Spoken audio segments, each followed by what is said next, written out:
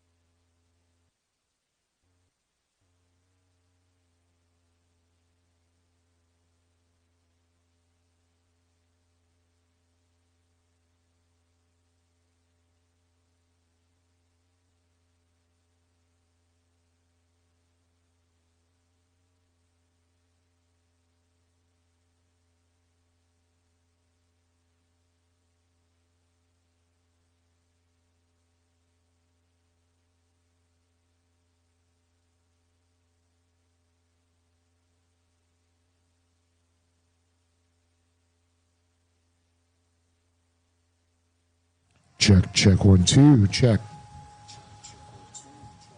Check.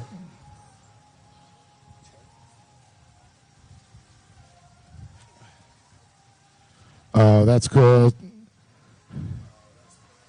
We got Taylor, looks like Smith going to ride around the American flag there. Very cool.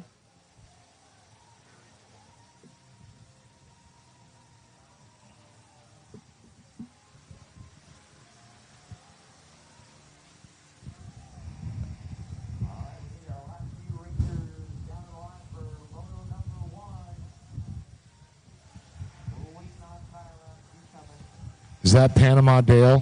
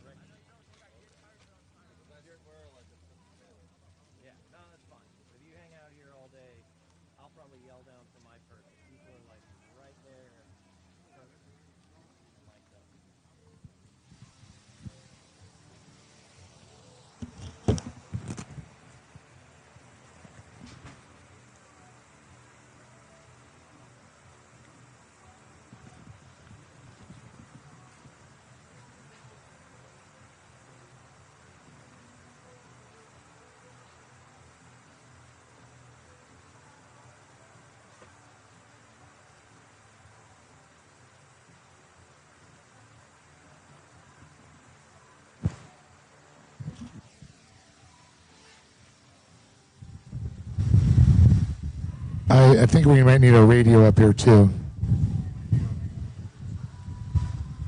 Hey Sean, if you guys want to send a radio up, it'd be great.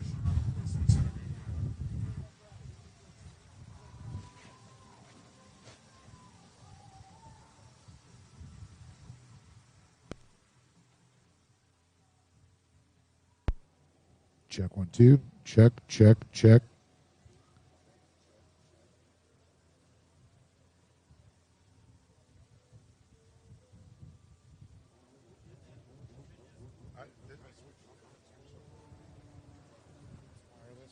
Check 1 2. Check 1 2.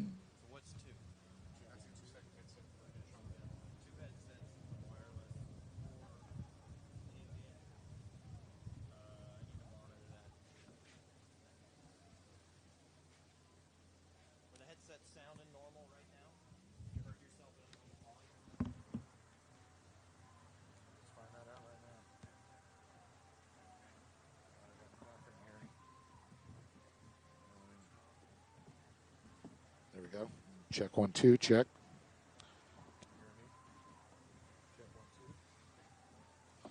Check, check, check. It's coming off of. I'm not coming out here either. Check, check, check, check, check, check, check, check, check. Nothing, nothing, nothing.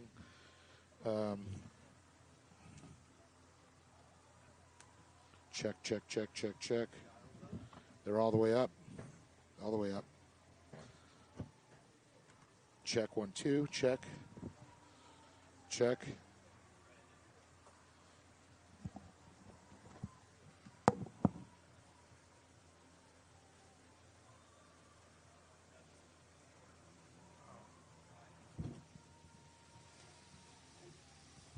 Oh, shoot. Hey, Don, I left my paperwork on the table. And we need a radio. If somebody can send that up real quick. My bad.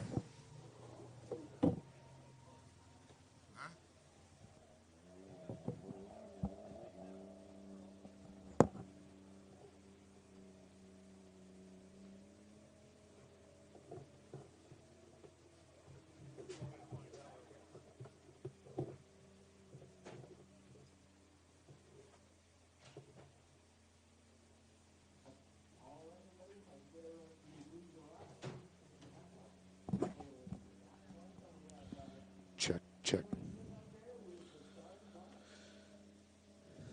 Check, check, check, check, check, check.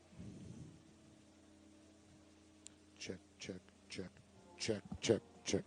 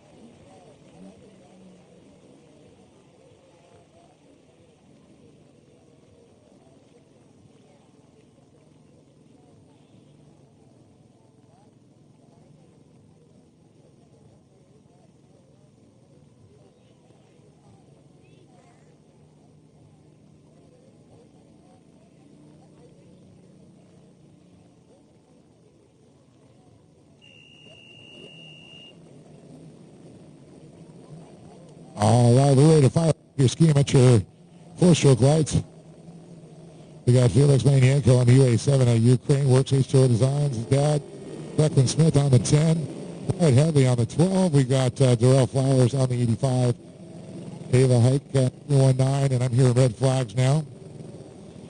Ty Smith on the 515 here. And for, looks like Jet Tribe Works Racing, Liquid Moly. LS2 helmets, Explosion, Jet Trim, Go Fast US, Bro, Naughty Shine, Blur Optics, ODI. Taylor Smith's going to be out there also on the 515.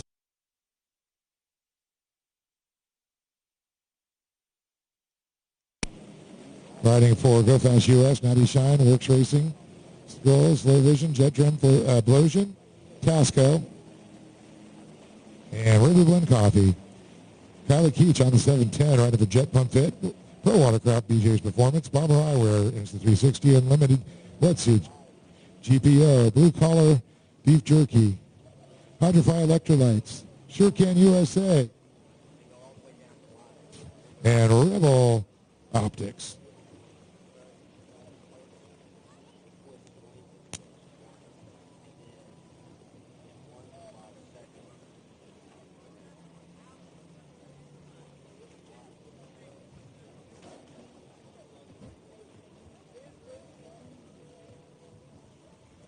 All right, we're going to go to refire, and we got a red flag start here.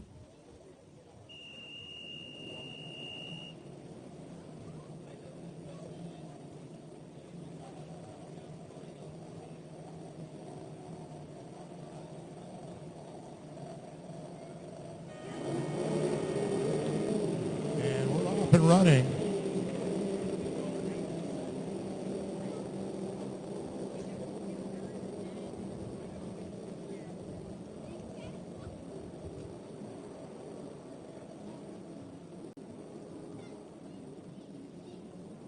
And it looks to the insides, Kyla Keach on the 710. And it looks like Felix Manienko on the outside.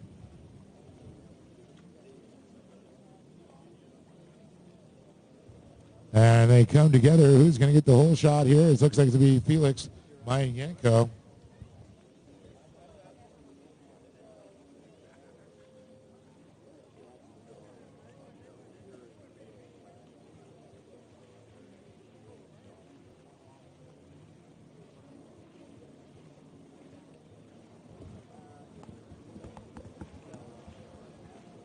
And it looks like it's going to be Keach.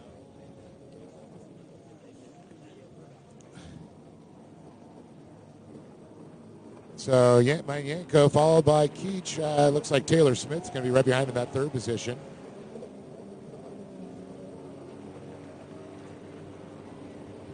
And see if we go a little bit deeper in the field here. And it's going to be Ty Smith right behind her on the Stars and Bars. They call him Captain America there. Looks like Chris Bain right behind him on the 405, followed by Brecklin Smith on the 10. Or that might be, Brecklin Smith. So it's Felix Manienko on the back stretch now through the outside set of splits, and he is going to be in the lead right now. He got the Fuel 1 whole shot there. Kylie Keach now goes the outside. A little bit of switch up. You're seeing Ty Smith now switching right behind her.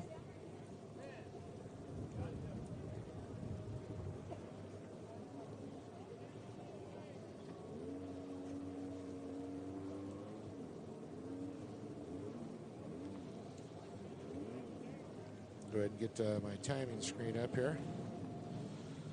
Gotta love technology, and it just kind of wigs out on you.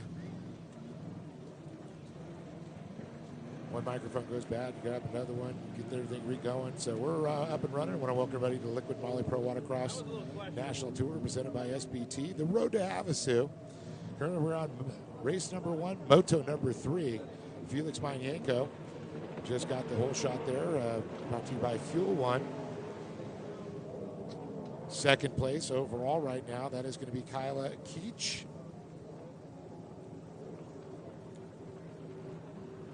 Taylor Smith's going to be running in that third position. Fourth is going to be Ty Smith, her younger brother. So the Captain America chased down his sister, the Tiger Shark.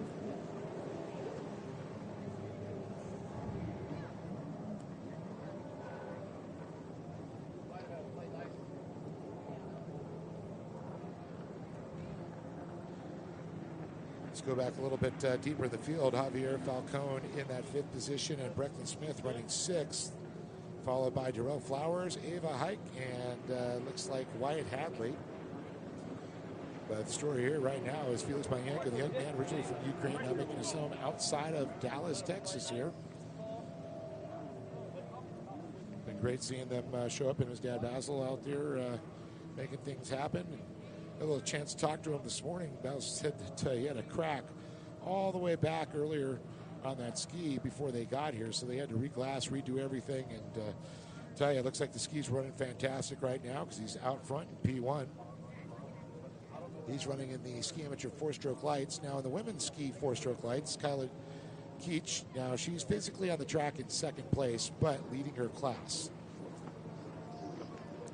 But it looks like, I think we just had a pass there into the physical 2nd position on track. And nope, that's actually a lapped rider. So not a factor here. So Keach still physically in 2nd, but here comes the Tiger Shark, Taylor Smith, and her brother, Captain America, on the 515s. You'll see 2 of them out there. The 515 ranked 3rd overall right now. That is teal and white, where you see Ty Smith on the other 515. He's got the stars and bars, red, white, and blue on it. Kind of his theme. That's why we came up with the Captain America. Now, some of you may say we already had a Captain America. That was Craig Boyd. We called him Fuzzy. He was a free rider, not so much a short course, one of the Kawasaki boys back in the day. But I think it's time to pass that moniker on to young Ty Smith.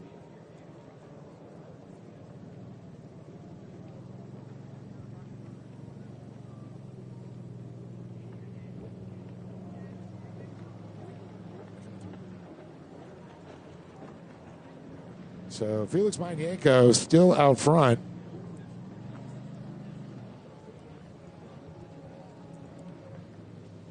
Kylie Keach followed by Taylor Smith in 3, Ty Smith in 4th, Javier Falcone and Brecklin Smith. As Manyanko comes by, he's starting to walk away from everybody here. And look at the gap as I'm looking at my timing and scoring here right now. Felix Manyanko with a 135.282 last lap around. Keach with a 141.069. Taylor Smith in 3rd ran a 140.7, and her brother Ty Smith in the 515 a 140.5. So Ty trying to creep up on Taylor, and Taylor slowly knocking at the back door of Kyla Keach.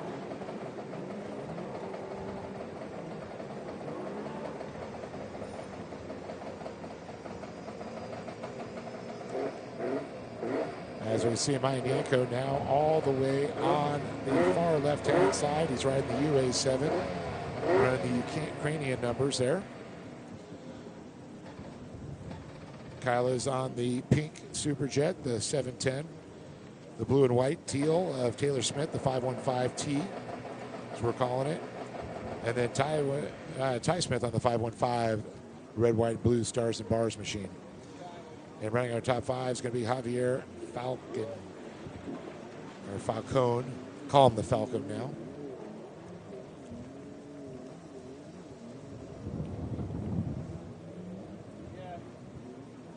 So somebody's got some good race fuel. It's kind of the Man Perfumes coming on up here. Manyanko by the stripe one more time as he puts another lap down here. We got about 22 seconds to go. That means next time by, he will see the white flag.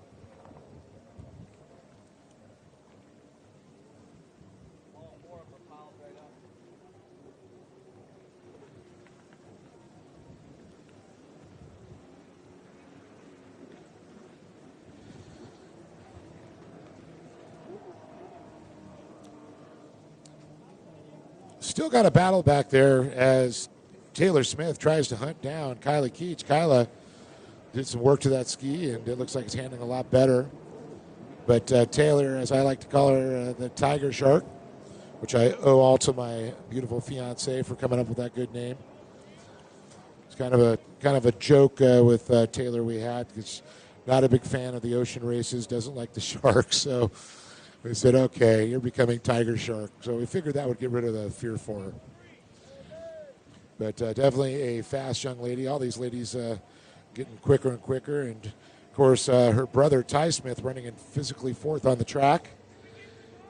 He is the WGP Jet Ski World Series champion. So at his young age, he's done so well. As we go back to the action on the track, we can see that Felix Mayanko now having to contend with a little lap traffic. Not going to be a big deal. It goes a wide sweeping around, able to hopefully do it. He's going to back off. He sees the white flag, but he's going to take that inside line, get by Brecklin Smith there on the number 10 machine. But the UA7 continues to dominate in the ski amateur four-stroke ski lights category.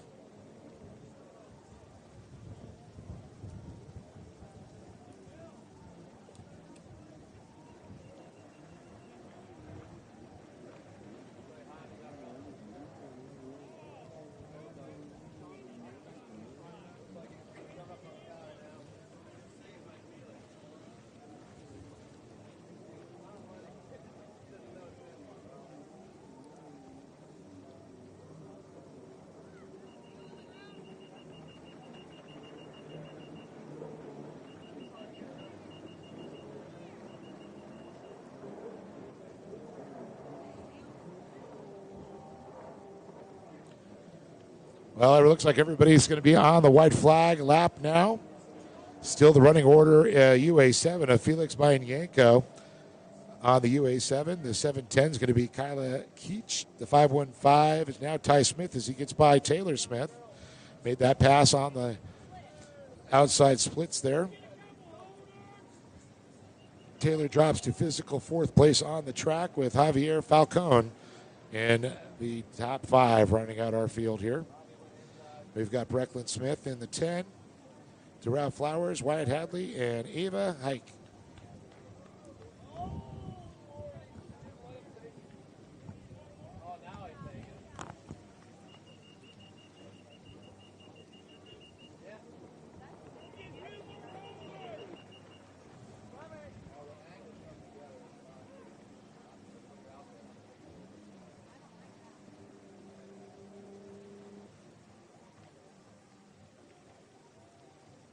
Checkered flag is out. Came out for the UA7, Felix Mayanko.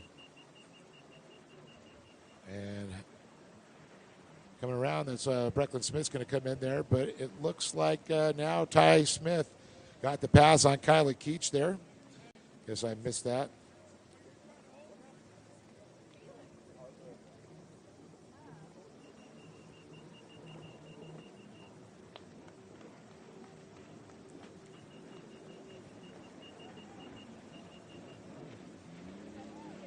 And it looks like it's going to be Keach and then Taylor Smith. And Javier Falcon's going to pedal it across there in that fifth position as we move on to run about 1,100 stock, 1,100 limited next time.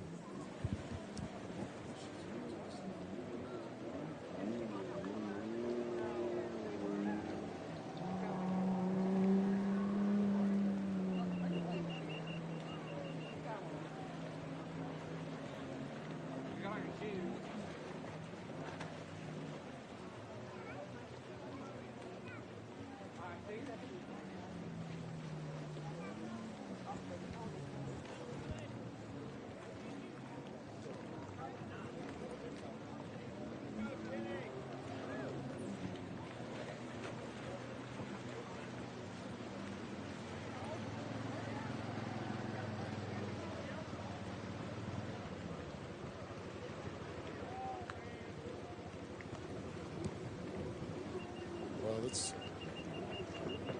go ahead and take a look at our lineup here for the Runabout 1100 stock. On the number 8 is going to be Richie Fennell of St. Marcos, Texas there, the running for Vibration Audio. Jeffrey Arce is going to be on the number 16 out of Norman, Oklahoma on the Polaris Amphibious Power Sports, Shopworks.net. Tucker Hill will be on the 113 on a Sea-Doo. Ryan Smith on the 308 out of Salina, Kansas on a Yamaha, riding for Impros, Cometic Gasket, Thor MX, Riders Gold MX, Wasner Pistons, OSM Graphics, Riva, P Power Sports, All Season Motorsports, and Family. Sean Cox will be piloting the 319 out of Omaha, Nebraska on a Yamaha. 319 Racing Team, All Seasons Motorsports. Nathan Crow will be on the 405. Team Hicks out of Topeka, Kansas on a Yamaha. T-Team, Riva, Smith Racing, and Tim's Paints Works. Then you got Charles Stackhouse on the 2003 out of Round Rock, Texas. Abracadabra, Surface Restoration.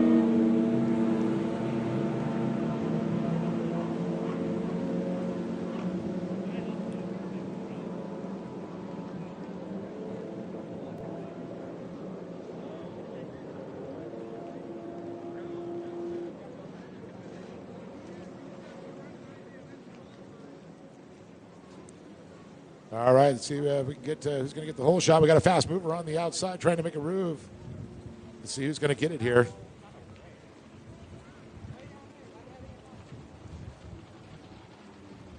Waiting for them to come together. Trying to get a read pretty far out there. It's a green and white ski.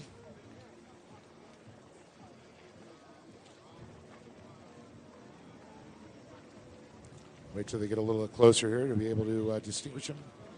319 looks like it's going to get the whole shot there. That is going to be Sean Cox. He did it in Moto 2 yesterday, as we're now on Moto 3 here on Sunday. So the Fuel One whole shot's going to go to Sean Cox. And right behind him is going to be the 308 there. That is Ryan Smith. And I believe that's Charles Stackhouse right behind him in third. Stackhouse getting another good run here today. And then it looks like it 821, Tim Hicks running in fourth place. So Sean Cox, Ryan Smith, Charles Stackhouse, Tim Hicks, followed by Richie Fennell and Tucker Hill. So it's a 319, the 308, and the 2003, the top three.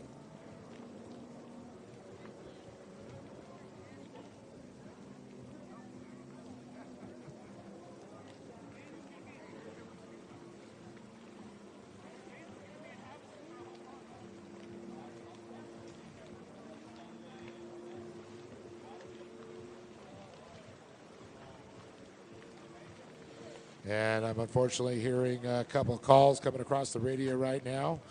Possibly missed buoys there. So that's above my pay grade. I'm just going to let timing and scoring go ahead and do that. But still Sean Cox physically in first place on the 319 machine. Ryan Smith, the 308, running in second. Charles Stackhouse on the 2003 in third. Then you got Tim Hicks on the 821, followed by Richie Fennell on the number 8. That's our top 5 riders, as they all hit on the front set of the track. Ready to cross the stripe one more time.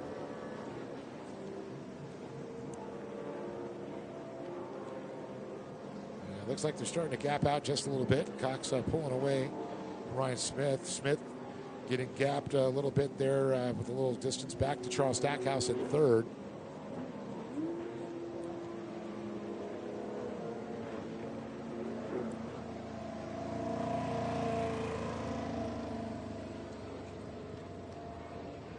Absolutely a beautiful day here. Blue skies, little white clouds around. Temperature cooled off just a little bit, hovering around 83 degrees right now. Oh, a rider down on the front straight there. And I do believe, trying to see who that just was there that came across. Trying to get a read on the number here.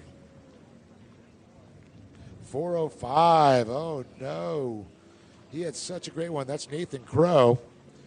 He took the win in Moto number 1. I think he ran around second or third yesterday in Moto 2. And definitely a tougher Moto number 3.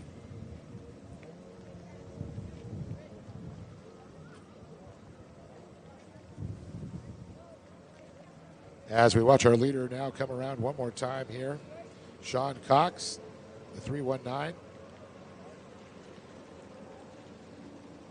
Sean comes out of Omaha, Nebraska, the 319 racing team, all season motorsports. Ryan Smith just went across the stripe there. Ryan has Salina, Kansas, running for Impros, Kinetic Gasket, Thormex, Barnes Gold, Wasner Pistons, Riva, Peak Power Sports, all season motorsports, and his family. Taylor, you did a great job. You didn't crash with the flag on. Taylor, you did a great job. You didn't crash with the flag on. So looking at the clock right now, we've got about coming up on 3 minutes now. Everybody always does. I'm just waiting for somebody to do it.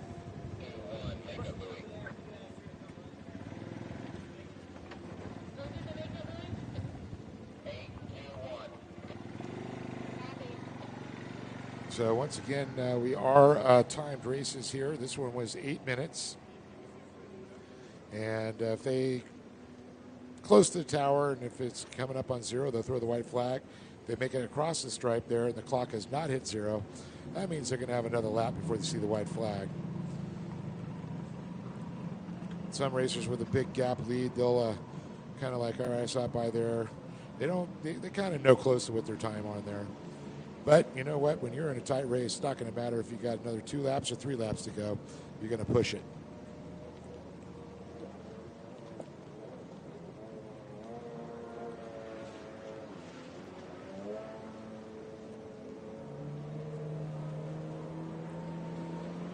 And it looks like we're going to need race 3 up to the line here. Ski Novice Lights, 10 to 12, 13 to 15 lights. Race 4, Ski Vet GP and Grandmaster GP. You're in staging.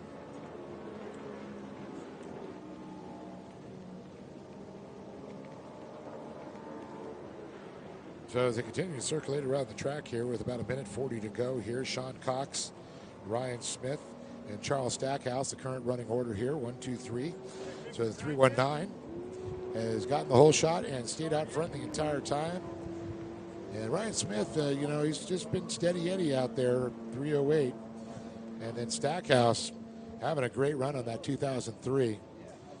Looking to try and put that thing on a podium this weekend.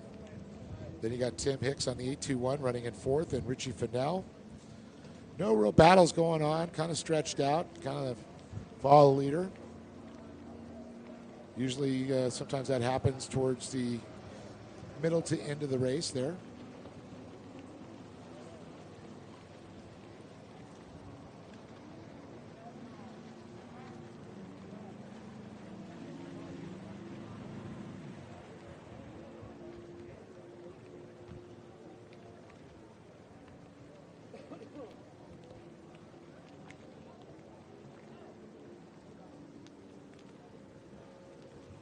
As we're watching coming down to 36 seconds, that means they're getting another lap before they see the white flag. Dale from Dale's Jet Sports up there, one of our great sponsors. As Sean Cox continues to lead on the blue 319 machine, the Nebraskan.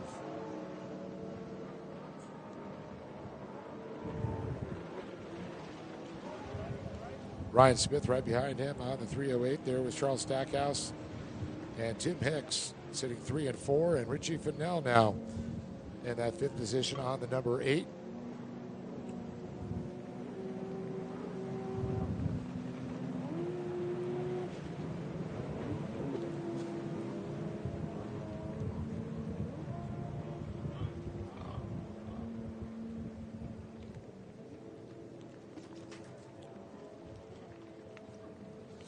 So next time by for our leader, who will be seeing that white flag as they make their way out of the splits onto the back section there, and then they're going to hit the far left-hand side of the track.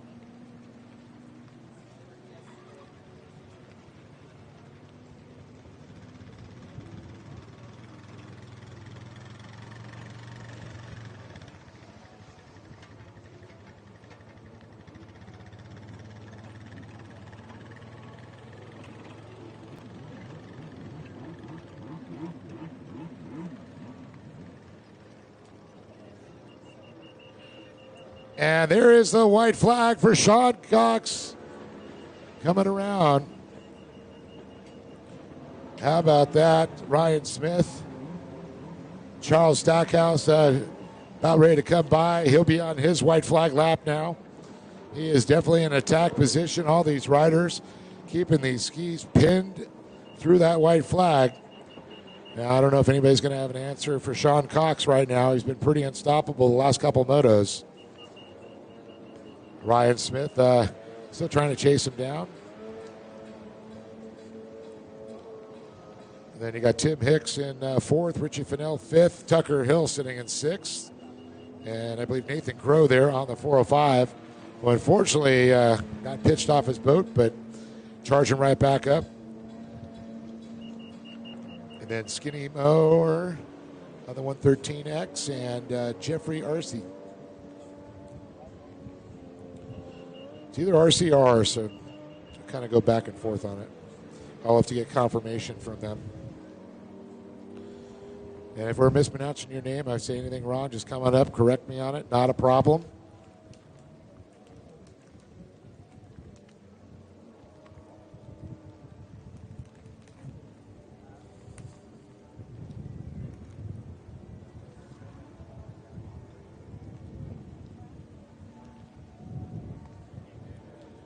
And the checker flag is going to come out for the 319 of Sean Cox.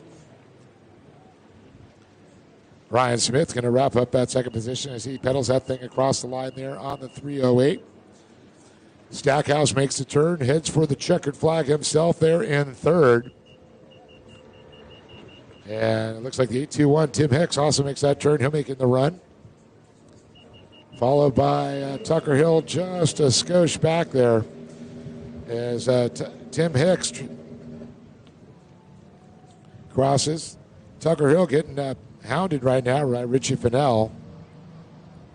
But it looks like he's able to keep it out in front of him. So Tucker Hill followed by Richie Fennell. Now we'll bring Nathan Crow, Skinny Moore, and Jeffrey Arcee in right after him there as we complete Moto 3 of run about 1100 stock and 1100 limited.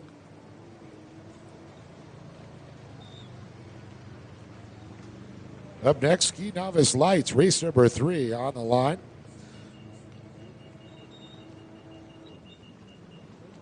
On the number 33, it's going to be Cash McClure. Cash coming out of Sodi, Daisy, Tennessee. Ride for TC Free Ride, VP Racing, 6T ODI, McClure Racing, Tasco, NGK, Action Sports Canopies, GoPro, Chase Plumbing and Mechanical, Competitive Crankshafts, and FL Visual for his wrap. Billy Cox is going to be on 319 out of Plattsburgh. And then you've got All Seasons Motorsports, TC Free Ride, Dean's Team. Christian Bain, straight out of the 405 on the 405, Oklahoma City. He'll be on the 405 Motorsports, Works Racing, Liquid Moly, McClure Racing, Naughty Water Racing, Fast Power Sports, Ignite Racing Fuels, and Dale's Jet Sports. On the 432 is going to be Lambo Lunstra. And then 708 Brody Superior at Lake Havasu City, Arizona on that Pro Watercraft Adam Mechanic machine there. He's got Angel and his dad, David Superior, down holding for him. Kind of cool. I think Josh McClure holding Cash. We always joked that Josh now the holder to the stars.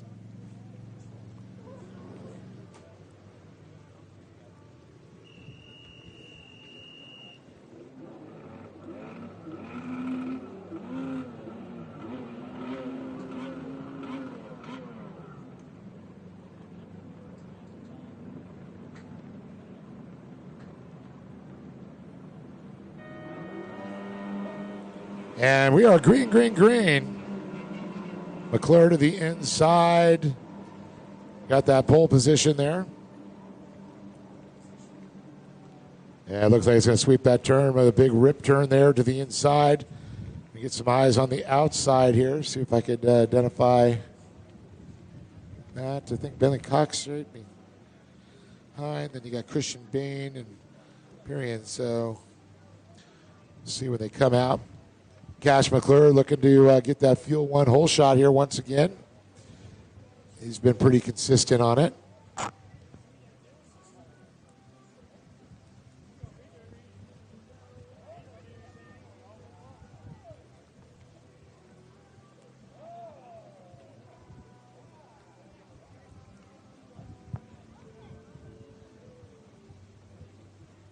So you definitely see the 33s. Manley Cox there in second. And the 405, Christian Bain, comes out third. So I'll just make it official. Cash McClure with the Fuel One hole shot here today.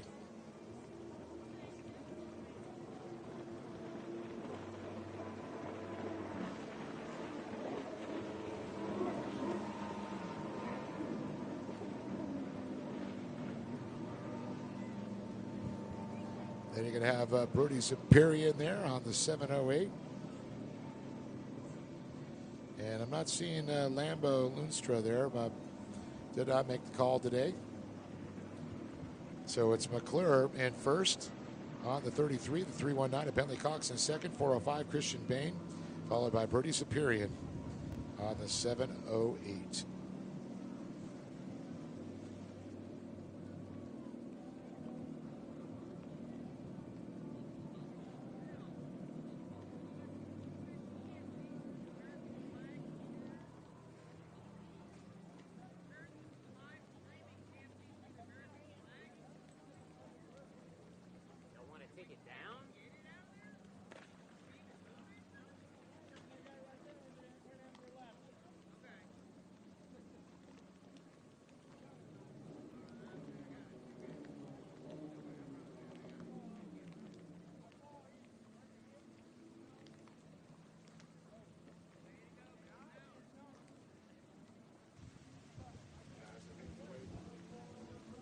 As they make their way around the course, coming around here to put another lap in the books here. McClure is still out leading. Manley Cox got him in his sights.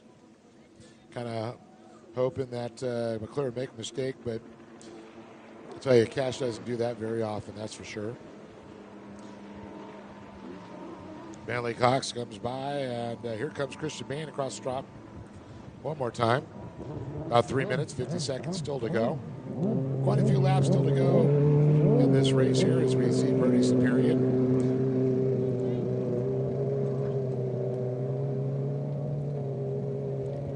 New racer this year. Been watching his dad race for a lot of years, so it's kind of cool to see. I'm not going to say the torch has been passed, it's just being shared.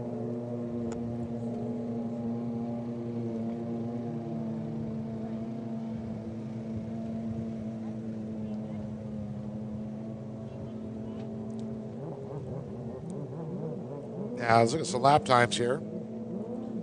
Cash McClure, last time by, was a 138.7. Manley Cox with a 139.5. Christian Bain with a 143. That's how our top three are sitting right now, time-wise.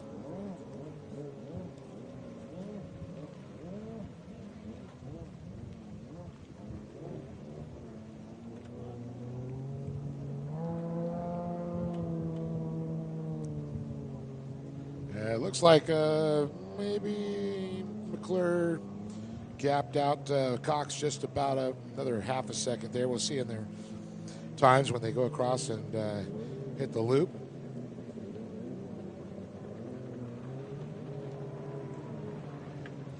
So 135.6 to a 137.2. So yes, McClure did pick up his pace just a little bit. Christian Bain about ready to come across and click his timer off with a 140.7.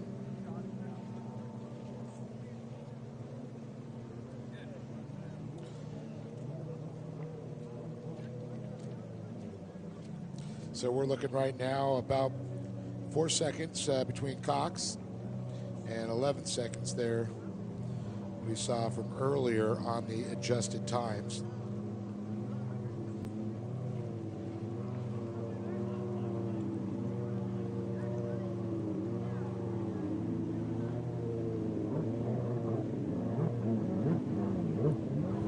About a minute 30 still to go.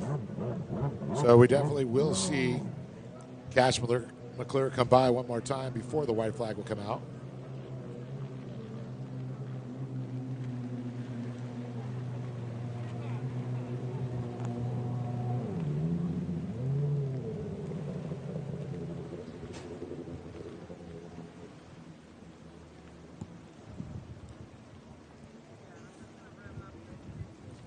So coming up on 1 minute right now is McClure makes the right-hand sweep coming towards that finish line buoys.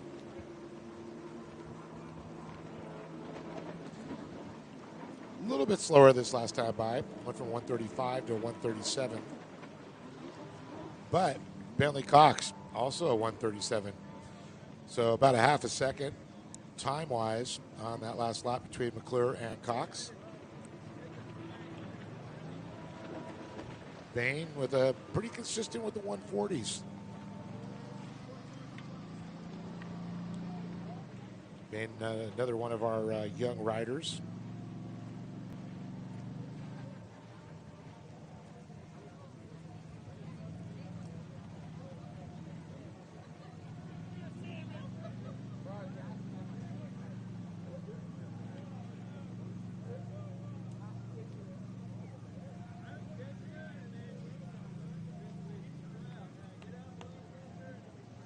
As we're seeing now, it looks like race number 4 on the line there, seeing the Vet Ski GP and the Grandmasters GP pulling up there. So we're going to need Van, Ginchard, Cantola, Cope, Loonstra, and Snyder.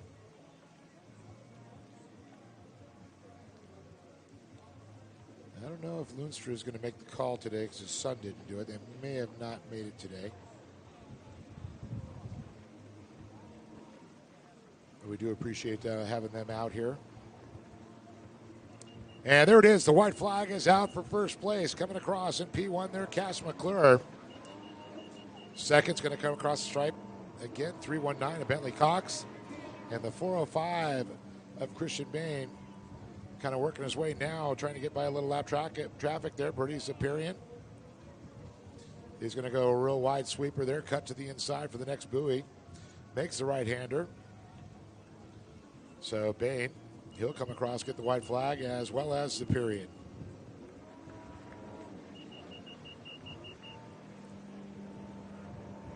I find this very interesting. The outside split and the inside split are quite different.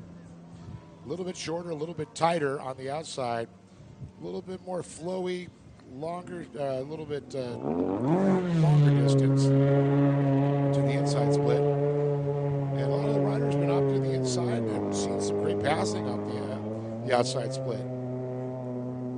Would have figured it was more of a straight shot, less sharp turns on the inside, but man, I'll tell you, these races are making it work for them today. No breeze whatsoever. The water's laid down pretty flat. This is a fairly shallow section of the lake here, and we're on the Lake Thunderbird State Park. It is a state reservoir also.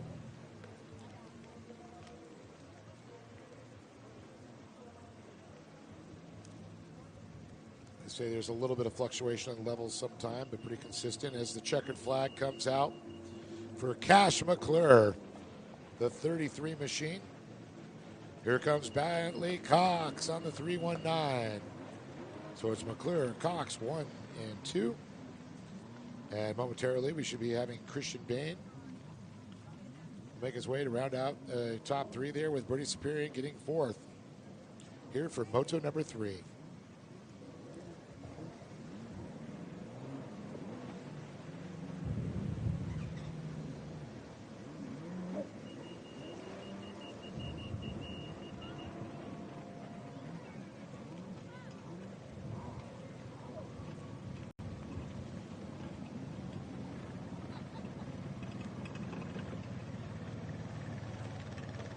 So coming up next, Ski Vet Grandmasters, both the GPs. On the number 17 is going to be Craig Fan. On the number 24 is Charles Ginchard of Mandeville, Louisiana, riding his Bullet, as I like to call it, the Christmas ornament. He's got green and red on it. And he rides for Charles Ginchard Photography and Pro Watercross, East Coast Watercross. On the 67, it's the Caribou himself making his trip from Colorado, Rick Cantola, on his Fast Power Sports. Sponsored by Peak Power Sports, Reaver Racing, and G-Force Power Sports. Then you got the 93 of Don Cope out of Altus, Oklahoma, riding on his Pro Watercraft for Flow Vision Goggles, Pro Watercraft, co-plumbing. And then Brian Snyder on the 410 out of Salt Lake, Texas, WXGP, Elite Fireplace, IPD, Dale's Jet Sports, and CY Heat. That's our lineup here for the Grandmasters and Vets GP class. And we are green. And I thought it looked a little fast there. The red flag has come out. Both Kevin and Randy Scott throwing the red flags, the father-son duo. So we're going to go ahead and re-rack them, restack them. We'll be right back with more racing here from Norman, Oklahoma, Lake Thunderbird State Park.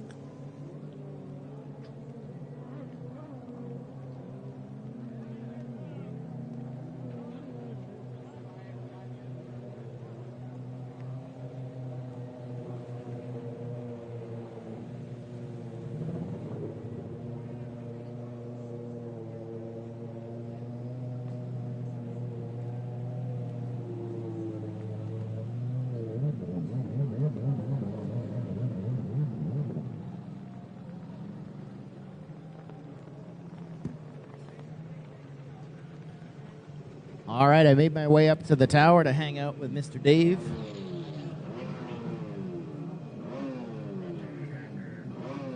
See what this red flag is here. We got these old men sometimes get a little premature. It's all right, it happens. We're going to re-rack them and fire them back off again.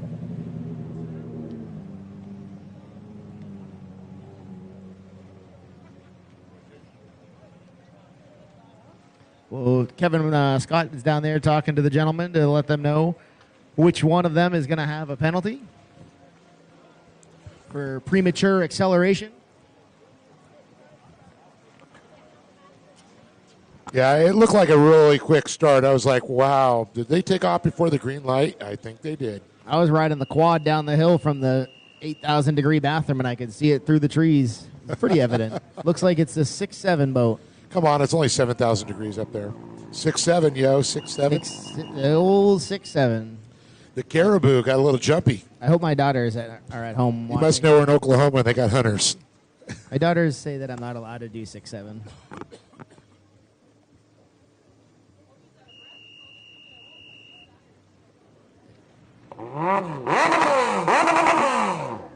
Oh, yeah, there we go. That sounds good. Let's see if they can do it this time around. 8 minutes on the clock. There we go. Good clean jump. Looks like Don Cope had a great jump. Snyder with a very good jump on the outside. Snyder is first to the white buoy on that Pro Force. It's Pro Force and Pro Force on the outside, but Cope runs around the outside of Snyder. Oh, he slid out. Violent slide out on that Pro Force. Holy cow. Charlesy with the hole shot. That Pro Force just did a pirouette in the back section. Yeah, it looks like tucked behind him is going to be the 410, the other Pro Force. Wow, that was some good maneuvering by Snyder to not hit his buddy Don. That was literally a left turn, Clyde. Whew. That was violent. Hopefully Don's all right out there. Just got spit off, but that boat spun around faster than I've ever seen a GP boat spin around. Charles is taking that hand out. He's going to run away with this one if he can. Try and stretch out a lead here on the 67 Cantola. Did we ever hear what happened with Cantola's boat in that second moto yesterday? I don't know if I ever found out. Here. Must have got it fixed. Charles looking ahead at the apex of the corner. Good heads-up racing. Look at that. Cantola already up to second place there on the 6-7 machine. Chasing down the Rougarou, the flying mullet himself. And it looks like the 410 there running in that third position now. That's going to be Snyder, it looks like.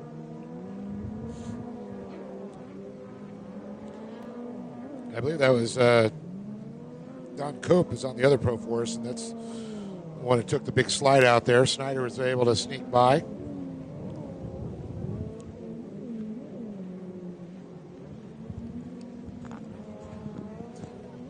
So Ginchard out front right now on the 24 machine.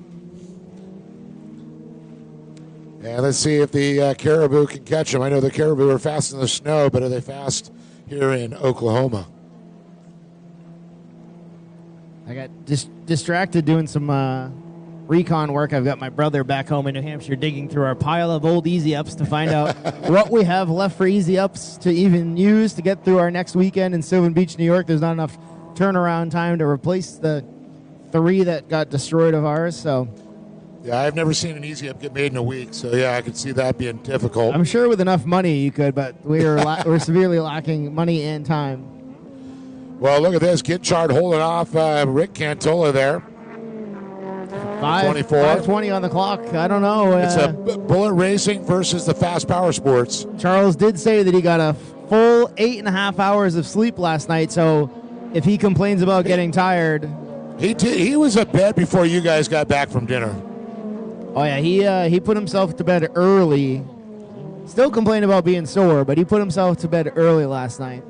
Didn't come out and get barbecue with us. We found a barbecue joint. I think it was Rudy's Barbecue and Gas Station. And I'll tell you what, it was the best barbecue I've ever had at a gas station. You know what? It's the hole in the walls that always have the best food. Man, it was an absolutely amazing dinner, and I wish that we brought the leftovers with us. It's like one of those things where you go, I've gone to Mexico, you think you're going to get good Mexican food everywhere you go to a nice restaurant. No, it's a little shack on the side of the road that always had the best food, and I find that no matter where you go in the world. We're always trying to find the good food. It's one of the perks of all this travel is at least we treat ourselves to some good food at the end of the day. Mostly because we don't have time to eat during I think the day. with all this good barbecue, we've been all over the country, Texas, Florida, and all that. I think our staff is all going to gain about 20 pounds. Yeah, it happens. Speaking of the Texas barbecue, I was in some negotiations with Orange, Texas, and chatting with those folks over there about coming back again in 2027, and I made a contingency in the contract that we need to have those Texas Twinkies readily available. Yes. And look at this. Ginchard still holding off Cantola. Ginchard has a lot of great speed there. It's good to see Cope back up on his ski and charging hard, trying to get his lap back that he's been down. Yeah, Snyder on the other Pro Force running in third. And then you've got, looks like Craig Fan, followed by Don Cope. And you talked about Cope doing that little slide out. Wow. That was not a little slide out. Okay, that was violent slide out. Violent slide out. Hopefully our live stream camera girl up here, Kyla, got that one. We can rewind and check that out. I know she was pointing in the right direction. We got thumbs up from her, so.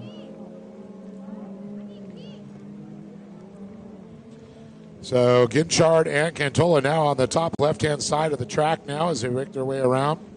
And I'm looking at some times here. I got to say, I'm pretty impressed. A 1:32.3 for Ginchard. Cantola, 1:33.3. He is not going to let you live this one down, Sean. No, I'm going to go put my ski in the water and jump out late in the moto, I think. He's like, screw it, I'm putting a motorcycle boot and I'm going on out. I got some Tech 10s at home. I think will keep my leg relatively safe.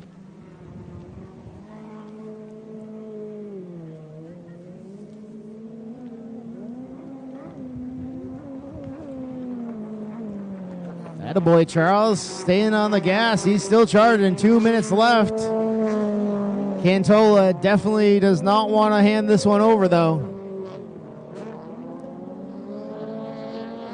Charles is at least consistent. Usually we check our lap times after the races, and all right, Sean. He's pretty consistent. Look at this. Charles Ginchard, that time by a 1:33.6.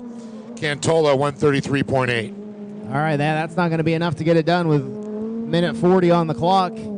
Charles opting to take the blues. Cantola taking the blues as well. We've been watching these splits all weekend long, and we really haven't been able to see. Okay, I got a big thought. I was like going, wait a minute. We've seen passing out of both. You'd think the inside, a little bit straighter, a little bit more flowy, a lot more turns, a little bit shorter, but sharper turns on the outside. I've seen more passes on the outside than I have on the inside. It's surprising. It makes no sense. It's surprising to see, too. It depends on the riding style, because you are definitely having to be more aggressive in the yellows and red splits. But when the merge comes out, you also now need to check up more, because when you're coming out of that red into that yellow, you do have a right-hand turn to make, whereas the blues, you're basically going straight at it. So we have tried to throw everything at these racers all season long, building some pretty interesting tracks. Still haven't even had time to draw up what Sylvan Beach track's going to look like. Our season finale last year at Sylvan Beach track worked really well, so I think we'll be doing that track again. That was a very fun one. Yeah, I like mixing it up like cake batter, man. I'll tell you, everywhere we go, we've had a little bit different track, and I think that makes for a better race. It looks like Cope is pulling out of the way to let the lead traffic go by. Or he's just trying to stretch his deck out from getting twisted around like a top out there. We've got the junior four-stroke ski lights coming down the line. I see the gorgeous 710 boat. We threw Brody's Superior on that boat of ours. Wanted to get him some experience in that class, because that's the next logical step coming up from the two-strokes for all these young bucks. And he gladly took the opportunity, and he's been riding really well. He's been picking it up quite a bit. Did well in practice, and he's been getting faster and faster each time out on that boat. That boat is sponsored by a whole bunch of different companies. That is how we're able to have a boat that we can put people on. We've got guys like SBT and HydroTurf and Pro Watercraft, Fuel One, and of course, it is tuned by Cabrera Motorsports. That's why Kylo is able to rocket out of the hole on it. It is a good-looking ski, too. FL Visual hooked us up with that one. Yeah, I've been seeing a lot of sponsored by boats, people getting a lot of the graphics done, and they look good. I wouldn't say he gave me anything, but... Yeah. Does good work, though. It is thoroughly worth it.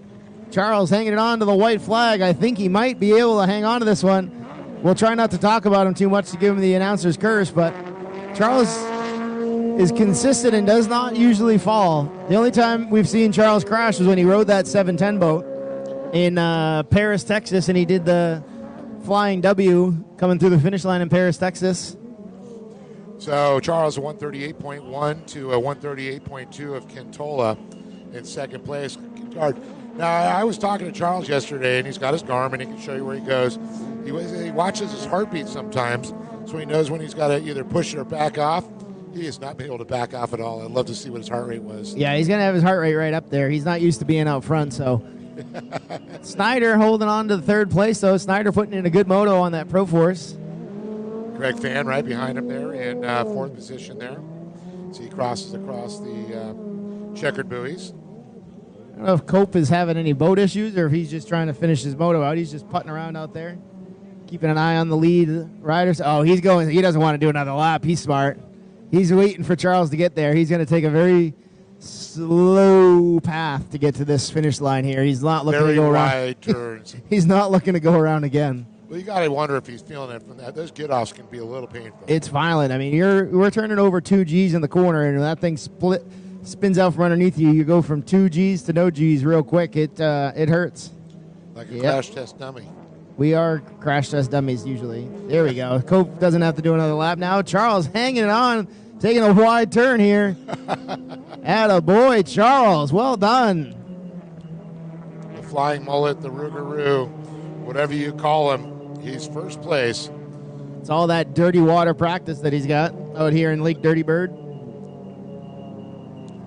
I think it's the him riding in the swamps. This is like really clean water. Either that or it's the booty shorts. The booty shorts might be it. He has less wind resistance. Although I don't think he shaved his legs for this race. He said that he was due for a leg shave for less wind resistance. Now you're going to make me go scrub my brain after you talked about that. 410 of Snyder coming through the finish line. Fane is the last one on course. And up next, Junior 4-stroke ski lights, 10 to 12 and 13 to 15s. So the finish order, Charles Kinchard, the 24th, 67 Rick Cantola, and the 410 Brian Snyder. Greg Pham going to pull across there in 17th and 4th, and Don Cope rounds out our field in 5th. This will definitely be a good weekend for Charles points-wise. We have so many points battles going on throughout the season. It's pretty crazy. I will be getting the points up as soon as I can at the end of this race weekend. So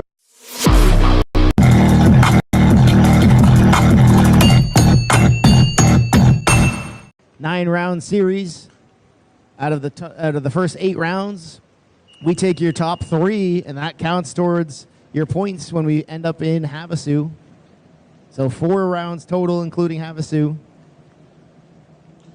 All right, on the line right now we got the UA7 of Felix Manienko and the Works H2O. We got Bentley Coxon 319, Christian Bain on the 405. The 444s of Creighton Kettleson. 710 is going to be Brody Superior. 802 is Sawyer Kettleson. And making another boat switch, the 515 Cash McClure. I guess Cash had a big crack on his boat. Yep, from that incident in Moto 2 yesterday when he came together with one of the other riders. A pretty violent little get-together there, but both of the riders were okay. But the boat, unfortunately, was not. Looked like McClure on the outside with the Holy. That boy can jump on pretty much any boat. Yeah. He's also, I don't know if anybody noticed this, but they purchased a 550 overnight, and now Cash will be racing in vintage. So Kyla's going to have her work cut out for her. You're making Kyla cry now. Oh, we got a battle for the lead. Is that? That's what I'm trying to see right now. Looks like hot. Oh, the UA7. That's Felix Manienko. That's Felix. Just made a very nice pass. And trying to get to second place there. They're so far away, the white skis, it's hard to see with these numbers. Yeah, all these skis are very similar looking. Is that? That's looks like Javier Falcone, maybe. Let me see. Hold on. Nope. Hold on. Is it Bain? Christian Bain, possibly. It is Bain. It is. Wow. Christian. Good start for Bain. Something must have happened to McClure. It looked like he was up further. Well, what threw me is Bain's on the other ski. Whoa, McClure taking a wide turn. I don't think he fully gets the handling on that boat. There must be something different because he was hanging off with his butt in the water trying to make that thing turn. He also didn't let off the throttle either. That also is part of the issue. He's not good at letting off the throttle. So what it is, I believe Christian Bain is on Falcone's boat. It looked like the 901. Okay, all right. That's what was throwing me. Good start for Bain, though. We've Yes. seen some pretty good races out of Bain this season. I'll tell you, Javier's boat's definitely hooked up. Because Bain's always on a 405.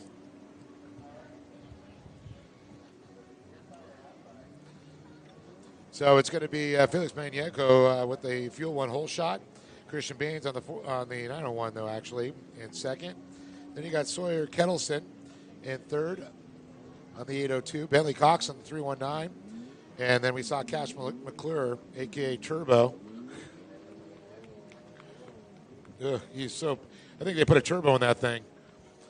We'll have to check under the hood later on. Yeah, I know. I cannot believe how fast he went around that corner. I think he realized, okay, I can't turn at this speed.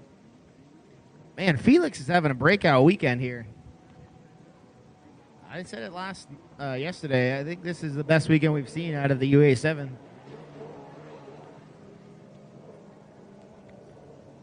Most of this field is burning E85. I'm not quite sure how many are on them. I know our 710 boat's a pump gas boat. Even with Cabrera's tune, it does okay. But Bain holding on to P2 on the Falcone boat. Yeah, you see it's got 901 on it. That's what threw me at first. Followed by the 319, and then McClure on one of the Smith boats. And I got to tell you, that's probably my fault, Sean, because if I look at Don Carey's text, nope, doesn't say that. So I am clear. Holy cow, man. McClure on this red buoy over here. He almost touches the merge buoy. He's just not letting off on that boat. Taylor Smith doing great out there, though. Well, I can tell you that he is not used to it whatsoever. Actually, that's, the 515, that's what McClure's on. He's got the Lona boat. He cracked his boat, remember? No Taylor. Oh, okay. Well, no. So who? No, because McClure's on. Yeah, I'm. They're playing musical boats on us. Yeah, I know. That's why I'm now confused because.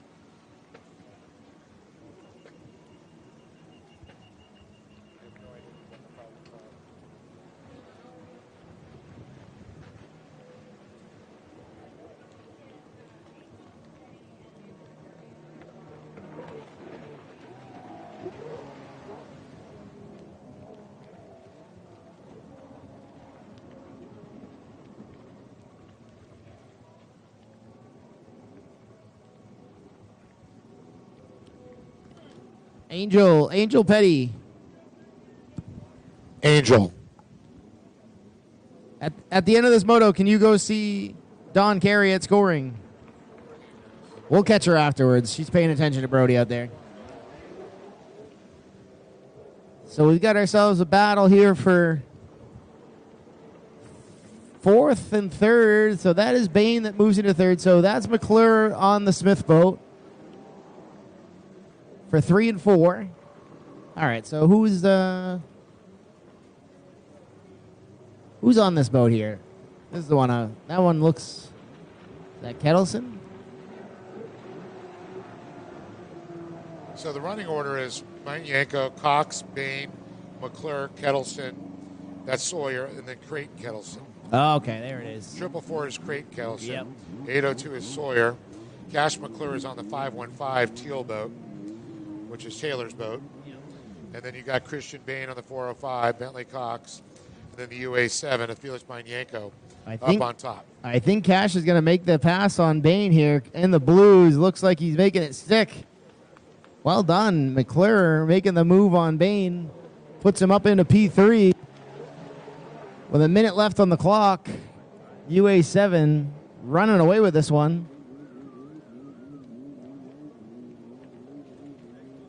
Got a few boats coming in to start watching the races. Yesterday, there must have been 15 or so boats from the locals anchored up out there. We've got Captain Tom on his perimeter boat, local gentleman that offered up his services to try and keep the locals at bay for us. We appreciate the help from Captain Tom. Sports Spec making their way down the line. Collected a few more sport boats. Very cool. We got Richie and Haley that showed up. They were here yesterday, but Richie was feeling under the weather, so. Oh yeah, Vibration Audio people. I Yep. remember them. Hung out with us in Texas. They did. They've hit a few of our rounds now. Yeah. He's got that cool trailer with the flip up top, double decker open trailer.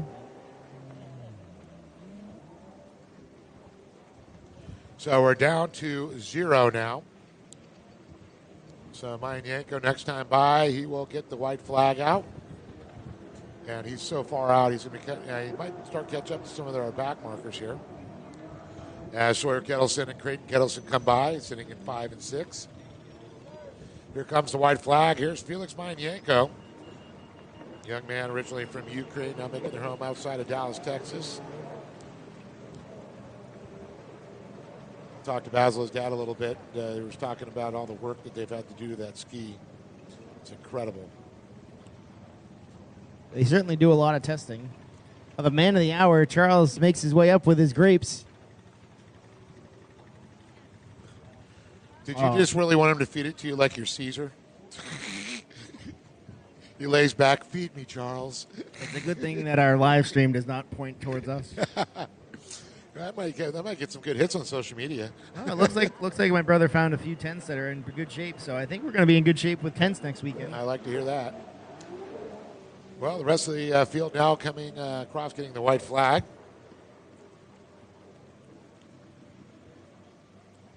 We just saw Christian Bain go by. There is going to be Cash McClure in the 515. The Tiger Shark Lona boat.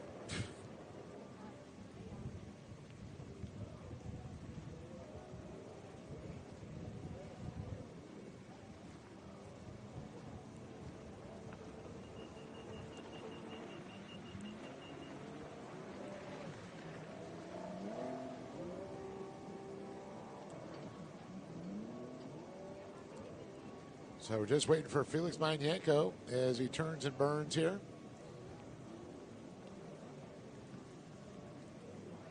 All right. Well, good news. We got 3 tents that'll be loaded on the trailer, ready to go for New York. So we'll actually be able to. There it is, the win. Felix Manyanko takes the checkered flag. And poor Brody. Just barely missed it, Brody. Yeah. It's all right. I think he just wants laps on that thing. Hey, you know He's what? having a fun time. He said it's fun. I like hearing that. We also saw the 444 come across there, and that's going to be Creighton Kettleson and Sawyer Kettleson, brother, right in front of him. But waiting for Bentley Cox to come around. When you're racing at this level, every second matters, and so does every detail. I trust SureCan, the official fuel can of Pro Watercross, to fill up my jet ski. With the rotating spout at the bottom, I fuel up fast. No more tipping, no more spills.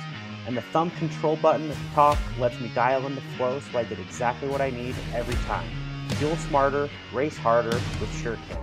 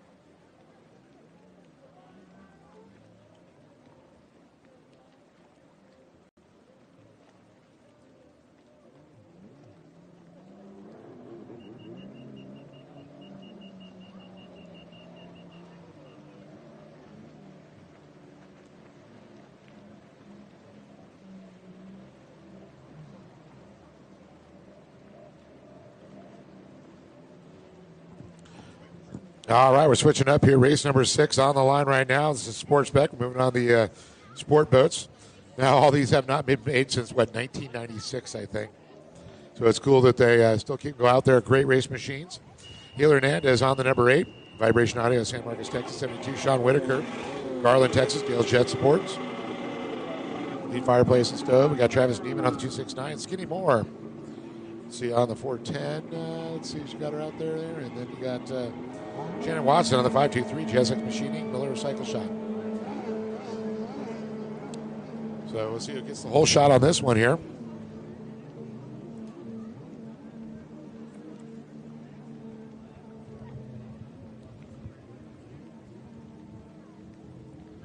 Yeah, definitely see the HX. And we got a battle on the outside, Sean. Wave Blaster and an HX. Oh! It looks like it backed out. He almost went down there, able to nice recovery. So we got 2 HXs. We're battling for the lead. One definitely shot out there. Try and get a number on it. We got one boat already out. 910 boat is making its way back. Yeah, Craig line. Ingram. That's a bummer. Trying to get a read on that.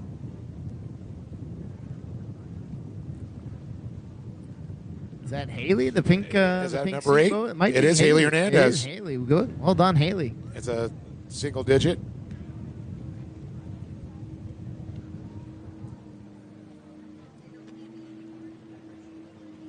Yep, that is Richie Finnell's lady friend. They showed up yesterday, but feeling under the weather. Richie is doing Sport GP. We just separated him out. He didn't want to get on course. So it's going to be Haley Hernandez. Then you got Travis Neiman. Sorry about that, 269. That's 1 and 2. Sean Whitaker is going to come across in the 73 in third. And then it will be Shannon Watson because you said Ingram pulled off, right? Yep. 910. This is nice flat water. This should be good for Ingram on that blaster. Both of these holes like different water conditions. Oh, Haley taking the makeup buoy. Oh. Hands over the lead. Must have had a miss buoy out there somewhere. Well, there's been a couple times that I've seen riders that should have taken it. Wow, wait a minute. What did I just see out there? Both of those riders on the outside. Way. And then we just saw that one go the wrong way, too. Wow. Okay. So. You know what? I leave that to timing and scoring. Yeah, that one's their job.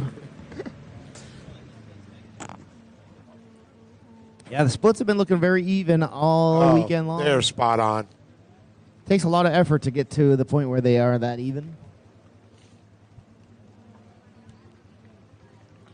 So coming up next, we need race number 7, Pro-Am Ski Stock, Ski Master Stock 1500, Ski Stock, Novice Stock on the line.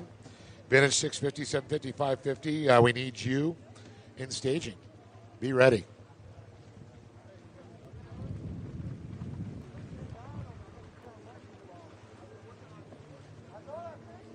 So this is going to play into the hands of Mr. Whitaker out there on the blaster if these penalties stick.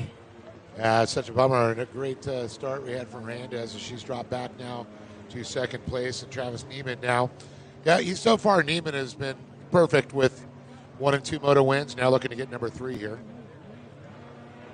There's Sean Whitaker making his way by. It's also another reminder as why we don't play follow the leader.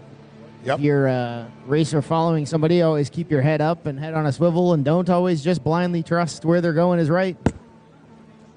I know Mike Young and I have talked about that famous incident with Chris McCluggage. Holeshot had led the race, and the entire field except for the guy in last place followed McCluggage around. He was so far back, he ended up winning the race. That's racing. In Pro Ski GP, back then it was Pro Ski Open. That is racing for you. Last place, from last to first, without passing anybody. We've got the ski stock boats. I see the 777 of Jet Girl making her way down. I'm sure. Bringing in Charles's hero, Chris Fix, who her new sponsor.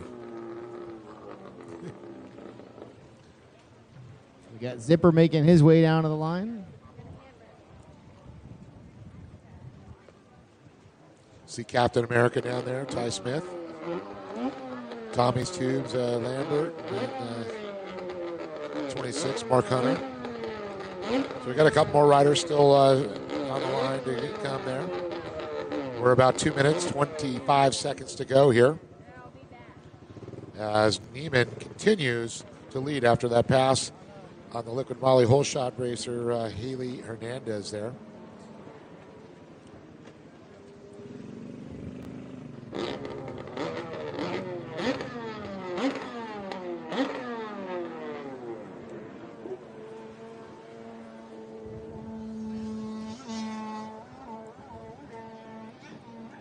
Tell you, that blaster sounds good at Whitaker's.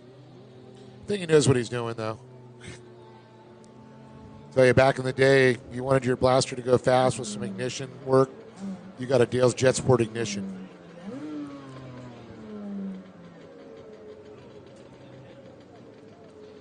And we've got, looks like... Haley spun down. out. There was a bit of a battle out front there, and Haley lost rear end traction. It was a nice little heated battle out there.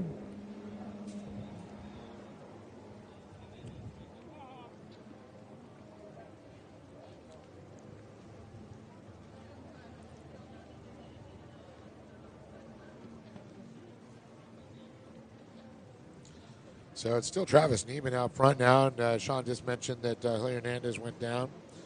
That's going to open the door for Sean Whitaker there as he moved into second place.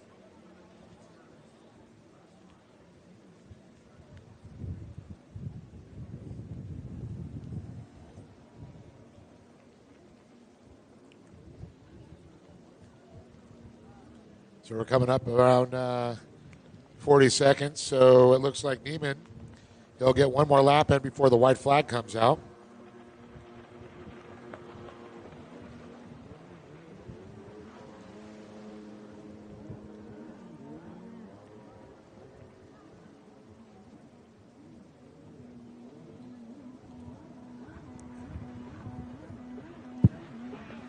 As we see Sean Whitaker now on track is second place.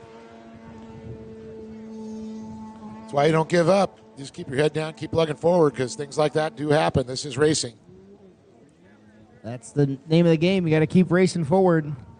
Never know what could happen in this sport. Miss buoys, crash riders, all kinds of fun stuff. Especially in these older classes, boats tend to break quite often.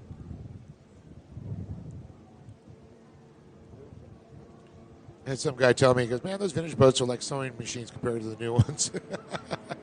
Yeah, I prefer not spending my time wrenching these days. Done enough of it. I like to just get on my GP ski and push the button and go. Well, pretty spread out. Not much racing going on other than Neiman leading Whitaker. We get the checkered flag, but amazing thing, I think back, a Volkswagen, 30 horsepower back in the day, 4-cylinder. The Honda Civic, when it came to America, it had a 1.5 liter 4-cylinder motor, was about 50 horsepower. Now, stock, a 1500 cc 4-cylinder ski is 160 horsepower from Kawasaki stock.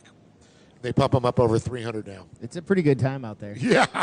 Speaking of Honda Civics, did you ever own a Honda Civic? Have you ever owned a Honda Civic? No, I never know one, but I did play one on TV once. Nice. No, I had a few friends that had a few tuner versions of them. That'll happen out in California. Yeah. I had more pride. I drove a Porsche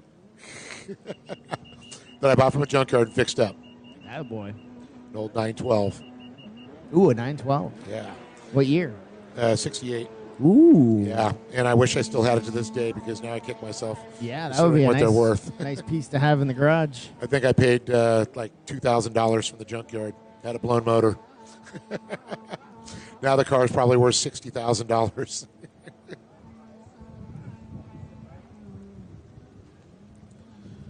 I did have a Knight Rider car too, the Firebird version. Ooh, Knight Rider. You know, like the Trans Am, the Firebird version. Pop-up headlights and everything. Hernandez gets the white flag.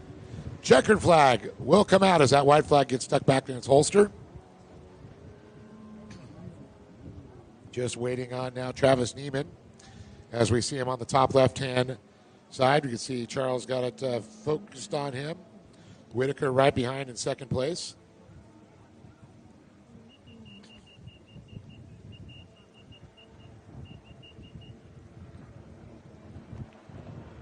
It's funny, I went from sports cars to a truck and an SUV.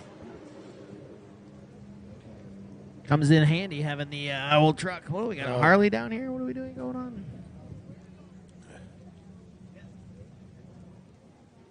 Okay. I'm not the one who's going to tell him. And the checkered flag will come out for Travis Neiman from San Marcos, Texas on that.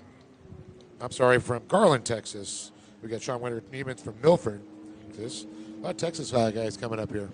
Yeah, we've seen a whole bunch of people traveling from a bunch of different states. We got a lot of Kansas folks here, Texas. We've got some few Connecticut, Florida, California, Tennessee, Arizona. a few Tennessees, Yep. a bunch of Tennessees actually. Speaking of Tennessee, we got the Tennessee duo down there on the line. Tom Lambert with pro holder Josh McClure, both Tennessee boys. I want to know where his Tennessee tuxedo is. Ooh, yeah.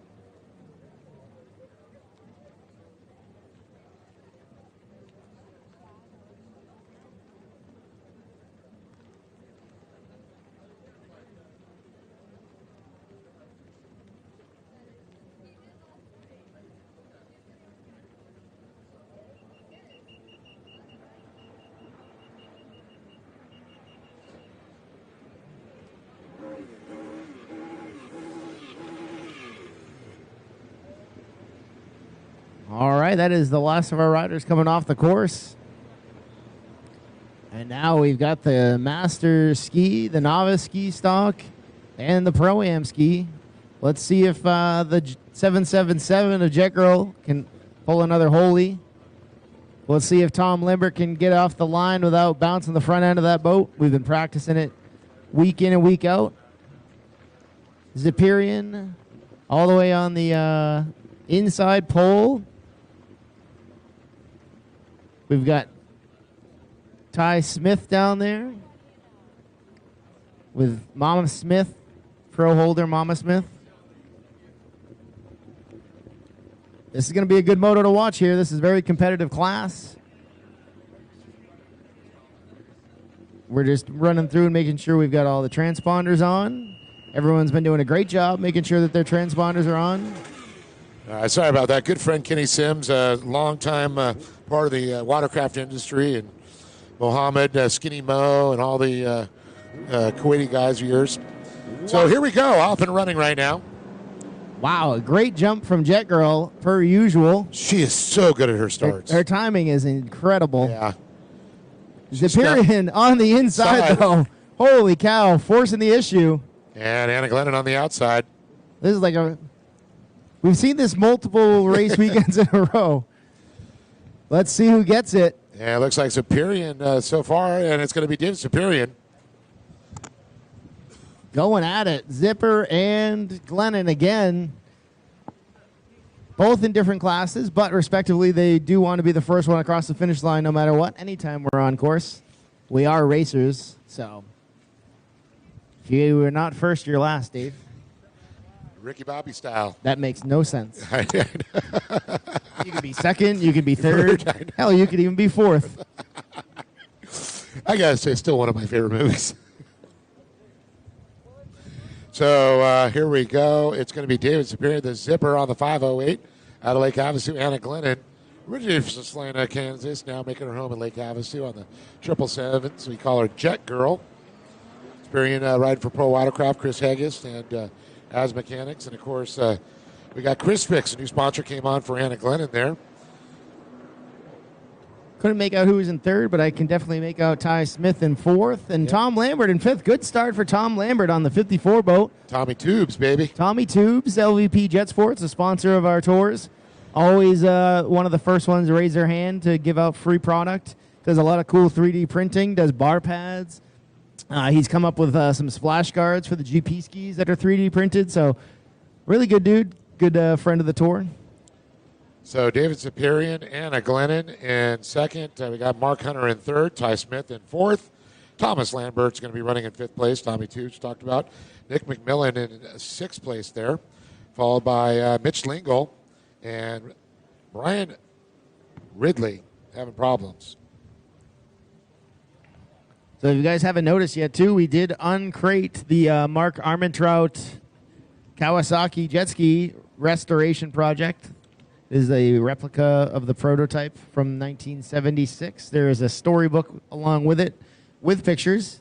If you don't like to read, you can just look at the pictures. I love seeing, like Kenny O and Bob Ferris and all the old Kawasaki guys saying, "Oh my gosh, I remember that." Now everyone gets to see it. Yeah. We are taking it on a cross-country tour. We brought it down to Avon Park, Florida. Tommy Lambert picked it up for us, brought it down to Avon. We brought it up here to Oklahoma. We're going to bring it with us to New York. So we're going to unveil it over at our Vintage Days in New York, Sylvan Beach. And then we'll finish it off in Lake Havasu, and we'll bring it over to the Pro Watercraft headquarters, and Haggis will have it on display for a bit, too. Yeah, Mark's the one that passed away that had all that incredible collection. It's a shame. Watched him on social media for years. I never got to meet him in person. Kind of bummed I didn't, just because of the passion that he had. Yep, a lot of passion in this sport. Well, back to racing now. We got Ziperian now out front still. Oh, he switched it up. He went the outside splits this time. Anna Glennon still sticking to the outside. She loves that. The inside, though, is going to be the 26 of Mark Hunter.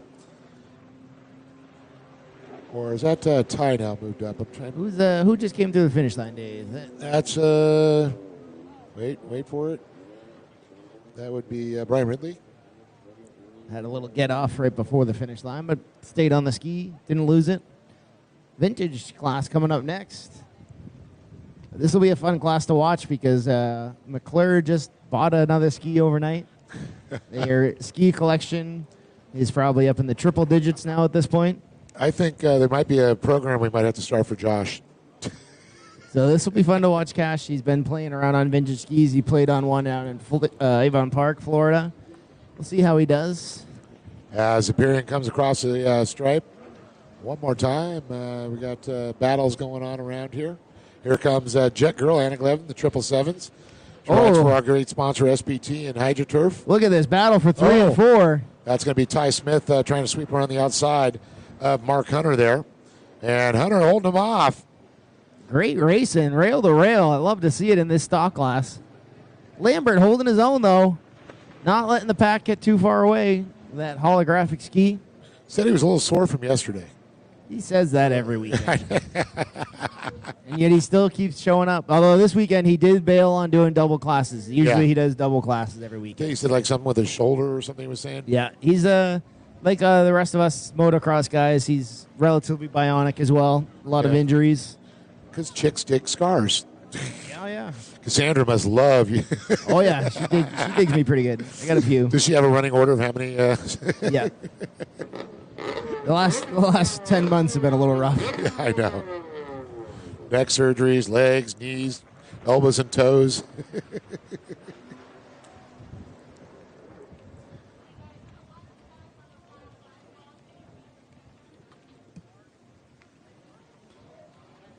So David Superior on the 508, still out front there with Anna Glennon in second.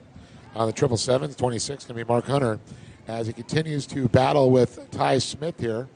Ty trying to do everything he can to get by him. But I'll tell you, Mark is getting his elbows about 10 feet wide. Got to keep those elbows up, that's for sure. This is a tougher track to pass on. It is a really fun track, but you really have to make some speed up on the splits over here. Man, oh man, Smith is just doing everything he can. He's looking to the inside. He's looking to the outside, looking for a little bit. Oh, he might stick a nose in here. Nope. Not able to make it work. You saw Mark come down and chop him off that turn there and caused a little off wake for him. Let's keep our eyes peeled when we get into the splits over here on position 3 and 4, Hunter and Smith. Well, I'll tell you, the story is that battle for third right now. This is the one that Smith may make it happen.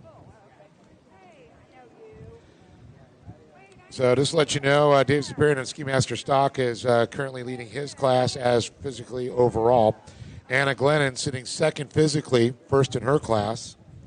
Mark Hunter sitting second in his class, but third overall. And then you've got, I believe, Ski Novice Stock, Ty Smith sitting fourth, but first in his class. Yeah, Smith took the outside, Hunter took the inside, and still couldn't make it work, but they are getting into lap traffic. We're going to need to see that lap traffic flag up there. I'll tell you right now, Mark Hunter, a crafty veteran out there. I believe that's, 45 and over, the Masters? Yep, they made their way around the lap traffic out there. So Smith still throwing everything. Oh, Smith on the inside of Hunter. He almost makes it stick, but now he's going to be on the outside. Oh, shoot. They rub rails. Smith tries to sweep around, setting up to be the inside for the next buoy. Smith to the inside, pushes Hunter wide. I don't think Hunter's got the fight in him to... Yeah.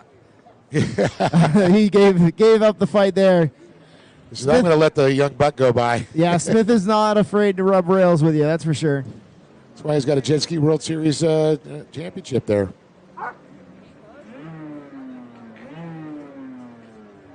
He may have actually just snuck up on him. Hunter may not have known he was right there.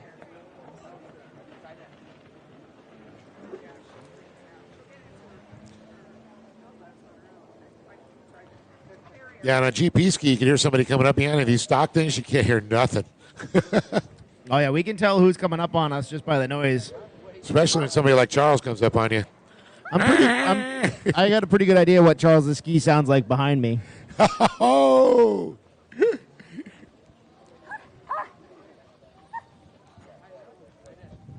Let the trash talking start. We're not having fun if we're not trash talking. Oh, yeah.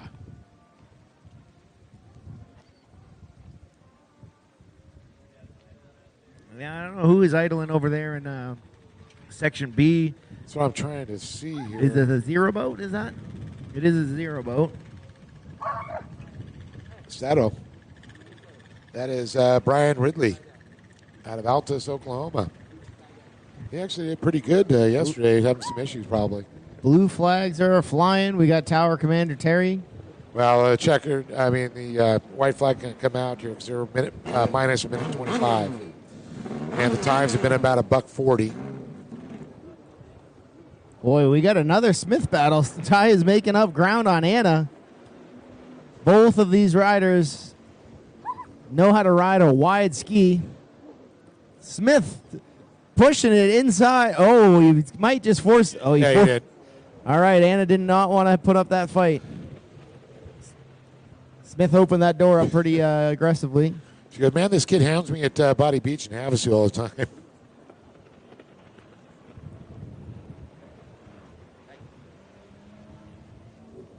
Next lap around should be the white flag for Zipper.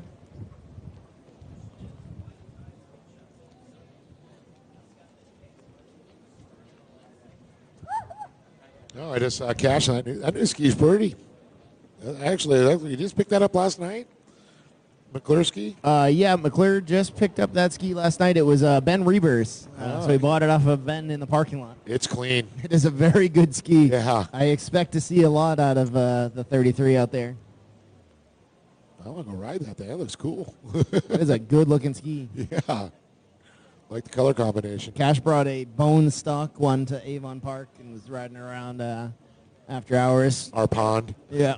It was interesting to see him on a bone stock ski. Zipper coming around for the white.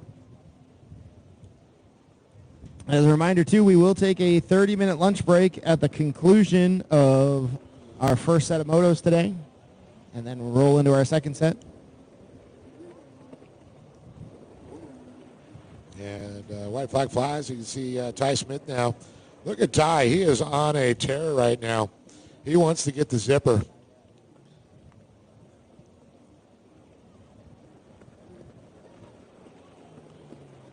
And I'll tell you, that kid is not tired at all. I know David's got to be a little tired.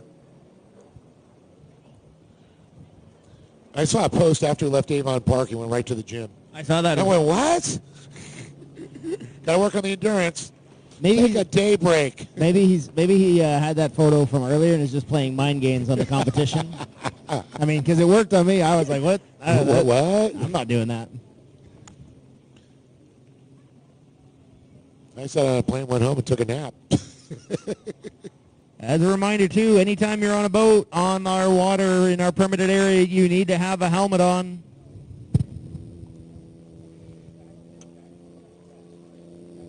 So Ziperian, Ty Smith, Anna Glennon, Mark Hunter, and Thomas Lambert, the top five, followed by Nick McMillan and Mitch Lingle.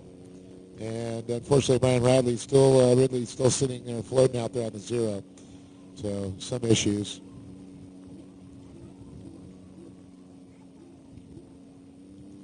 So here comes Ziperian, here comes Smith. Oh, Smith goes down for a second. He was catching him. He was pushing hard. That's all he's got, though. There it is. Checkers. And no Zipper. Great ride for Ziperian. Very impressive. And Ty Smith, P2. Ridley just limping that boat in. He must be having some problems with it. Yeah. So Ziperian wins his category at first overall. Ty Smith is second physically and first in his category. Anna Glennon third as she comes across and first in her category. So it looks like Lambert's going to be fifth overall, but second in his class. Nick McMillan sixth, second in his class. Lingle, and he'll be third in his category. A couple different classes out there trying to give some updates. So it's time to get in the Wayback Machine. We're bringing the vintage 650, 750, 550 limited, 550 open to the line, on the line right now. It's going to be the number 00, Tyler Willits out of Ponca City, Oklahoma, or the Roofing Construction. Ian Palin, 01, Lone Jack. Shelby Weatherman on the number 69. Ian O'Connell on the 75. 75, Rob Butler, but I think, isn't Kaya on one of them? I think she scratched, okay. And then you got the 91, then 33, Cash McClure. On that TC free ride out of Sunny Daisy, Tennessee.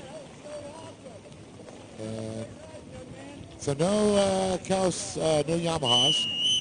Got Kawasaki 650. We do have one. Ooh, that 25 boat sounds real crispy. We do have Rob Butler on the square nose.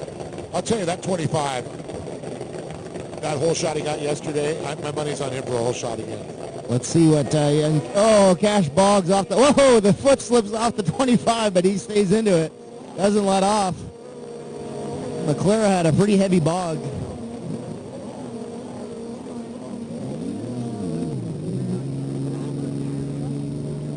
Now McClure is riding in the open class there with O'Connell. Yeah, McClure is on an open boat. O'Connell's on an open boat as well, I believe. Hole shot from the blue section on the inside of the 25.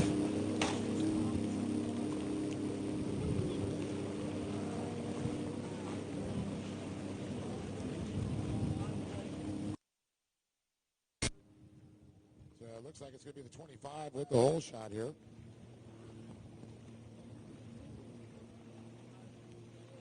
Got our ski GP boats getting in the water. Make it happen, brother. Race number 9 to the line. Race number 9 to the line. 10 in staging. Looked like you kept looking for that white flag.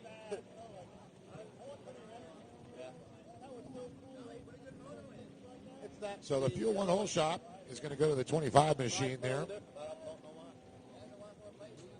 Yeah, that one rides way smoother. Is it 25 or 75? I'm trying to figure out here. It's going to be 75. It looks like 25. It's Ian O'Connell. So 75, Ian O'Connell with the Fuel 1 hole shot. And about 100 pounds left.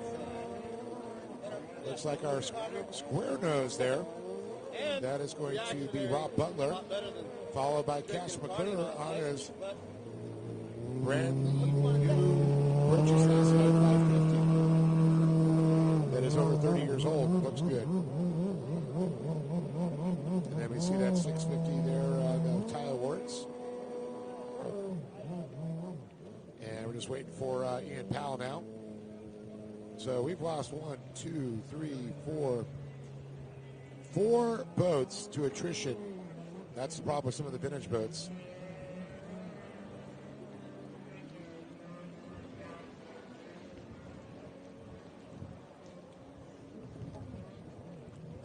So O'Connell now making his way to the top left-hand side as the inside splits. The vintage boats definitely like the inside there. Butler on his old square nose Yamaha Superjet. And then McClure on his vintage 550 Open, and Tyler Warlitz on the 650. And then you got Ian Powell on his vintage 550.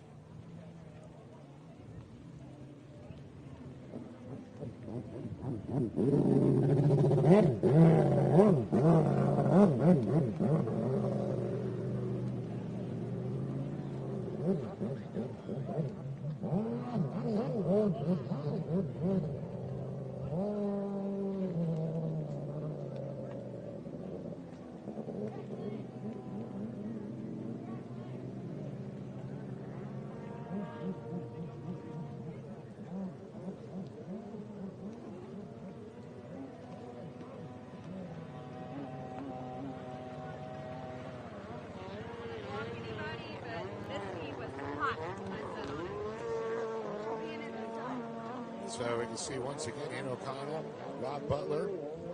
Here comes Cash McClure heading towards those checkered buoys. The Liquid Moly finish line.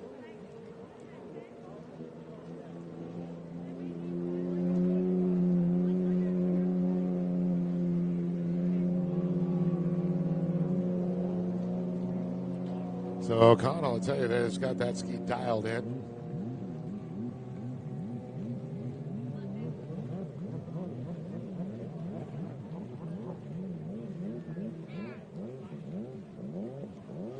Butler and McClure, followed by Wirtz and Ian Powell.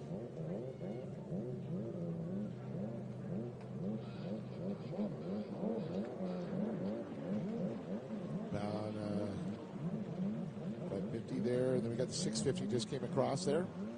Hey, Sawyer. Should I tell Crane to come over?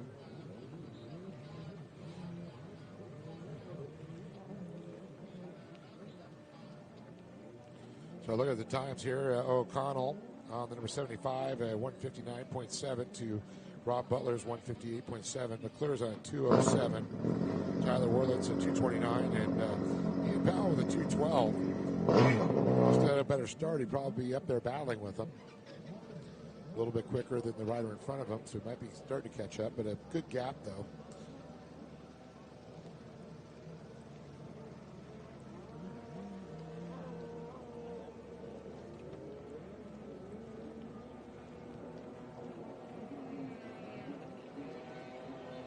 Here comes Powell as our leader, Ian O'Connell. In by lap traffic now.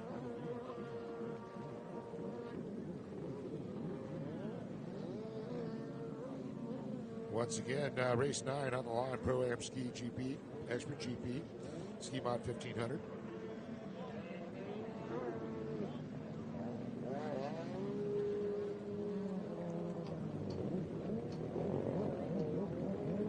Looks like Cash McClure in the 33, sitting third. He's going to come by, a young man out of Soda Daisy, Tennessee. Got that TC Free Ride sponsorship, pretty cool.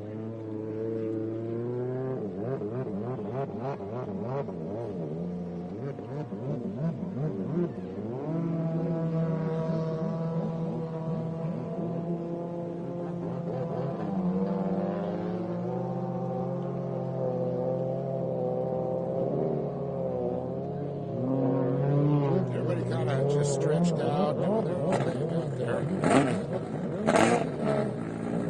It's a really big track for a lot of these finished skis, so that's what the riders have said. That's why there was a little bit of attrition from yesterday.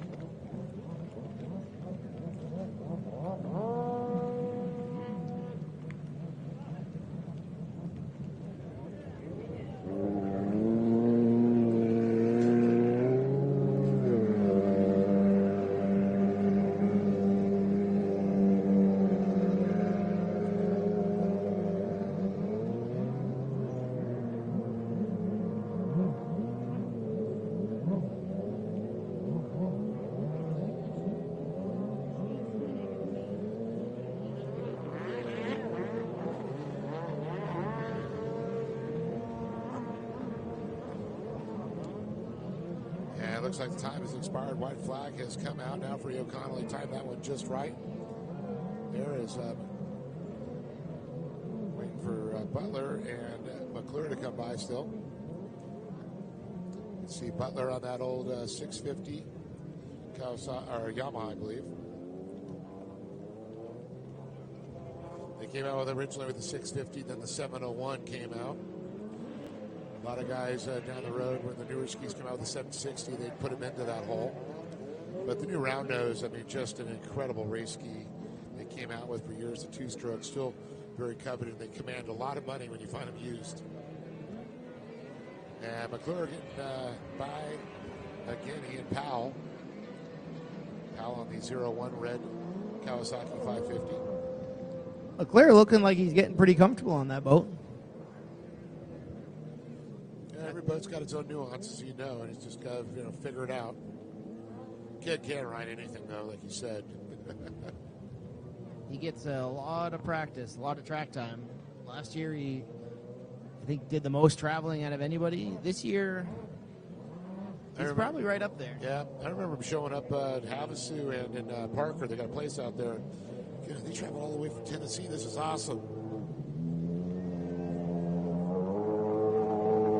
Although I did hear they're not going to make their way up to Sylvan Beach this weekend coming up. Yeah. Unfortunately, they say they have another race there, but they are looking forward to HAVASU, they said.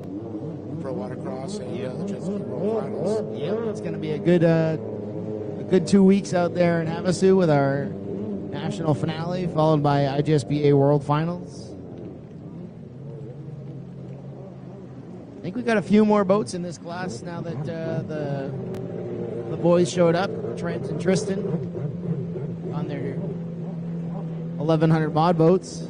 Yeah, I saw Trent this morning. Oh, you made it. They stayed up late putting all our trophies together for us. I expect a little more out of Braden Sebin on the 114 boat this moto. Did you guys figure out the little fuel issue or the bog? Nope, not at all, but he should just hold it wide open. Don't back off. Just don't let off. Put a zip tie on that throttle. No, just kidding.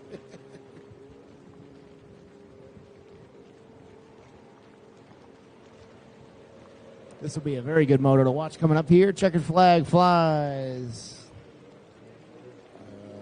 Wrapping up race number 8. Race number 9 is on the line. So O'Connell, Butler, McClure, 1, 2, 3, followed by Wurlitz and Ian Powell, the top 5. We got 12 motos to get through in this first half, and then we will take a half an hour lunch break. Make sure you guys are grabbing a hot dog over here from Okie Marine. Yeah, shout out to Okie Marine, feeding our staff. And they have their family watching in upstate New York, so very cool to see. And we put them all to work. We got Kirsten over there doing our merch. They've been keeping us hydrated. I just went down and got some more waters for everyone, which is a huge help because every single race day we're always struggling to make sure we remember to get everything and have enough waters and have enough ice to get through the day to keep all of our 15-plus staff members and volunteers hydrated. Yeah, I got to say, man, Southern hospitality ain't no joke. It really comes true here in this area. Sure is. The other most hospitable state that we've raced in is Texas, that I've realized. Texas has been very good to us this season. Texas and now Oklahoma. Tell you, we had some nice people in Sebring and Avon Park. We're going to need a holder down there for Braden. Is that Kyla going Oh, over there? Kai's going down to help hold. Atta girl, she knows the routine.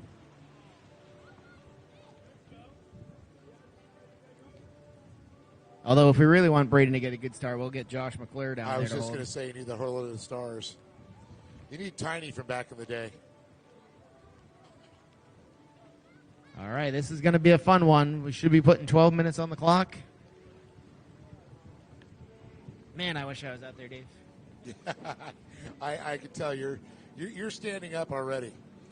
It's like my class is out there. I got to stand up. Yeah, John Glennon's a pro holder too.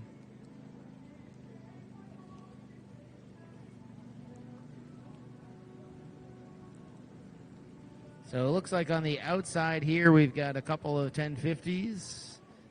Burns on that very epic sounding 299 boat. Can't wait to hear that one clear out. Terry's going to have them fire these babies up. So we've got Ben Reber on the 89. We got Braden 7 on the 14.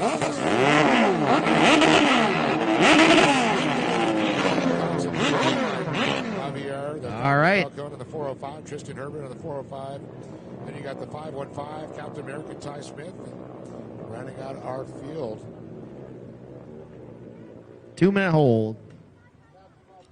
Looks like for Smith. Nope, this one's a Ty Smith having a little issue there.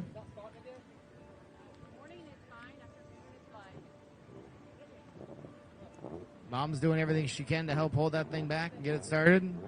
McClure's running down to help. Got to get that thing up out of the water. So Josh coming in to help. Not seeing Lunstra down there, am I? No, I don't see Lunstra. Oh, that's right. Yes, he had. I believe he had a baseball game or something for where they going to the kids. Reber 7. We got Burns, Cox, Falcone, Hebert, and Smith. Okay. All right. So Jamie Smith taps out, tags in Josh McClure. Let's fire him up again.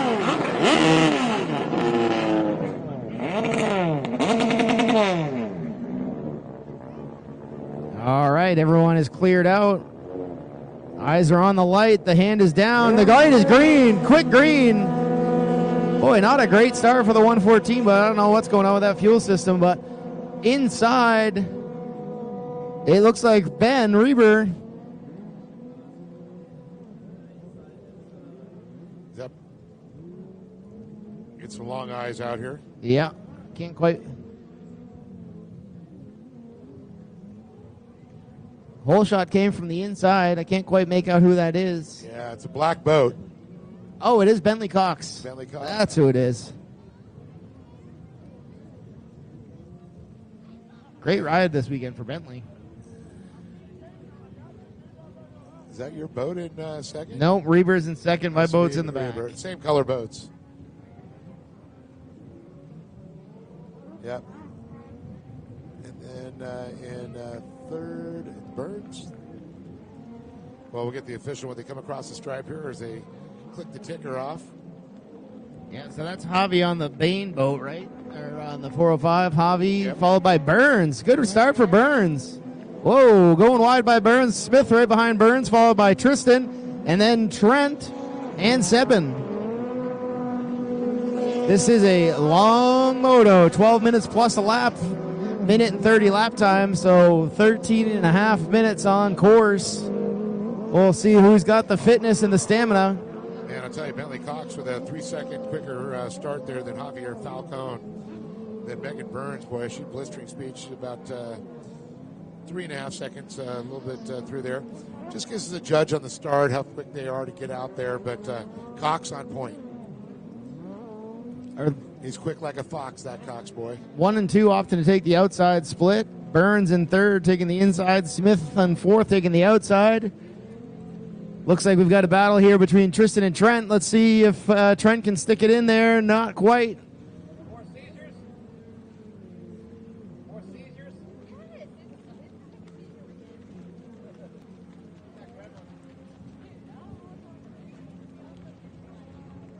Now, I know the boys like Tristan, the Hebert, he's, doing a lot of sports in school. They just started school, so great to see him make it down from Kansas. And Bentley Cox here across the stripe here one more time. We're looking at a 124.3, Sean. Impressive. Javier Falcone is going to turn a 127.5. And Burns right on it, too, with a 127.7. I'm impressed with that 299 boat. Yeah. Burns. Then you got Ty Smith with 131 and Hebert with a 131. And Ben Reber with a 133. Followed by Braden Seven there with a 137.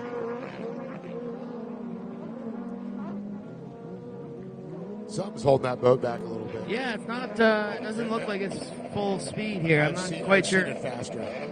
Not quite sure. Looks like one of the back marker boats took the makeup. That was Trent.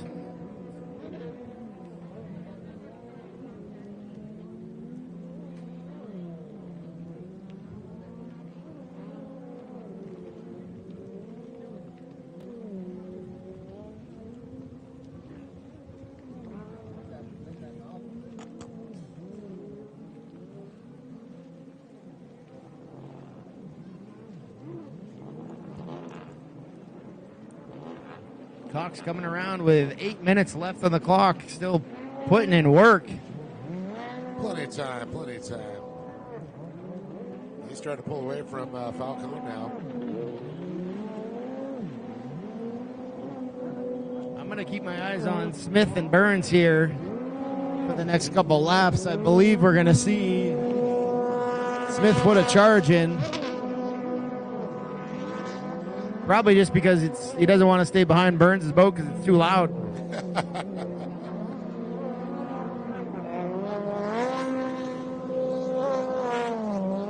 Both on Fast Power Sports. Now, is Burns, she's on a new F-16, I believe, too now. Yep. Those things certainly are getting their way up to the podiums everywhere.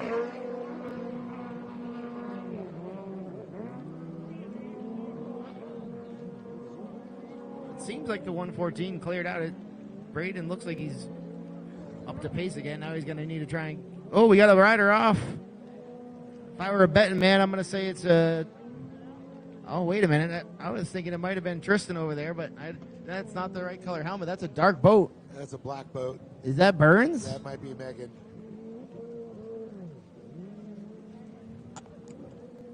Well, let's see here. I see Cox. See Falcone. Yep, I see And Smith behind him. Smith. That's Burns. It's down. Yeah, Smith moves into third. Burns goes down. He's going to shuffle it back because she got ejected from that boat. Oh, what a bummer. Looks like it's on the hook, too. They were struggling with that boat all weekend. Friday practice, they were taking fish out of the cylinders.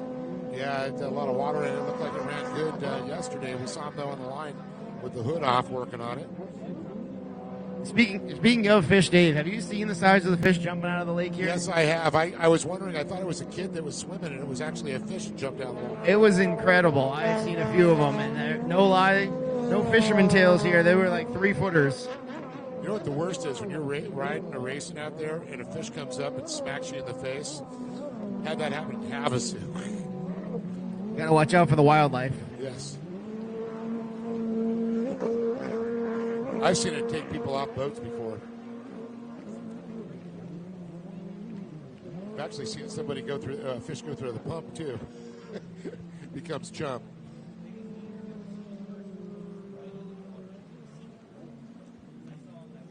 What race was recent overseas? Is it Belgium? That we were just in Bulgaria. Bulgaria when the Black Sea. what's his name dodged the seagull? That was Andrew Vo. Yes, Oh, yeah, it was Vo. The Seagull Slayer. That sucker headhunted for him. That went viral. Yeah. Man, what a bummer for Burns coming in on the hook. Breaks my heart. Disappointing. She was on a flyer.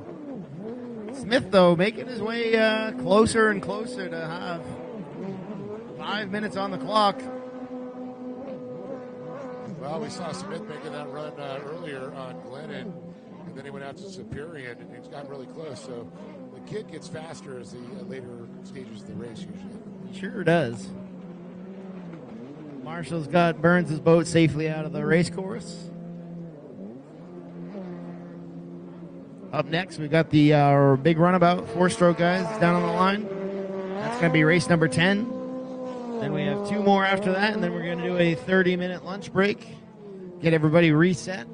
Finish up our tallies for the third motos, which would be the first for today. And we still have a whole another set of motos to do at the end of lunch break.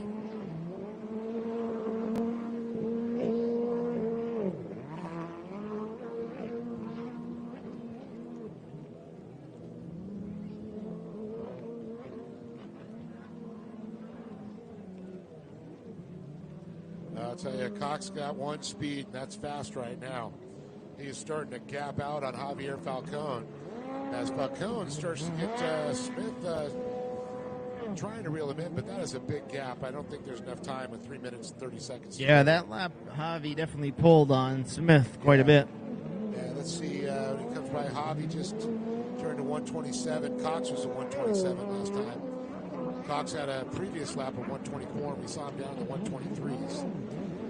Smith just turned to 132, so Smith, you're right, did slide back a little bit. Here comes, let's see, Hebert. He's got that yellow tennis ball helmet. Reminding me of the old Hurricane Bill Hague. He's called the flying tennis ball with that bright yellow helmet. Oh yeah, I was just emailing with Bill Hague recently. He is the caretaker of our Pro Watercross rulebook. Oh, okay. Bill's a great guy. Many 2 years on tour with him. Learned a lot from him too. He'll tell you how it is.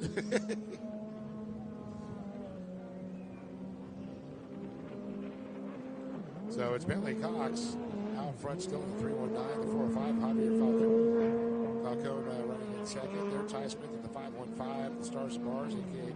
Captain America. And then you got Tristan Hebert on the 405. Then Ben Reber, Brayton 7.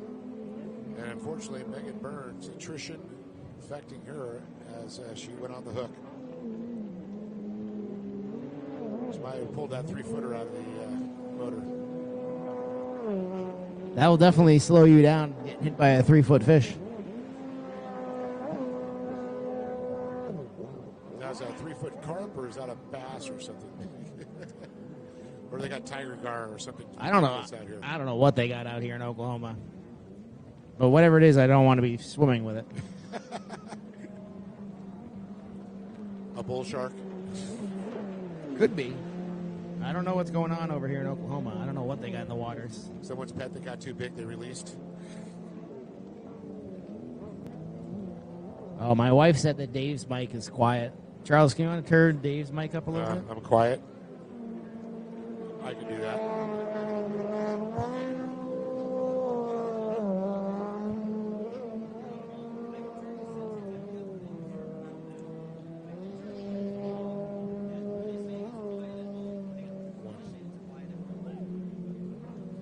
I turned it up one.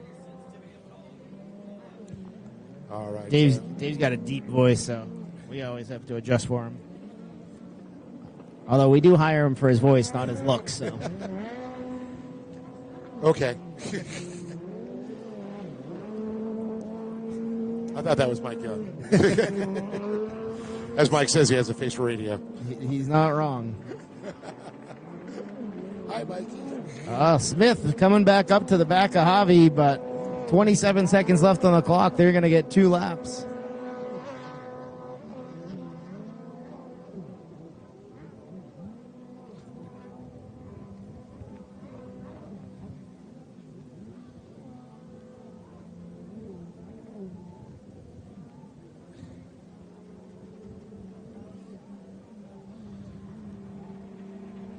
It sounds like the coachers are watching at home. Shout out to Corey and Harry Coacher. At home, aren't they at Sparks? I don't know if they made the trip up there. They might be just watching the streams from home. They might have like multiple streams going on, rooting for all the people. Well, I doubt they have multiple streams because there's not many people streaming like us. Does Wild West stream? No? Nope. There is. It must be a textogram. Yep. There is no other series currently streaming their races other than East Coast and Pro Watercross.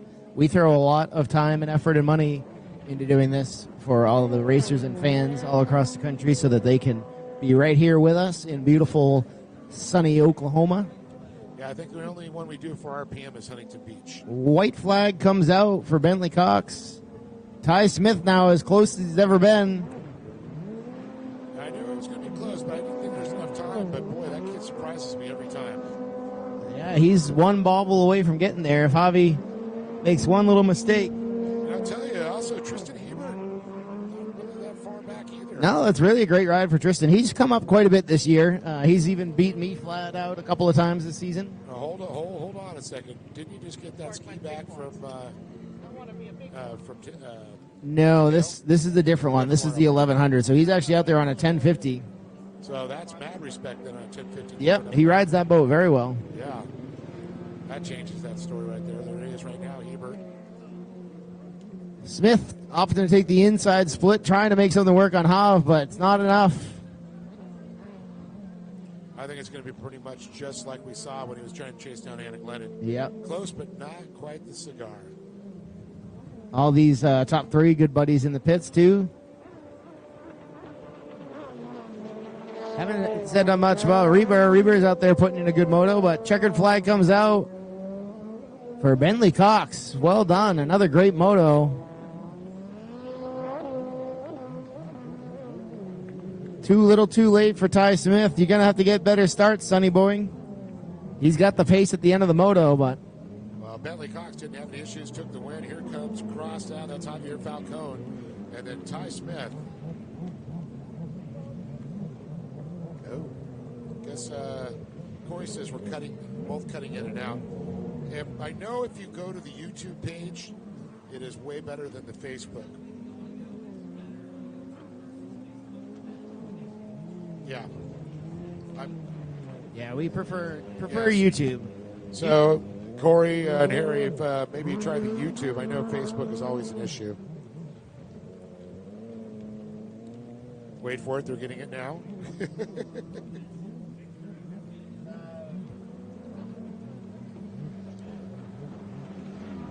So if anyone wants to text us and let us know the difference between the YouTube and the Facebook, I have to get a phone call into Zuckerberg.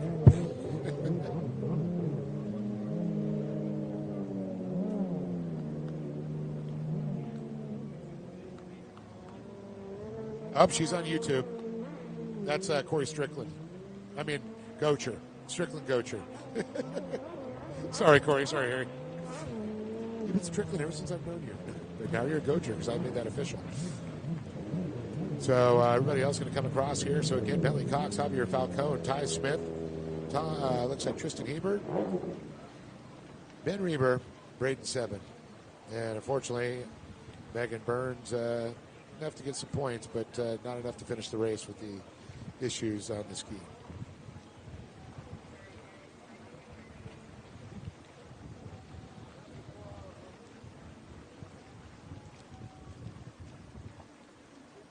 Well, that's all I could say. It's got to be the heat here in Oklahoma. We've had a few hot ones. This still isn't as bad as our HAVASU race we did out there. But it's a dry heat. It was a dry heat, like putting your head in an oven. That's what I was going to say. The South is like a sauna, and HAVASU is like an oven.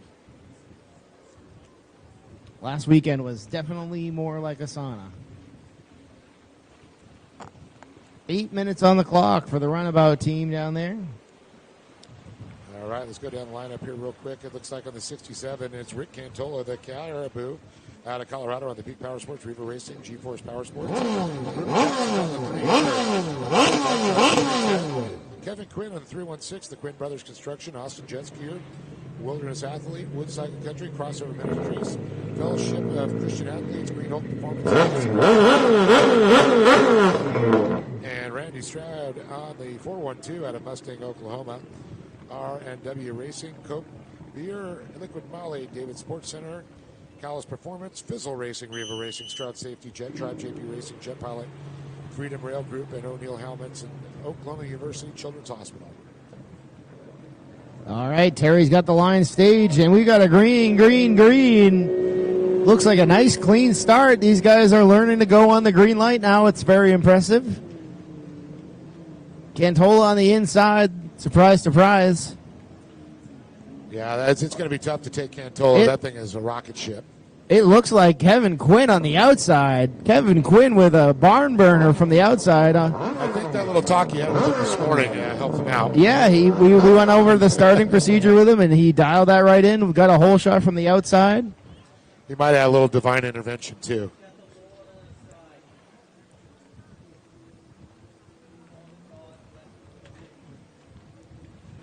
So it's going to be the 6-7 machine there, the Caribou Rick Cantola, looking to take that Liquid Moly, the Fuel One hole shot. There it is. As he heads to the Liquid Moly finish line. Hey, there it is. There's all kinds of things to remember up here. Kevin Quinn holding off whoever was in second there with a nice little battle. Impressive defensive riding.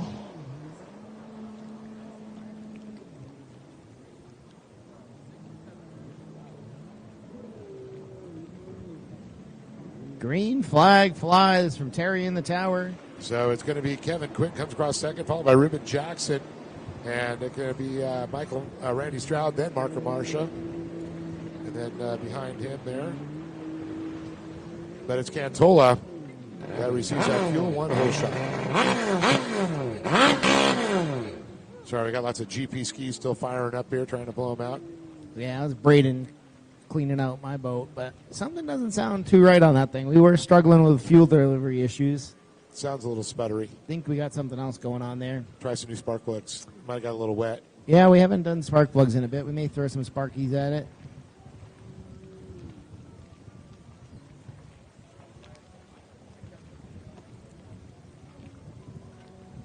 Those wires, they get a little old. They get a little brittle, too, on those things. I've noticed that's been a problem for a lot of those motors.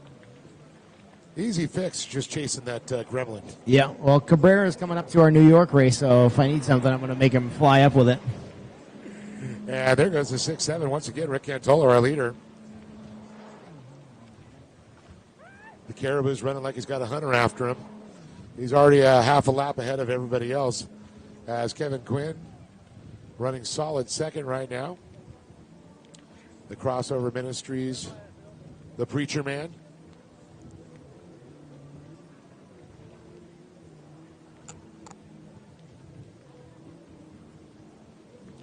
Hopefully, Corey, we got that stuff fixed for you if you're listening at home. And Leslie, I know she listens, gives us a thing. Oh, sounds this way. You need to fix this. Okay.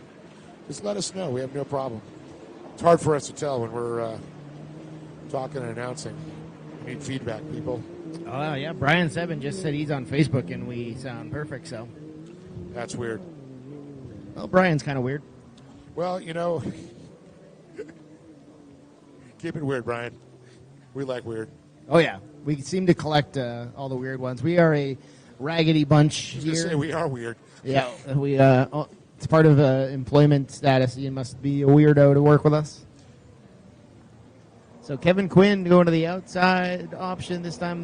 We went to the blue option this time. We got a couple of little battles going on here. Looks like Kevin's been getting this train behind him going. Yeah, it looks like Jackson split to the outside trying to gain some ground there.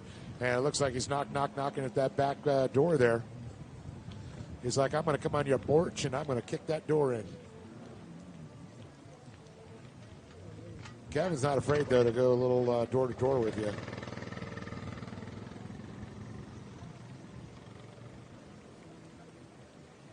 So maybe Brian O'Rourke's looking down from him saying, I got to keep the man of God good.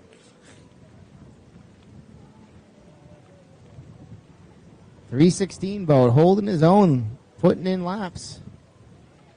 You can see Jackson, though, right on him. And there comes Randy Stroud and Marcha. But look who's back there already coming up on him, Cantola. Wow, what a ride for Cantola. We're going to need blue flags flying here. But there's battles going on. I don't think they're going to want to give way. No. Oop, Kevin takes a look over at the tower last second. Look at Stroud now going wide there as he's got his sights set on Jackson, as Jackson's is solely focused on the man in front of him, Kevin Quinn. But by the time he gets the splits, Cantola is going to be slicing and dicing like a Ginsu knife.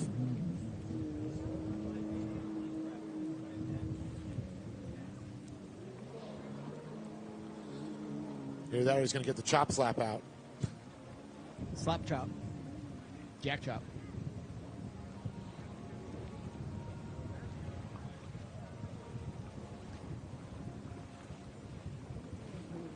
Most of the riders opting to go to the outside to get away from Quinn, but Quinn looks like he's going to still make it work. Did you get that fish that just jumped out by the finish line? It was one of those 3-footers again. Keep your eyes on the water because these fish are jumping. If any of you locals are watching, let us know what these fish actually are. Exactly. They look like sharks, Jake. Are they good to eat? Probably. So Cantola now working on the field as he cuts the inside, gives a little cool off there. It looks like to Marcia. Now Jackson he's going after. And now sweeps around the outside. And to sneak the inside of Quinn and makes a pass, puts everybody down a lap. He is literally lapped up now to 4th place. Wow. In like 4 corners, he lapped 4 guys. I don't think Kevin Quinn knew that was coming whatsoever, but... It went who, what, where, when? But it didn't shake up the order, though, so Quinn still holding on to second. Best ride we've ever seen out of the 316.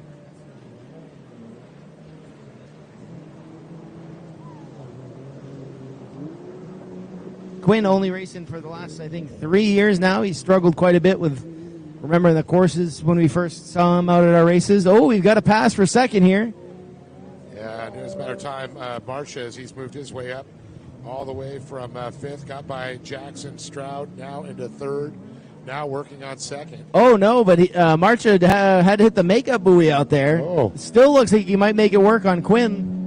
He does make it work on Quinn. Yep, he's going to go the outside. Quinn's going to go to the inside. And to the inside is going to be Stroud. And look at this. Jackson splits off to the outside.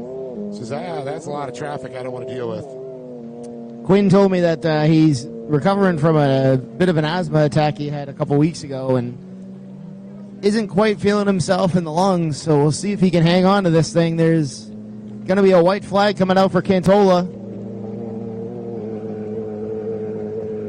Maybe. 20 seconds, 19, 18. Yep. Yeah, we got a white flag from Terry there it is. in the tower. Just at 0. Bam. Cantola, the Caribou. The Peak Power Sports man.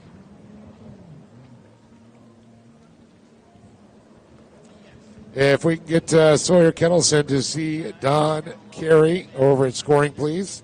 Sawyer Kettleson. Race 11 on the line. Race 12, you're in staging.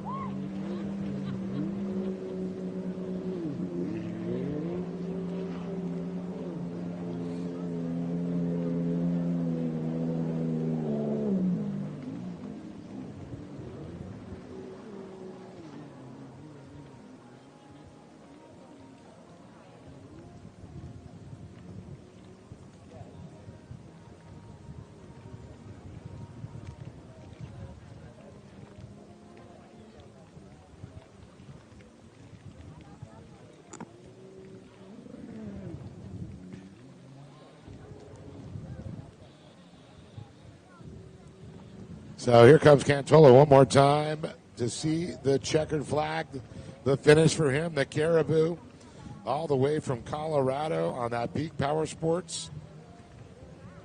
Beautiful machine there. Riva Racing, G-Force Power Sports. It's got some nice Riva parts on that too. Rick, one heck of a mechanic. He makes stuff go fast, as you can see. Still waiting for second place. That's going to be Michael Marcha.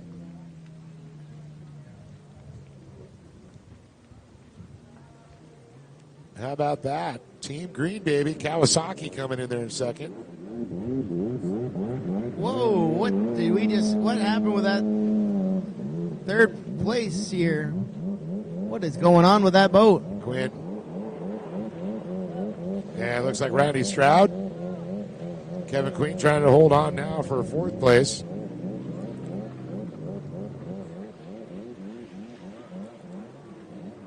He looked like a bobblehead doll out there for a second.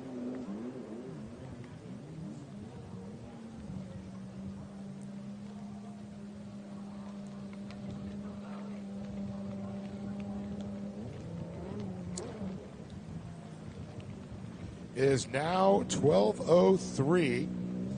And we are in race 11. Ski vet stock, women's mod, ski mod 1100. The 21 is going to be Travis Falenga, Camel Reno. Trent Cornett on the 27 out of Wichita, Kansas, Commander, Naughty Water Racing. Kelly Sturcantella on the 67, AKA Special K, out of Colorado, out of the Peak Power Sports machine. Tristan Hebert on 322 out of Wichita, Kansas, riding for Naughty Water Racing. And Terry Hebert. 508 is going to be David Superior on Lake Havasu City, Arizona, riding for Adams Mechanics and Pro Watercraft. Taylor Smith's going to be on the 515 out of Lake Havasu, Fast Power Sports, Go Fast US. Naughty Shine, Works Racing, Go Fast Girls, Flosion, Jet Trim, Blosion, Tasco, River Blend Coffee.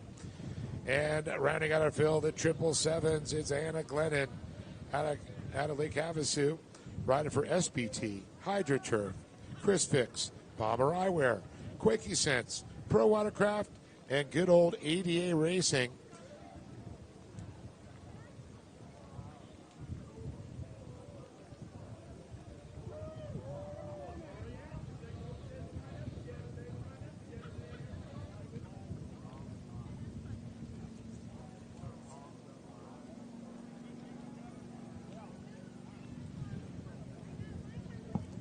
So race 12, you're in staging. Right after that, Sean mentioned we're going on about a 30-minute break. Go ahead and feed the animals because we are a petting zoo.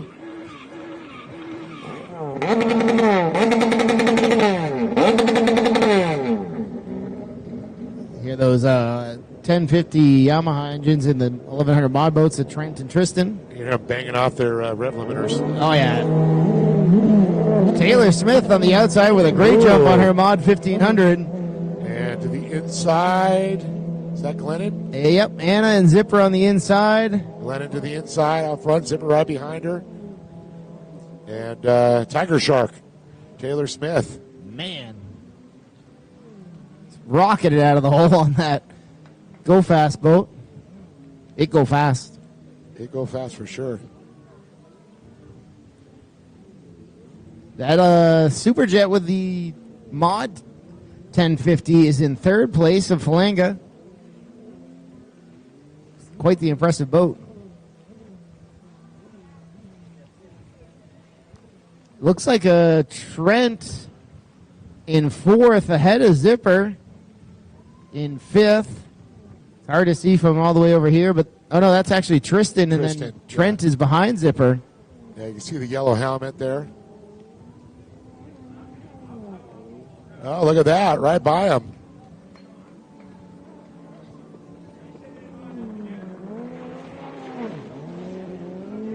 So it's going to be Taylor Smith, followed by Anna Glenn, Jet Girl on the 777s, followed by Tristan Hebert, Falanga, Trent Cornett, and oh my, Dave Superior in the 508, all the way back to 6th. And then behind him is going to be Kelly Sturr-Cantola.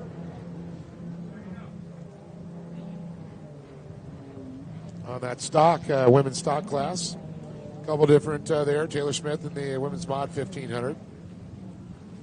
Then you got Dana Glenn in the women's stock there. Tristan Hebert leading so far in the ski mod 1100 class. Yeah, great ride for Tristan out there. Yeah, Travis Falanga right behind him in second, fourth overall, but second in the category. Then you got Trent Cornett running third, fifth overall. Superior first in his class, sitting sixth overall. And then you got Kelly Cantola leading her class in seventh.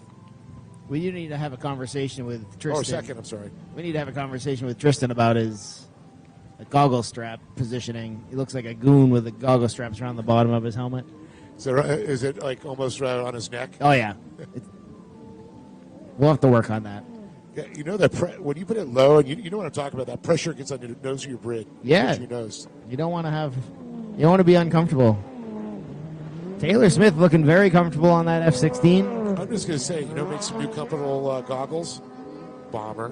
Bomber does make some nice ones. Yeah. I love fresh goggles. I just got it fresh. I haven't even taken them out of the package yet. Whoa, Tristan have a little bobble there, but he stays right in it. Falanga riding hard there with Trent Cornett right behind him. Trent having a good race. Trent is charging. Tristan is on it too, right behind Anna. Down a cylinder, but he cars to the inside of Anna and makes that GP boat do some work. Good move by Tristan. Very impressive riding. Heads up to see that 1500 stalker was going to sweep the turn, and he just decided to hit the apex and pivot. And he's going to split off the inside. Glennon goes to the outside. You can see Tristan Hebert right in front of Falanga. Come around, looks like Falanga and Glennon are going to battle as they come there. It's going to be Falanga gets by. Glennon goes back in position. But I'm going to say, I know it's 3 cylinders, but that is a mod, and that is one well-built mod. That sure is. That thing is fast. Sounds incredible, too. The TR1 motors, they do have a good sound. They sure do.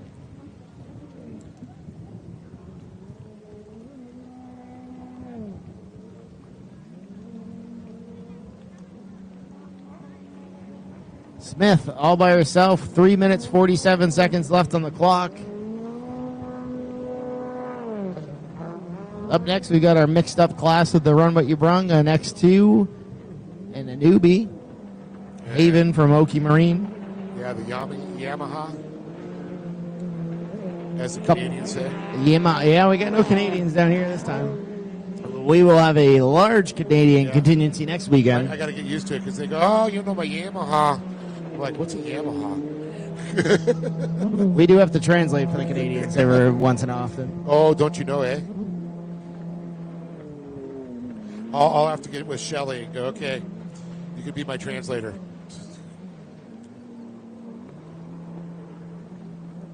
Yeah, Shelly is our resident Canadian translator. She will be in the tower at Sylvan Beach. We are overstaffed for once, and we are putting the Wicked Princess back in the tower. We are correctly staffed. Correctly staffed, yes. We're never overstaffed. Yep. So we will have her helping us out in the tower again. She's taking the season off to help us try and get this transponder system up and running for East Coast Watercross. Takes an insane amount of staff to pull this stuff off and a lot of volunteers. I think you're just helping her keep her sanity this season. Her sanity is long gone. Those are the rumors. Smith riding like she's in a battle still. I bet. Dave, what did her lap times look like here? I was just going there, and actually it was a 132.6 that last time by, but she did turn last lap a 130.0. Here comes Hebert. He was a 130.928, so Hebert slowly renewing.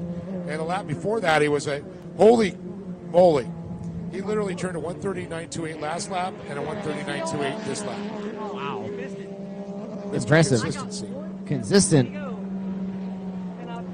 These boys don't really get to practice too often either. They usually just show up and race. And Taylor still had the fastest lap out there with a 130.032.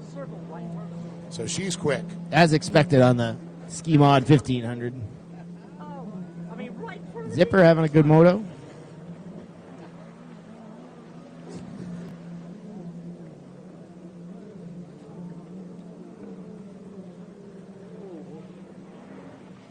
And Kelly Stewart-Cantola there.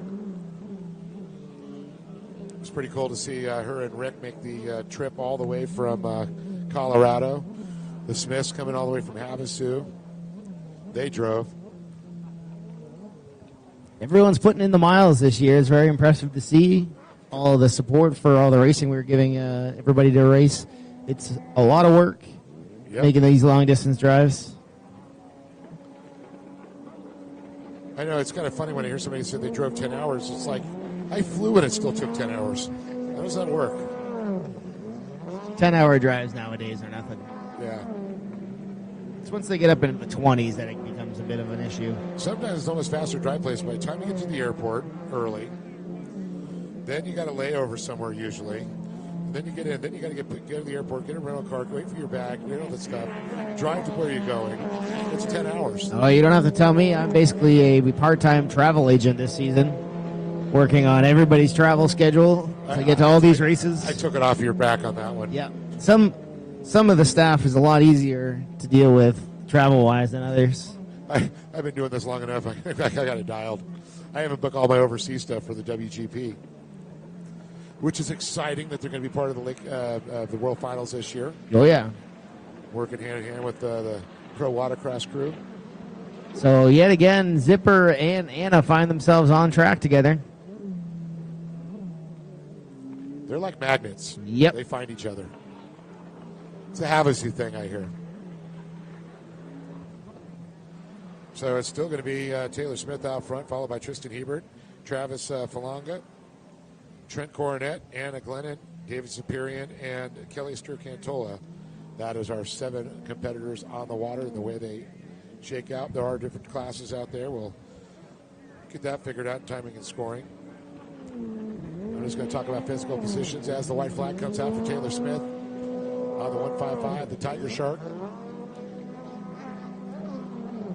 She's like a sweet guppy when she's off the track, but she's on the track, she's a Tiger Shark.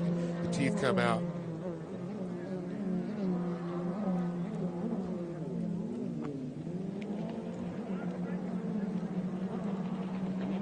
Shout out to all of our friends watching around the country here, the Pro Watercross. You know, a lot of the HAVASU people checking out how their HAVASU people are doing.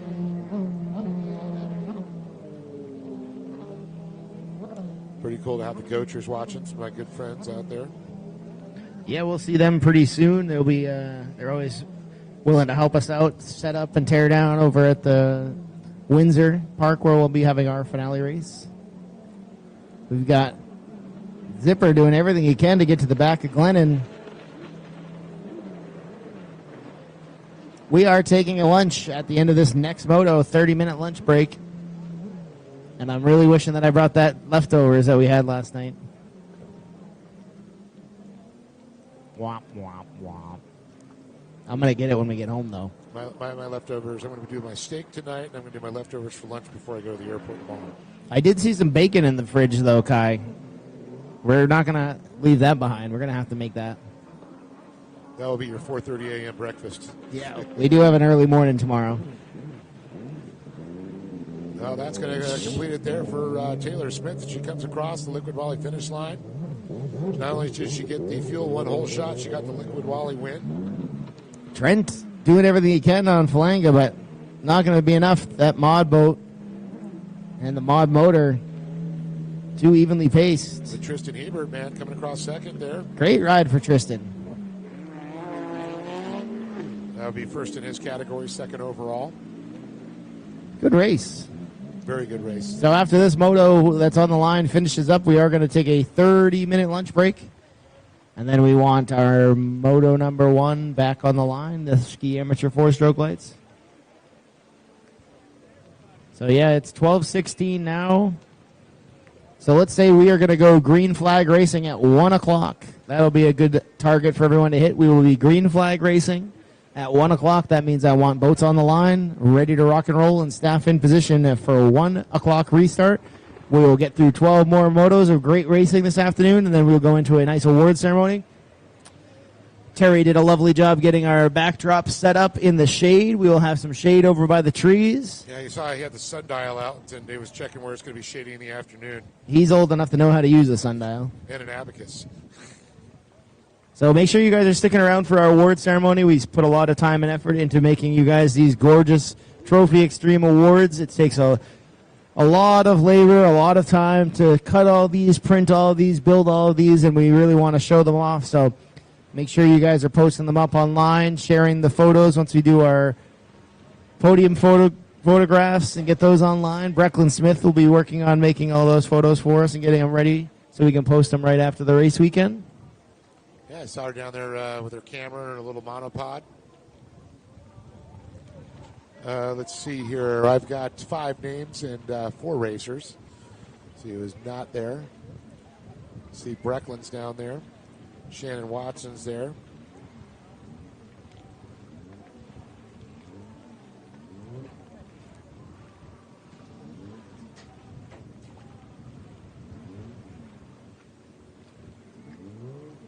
See Haven's out there. See, they got her name corrected. They put a V in there for me. Haven Searles. And let's see here. Trying to see, that's 00. That is going to be Tyler Wurlitz. So, Cooper Park. Looks like the only one that didn't make the call.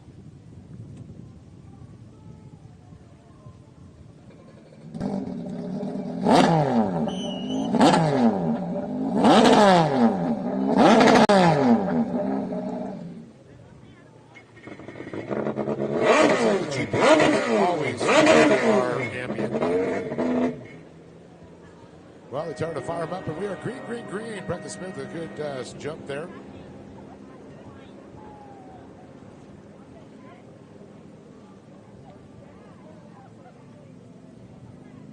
Haven's going to be right behind her on the outside. And the battle there, we got Shannon Watson and Tyler Wurlitz.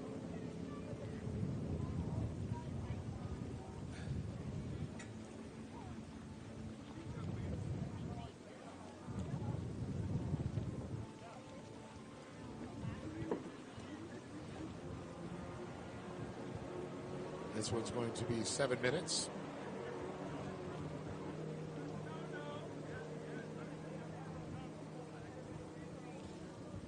If we get Randy Stroud to scoring, please. Randy Stroud to scoring, please, to see Don or Keely over there.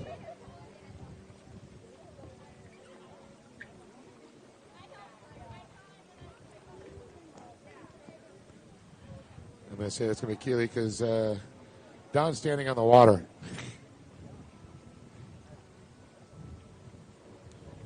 So Brecklin Smith going to get the whole shot here. Followed by Haven Searles. Haven, second day ever of racing. So awesome. Just figuring it out.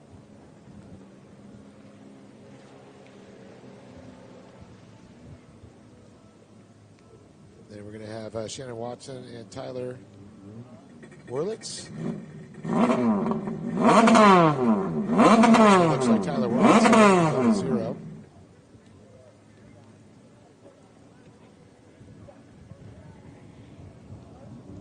across. Oh, that's the 33 actually. It's going to be Shannon Watson. Then it's going to be Tyler Wurlitz. I don't know how to miss those big pink 33s. So it's Brecklin Smith in first, Haven Searles in second, Shannon Watson and Tyler Wurlitz here in the Run What You Brung. These two wreck lights, just getting racers out there. It's pretty cool. I saw the Wild West, they had their schedule up there. Their last race of the day was also the Run What You Brung, so very cool to have that.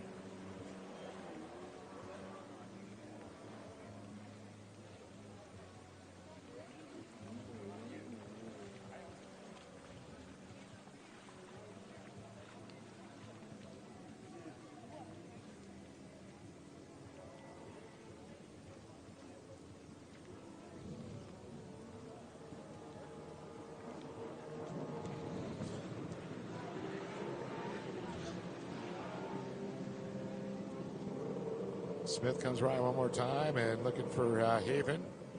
Should be coming by shortly. Seeing Jamie Smith down there. Not only is she the chauffeur, she's the pit mom, the fueler, the holder, the camera person.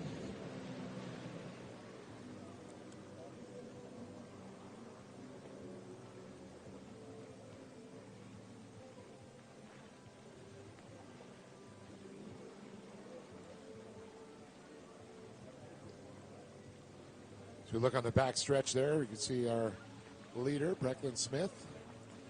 Won't be long before she catches those X2s.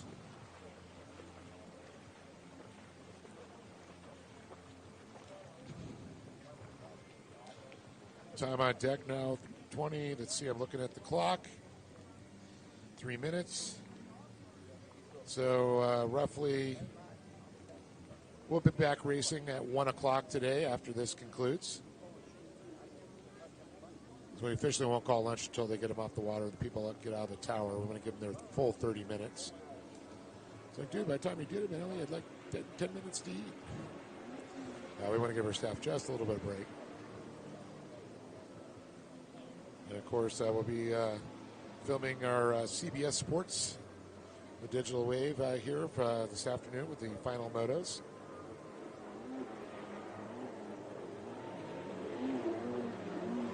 And just like I said, Brecklin Smith now working on the X2s. See Shannon Watson there. See Haven hitting all those buoys. Didn't hear any calls. Looks like she's figured this one out. That's awesome to see. She said she had enough time swimming in the water yesterday. She's going to try a different strategy. So.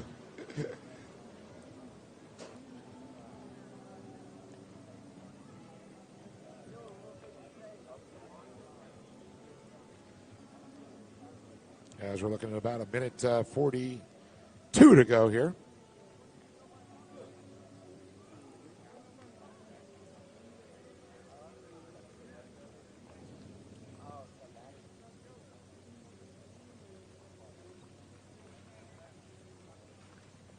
So we look out on the back section there. We can see top left-hand corner, Brecklin Smith has made it by the X2s there. Now we're waiting on Haven. She makes her way off the inside blue splits, the SBT, tetrahedrons, and cylinders.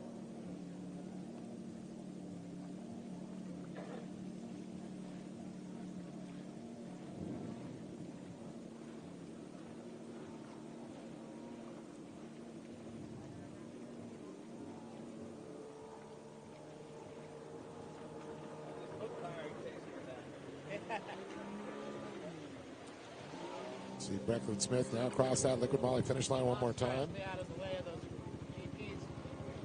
They're young, they're fast. They're not, they just got here. I'm staying out of their way. Let's go, Bob.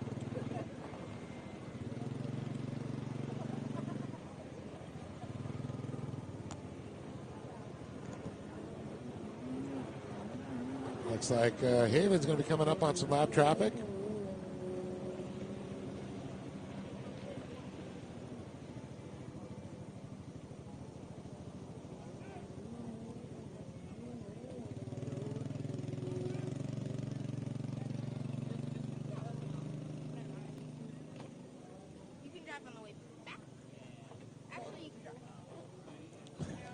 clock here. I think it has expired.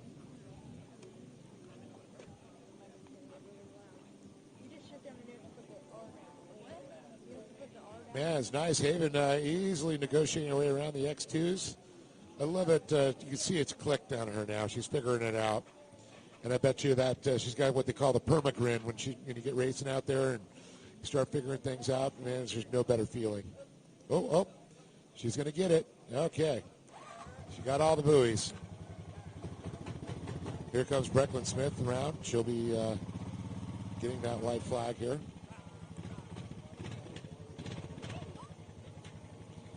So Smith's going to get one more lap to go here.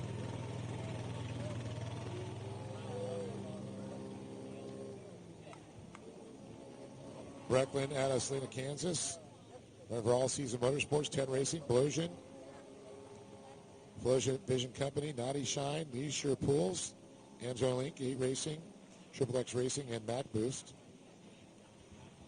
And I apologize, folks that are listening at home. Not only are we going to call the race, we're going to call everything that's going on, and racers at the line, and racers to registration. A lot going on, and Sean has been coming up helping him, but I'm a one-man band up here, and just like Charles. Making it happen. 3 days of heat. Ooh, rough. Not exactly like sitting in an air-conditioned booth. And looks like Haven got the white flag. Here comes our X2s there, Shannon Watson and Tyler Wurlitz. Shannon looking to try and put Tyler down a lap, it looks like there. The double zeros. She's on the 33s. So she's running currently third overall.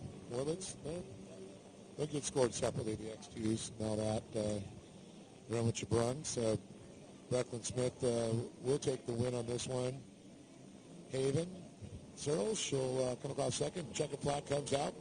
Put your hands together for Brecklin Smith. That's so awesome to see. Puts her hand up, showing I'm off speed, even though nobody's even close. Haven now on the top left-hand side of the track, running second physically on the track and in her category.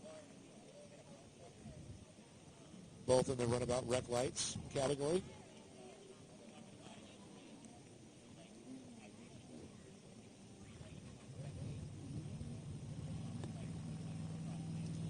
And then the X2s will be finishing up right behind her there shortly.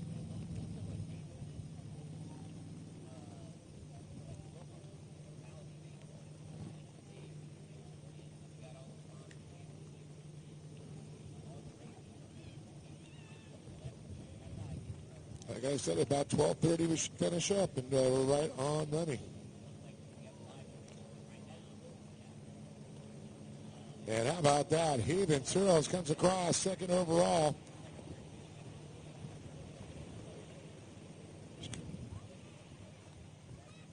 Good job by Haven. Third moto ever.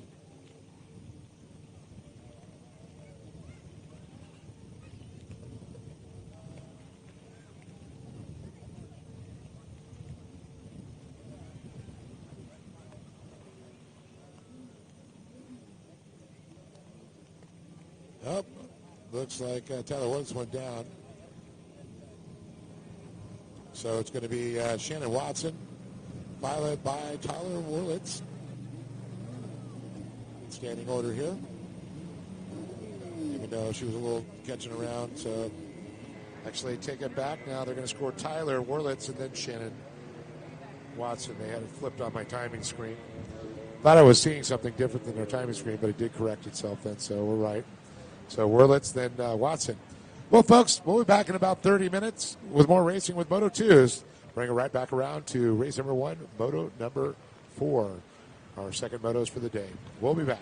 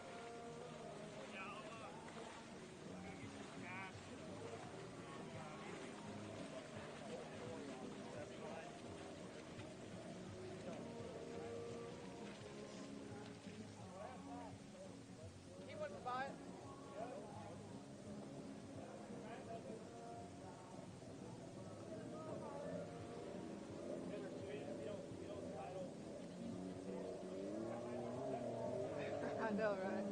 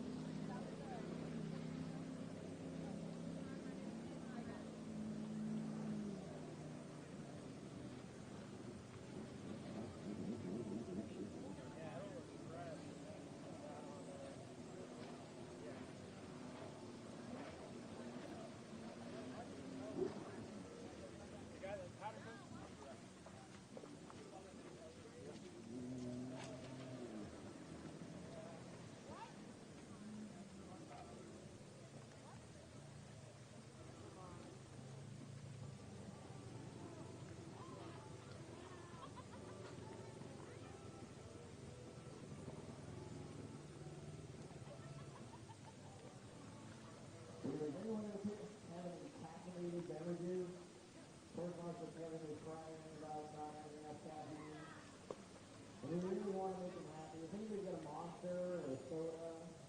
Throw a limited product down there.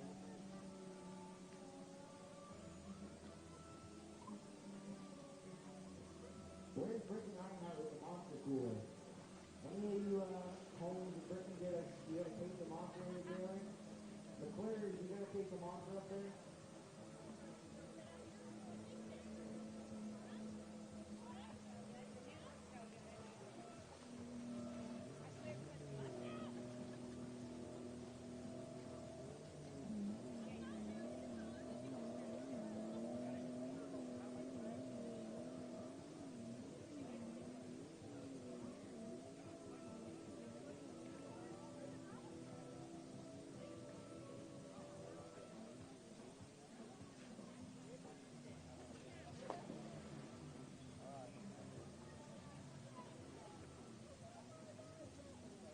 The time is now 12:52. That means 8 minutes for Moto 1. Start getting your gear on, get your boats down to the water. We want one restart. And your speed, 4-stroke light.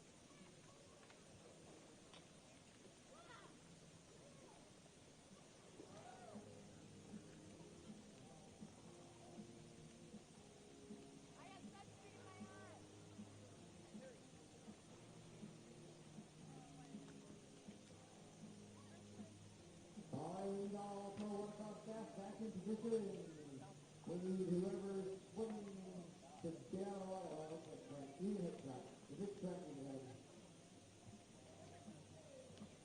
We need motor number 1 on the line.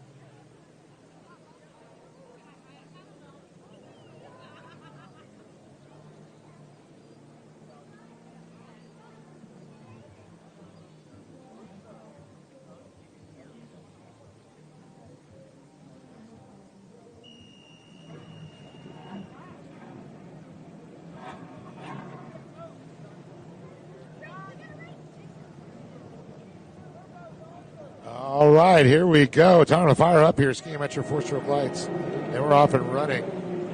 Felix Manyanko, Ty Smith, Kylie DeRosers, Taylor Smith, Javier Falcone, and Brecklin Smith. And they're off and running. And it looks like Taylor Smith to the inside. And it looks like a Felix and Ty are battling. Nope, Ty's right behind Taylor. So it's going to be Manyanko. Looks like he's going to be first there.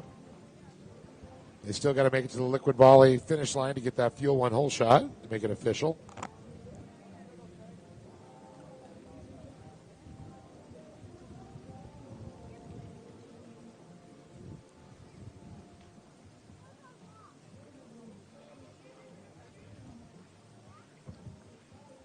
All kind of stretching out. No real battles going on yet, but that will come. We saw Ty Smith come on strong on that one there, and Taylor.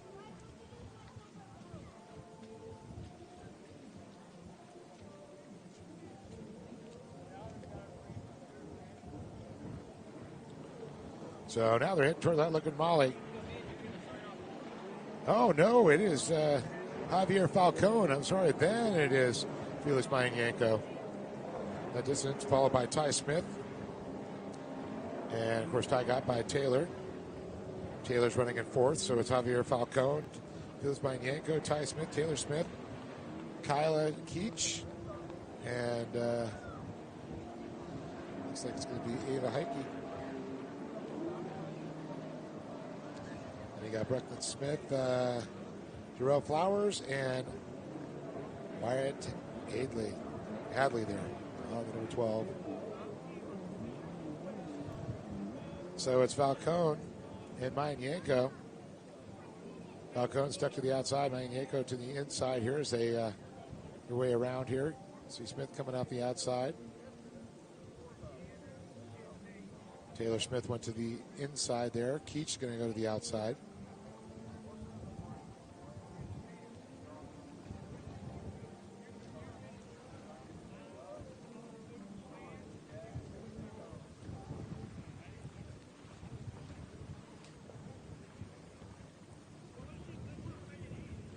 So Javier Falcone on the 901 machine, recording the whole shot here out front there as Felix Manyanko tries to chase him down on the UA7 machine. That's second place.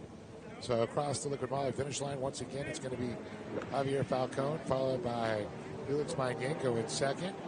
Ty Smith on the 515. Stars and Bars, Captain American, followed by the Tiger Shark on the 515 Teal machine. Taylor Smith.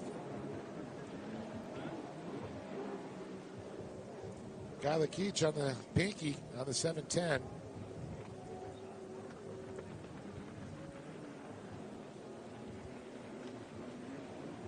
Do a little freestyle action with a little leg drag through the finish line there.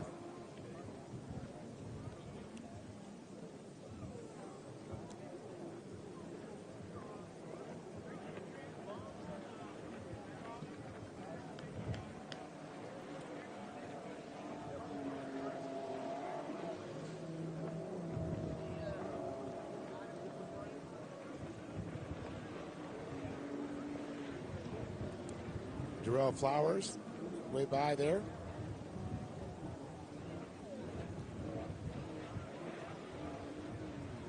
That's going to be Wyatt Hadley.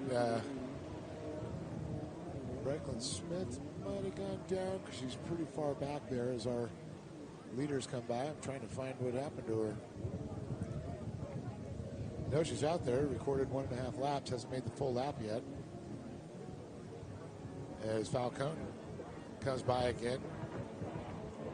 Falcone and Manyanko both running 133s. This time by was a 134 for Javier Falcone on the 901 and a 135.7 for Felix Manyanko on the UA7. 1 and 2 come by. Here comes Ty Smith. Stars and Bars 515 there.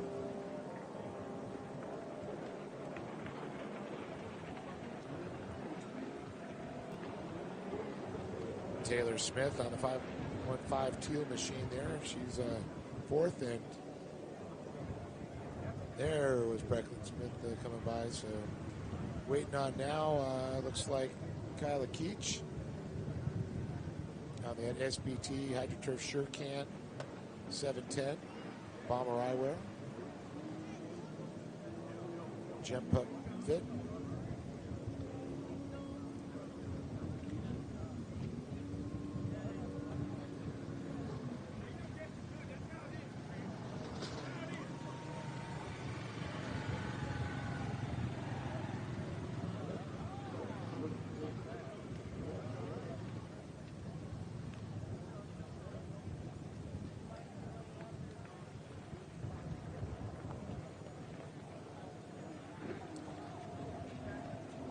Ava Hike, it's her way by.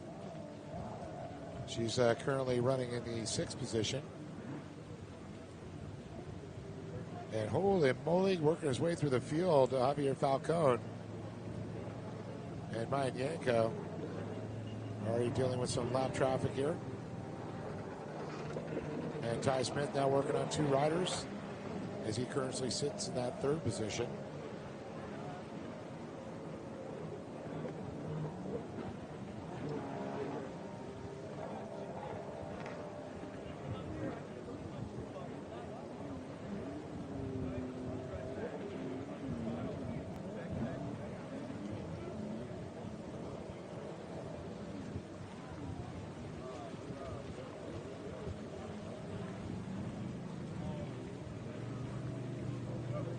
As we're watching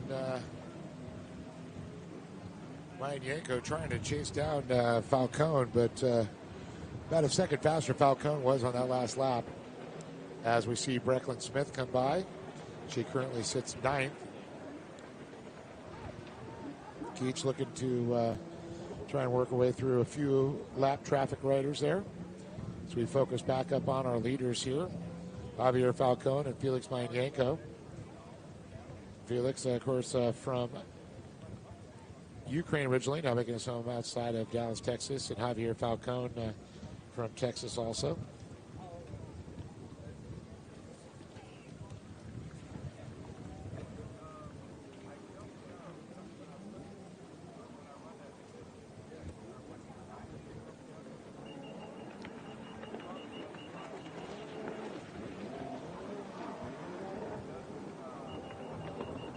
White flag is out for Javier Falcone and Felix Mayan Yanko. One more lap to go here.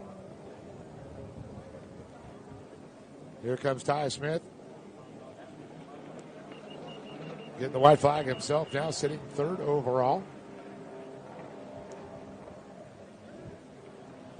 As we look down the line, run about 1,100 stock, 1,100 limited on the line.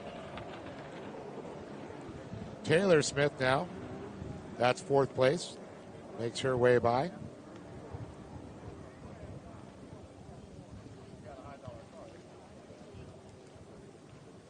A little bit of breeze kicking up here. Sitting at 95 degrees with the heat index, though, 100 degrees here, so a little warm in Norma, Oklahoma. But absolutely beautiful clear skies here. The sun is shining. A little humid, but not quite Florida humid.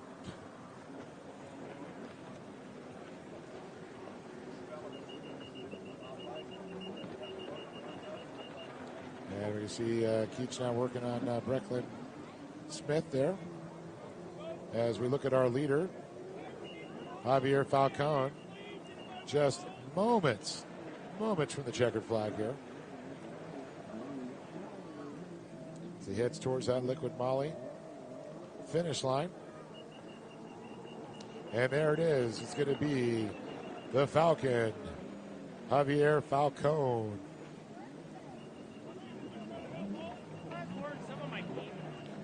And it's going to be Felix Mayan Yanko. H2 Works design rider there.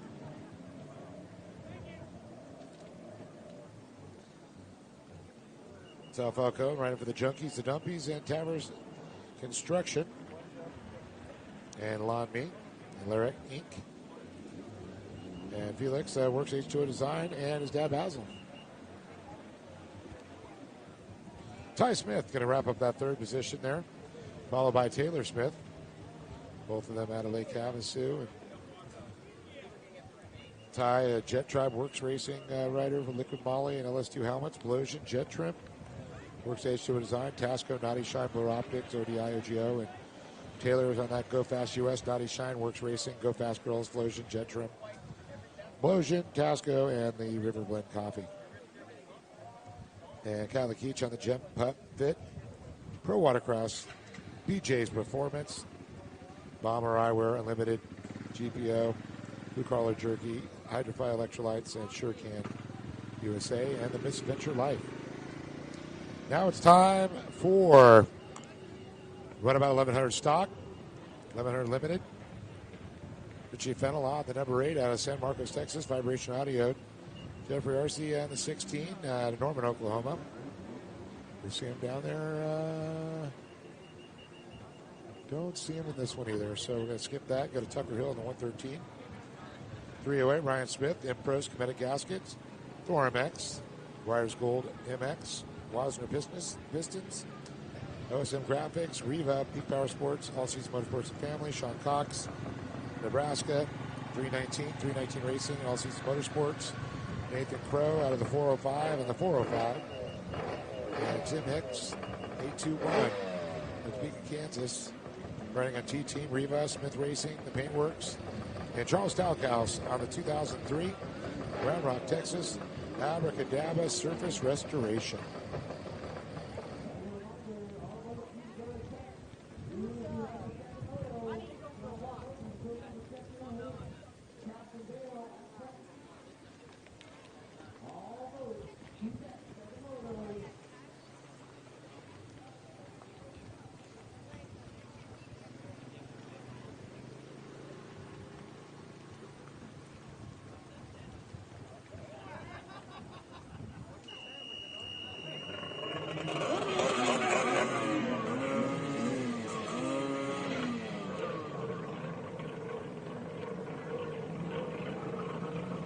And we are a little bit jumpy there.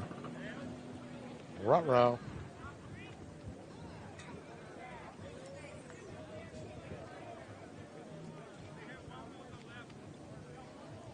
Seems to be a little bit of a theme with the runabouts today. So that was a 3-2-1 with the jump there. We get penalized on that one. 8-2-1. Sorry, that's Tim Hicks.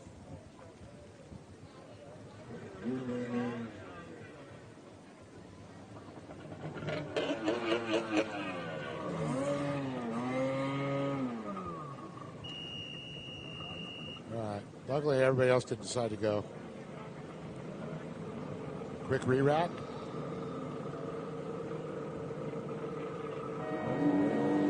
We are green.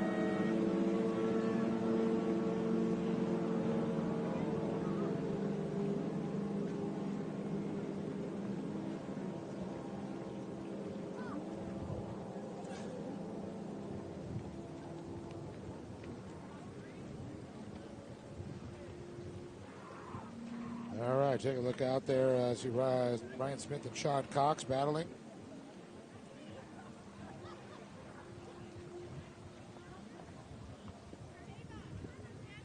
Wait for him to come around, get another view here. It's blocked by the starter tower. Stackhouse comes out in third.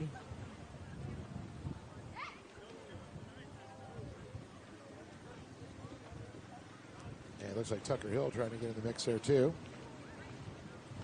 Going to come across that Liquid Moly finish line.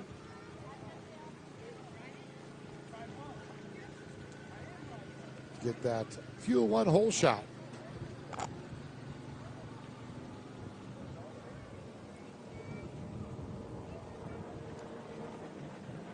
So once again, Ryan Smith. We have Sean Cox there and Charles Stackhouse. Pretty much deja vu from motor number 3. Tucker Hill. Just like we thought there, followed by Richie Fennell and Tim Hicks. And it looks like, unfortunate, Nathan Crow back there. 1100 stuck in that X4 hole there. Still a fun boat to ride, I'll tell you. It's like riding a go-kart out there. And an old 96 XP. The thing was just always a blast to ride.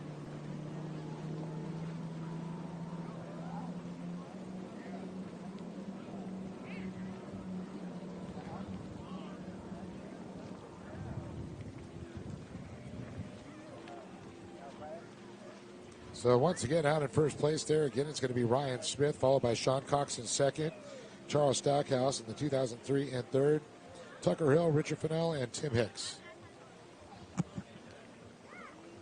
Oh, looks like we got Sean Cox now. Made a pass on through the splits on the lead. Ryan Smith going to slap back to second place there.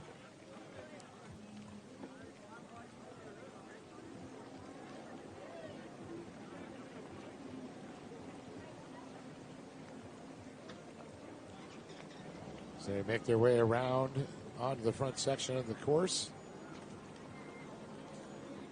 Throw that right-hander, head towards that liquid Moly buoy.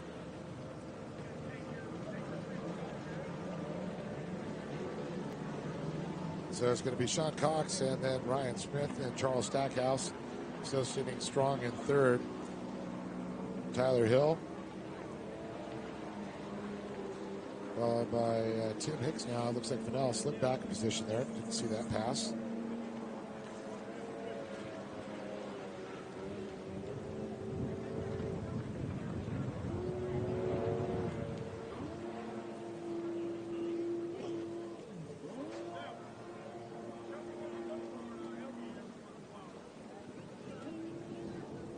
So once again with a beautiful move, Sean Cox used the splits, took the 319 machine there and put it on top. Ryan Smith, 308, and then Charles Stackhouse, 2003, and then Tucker Hill.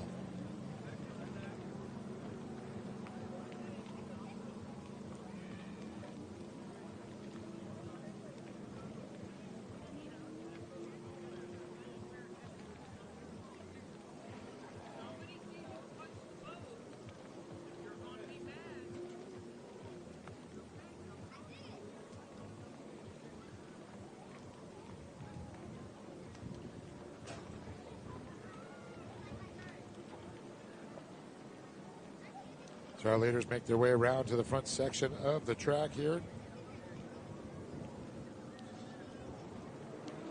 Cox comes across the liquid Moly finish line there. Once again, still in that first position. Didn't get the whole shot, but took the lead from Ryan Smith, who did record the field one hole shot. Charles Stackhouse, all right behind him in third. Tucker Hill, then Tim Hicks there.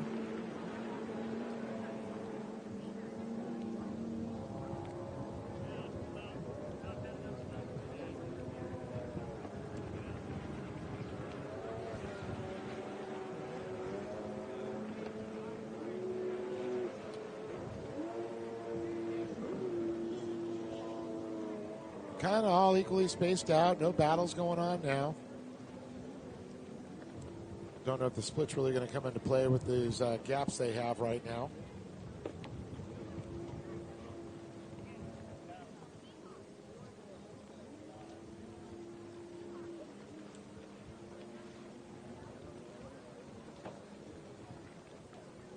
So Jeff Kantz checked in a little bit earlier.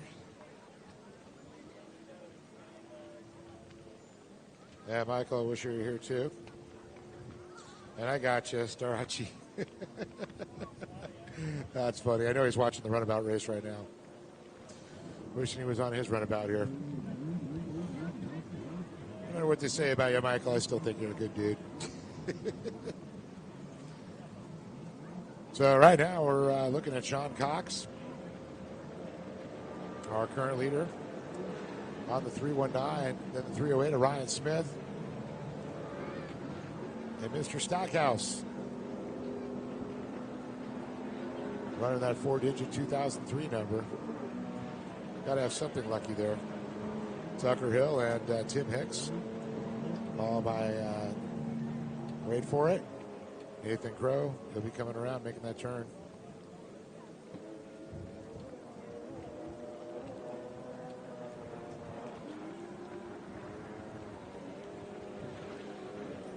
It definitely is a warm one here today. It's kicked up. It was beautiful this morning. Got here, it was 75 degrees. And slowly creeped up to that 95 mark with humidity 100.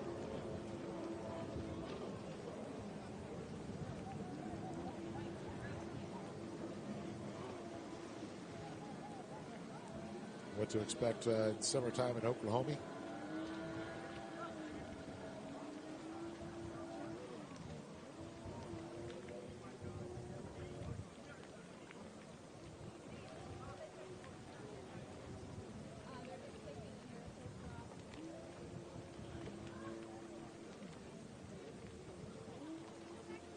Looks like he is going to beat the clock around here as we come up on 30 seconds.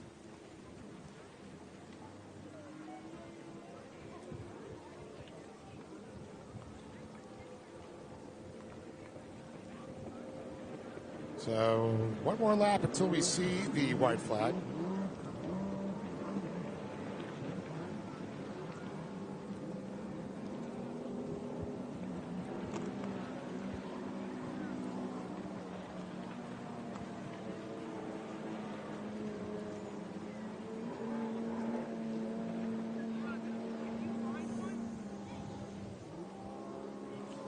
So once again, the running order here is Sean Cox, Ryan Smith, Charles Stackhouse, Tucker Hill, Tim Hicks, Nathan Crow, followed by Richie Fennell. Unfortunately, Skimo Moore dropped on that, and Jeffrey Arce, of course, we saw that Polaris didn't show yesterday. Yesterday had some issues with it.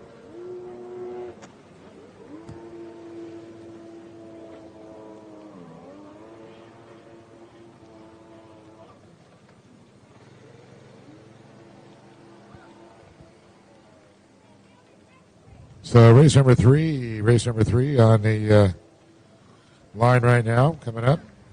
Ski novice lights, 10 to 12, 13 to 15 lights.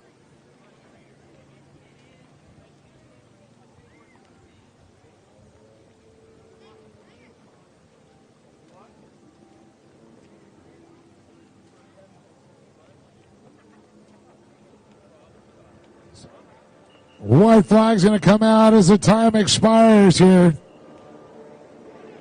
Sean Cox going to be happy on that one. Ryan Smith.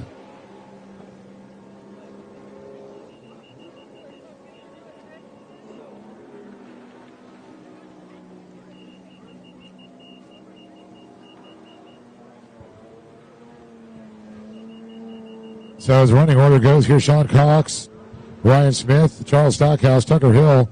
We just saw Tim Hicks go by the stripe there. And a little bit of a gap back there to Nathan Crow.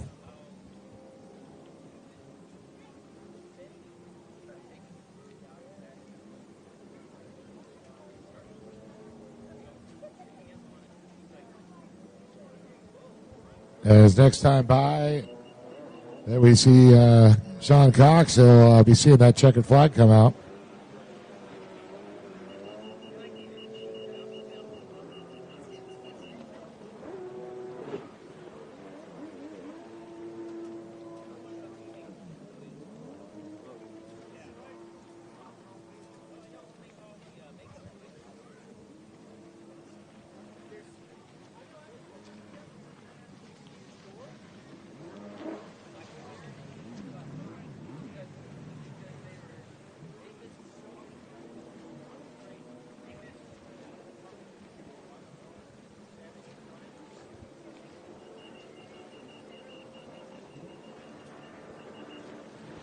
And there it is. Checkered flag comes out for Sean Cox.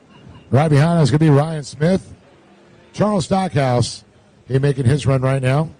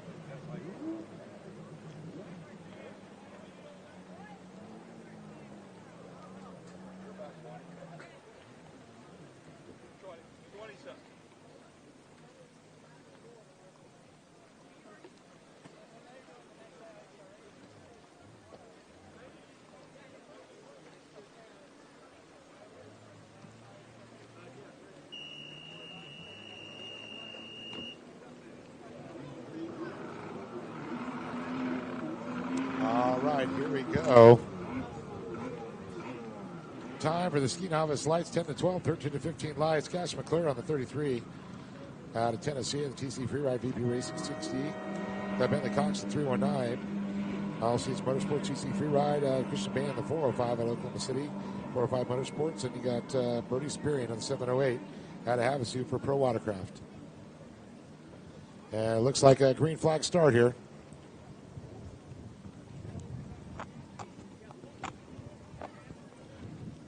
Cash Money McClure on the inside.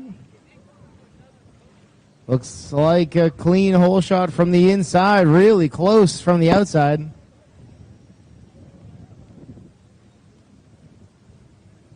So hard to see as we look out here. Looks Last like it's... time it was Cox. Yeah, it looks like it's McClure and then Cox this time. Yep. Switched it up. They're mixing it up like cake batter. As long as it's a gluten-free cake, Dave, I'm all for it.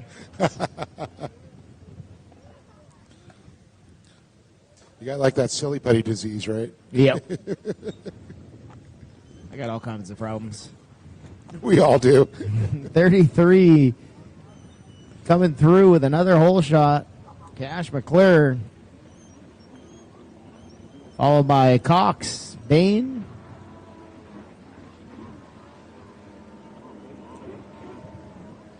So then Bain once again pretty much first and second swap. Bain staying right where he was in moto number 3. Bain's been having a great weekend. He's really been picking up the pace quite a bit. That young lad is quite the ripper. He's still a little guy too. He's teeny. Still able to throw that ski around though. Brody's Period coming through. He's getting his laps in. Every lap he gets better and better. Looks like he's got something hanging off the side of his ski, creating a little bit of a rooster tail there. I'm guessing he's got a rub rail issue, possibly. Right hand side. I just saw that. You're right. Right hand side of the back of the ski, you can see that little rooster tail. That will drastically affect the handling. If it's throwing water up that high, that means that it is catching water. So that's going to throw off his game quite a bit. We're going to have a talk with Dad about that. Get that fixed up before he gets to New York. Don't forget, racers, we need you all to go to pit. Report to Mr. Dale from Dale's Jet Sports, the infamous Dale. There is only one, and we have him here. He is underneath the Pro Watercross broadcast bunker tent that is down on the beach. There is a little slipway right there we're keeping open, so please don't park your skis in the way so that all the racers can make their way safely to tech at the end of the moto to check in. And we will let you know what teardowns, if any, are needed.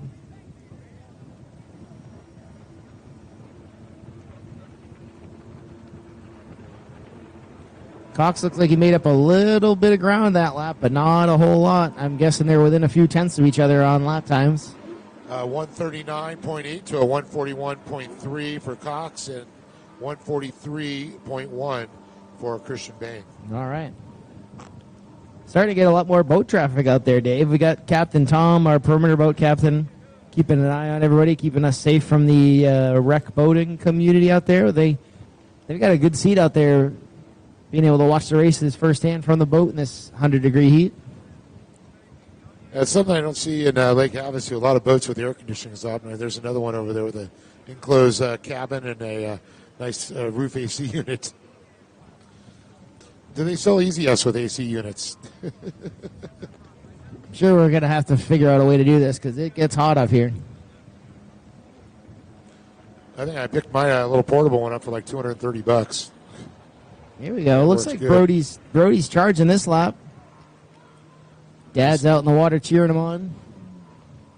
It's still throwing off the right. You can see it's a higher spray to the right than it is the left. It's quite a spray coming off of that thing.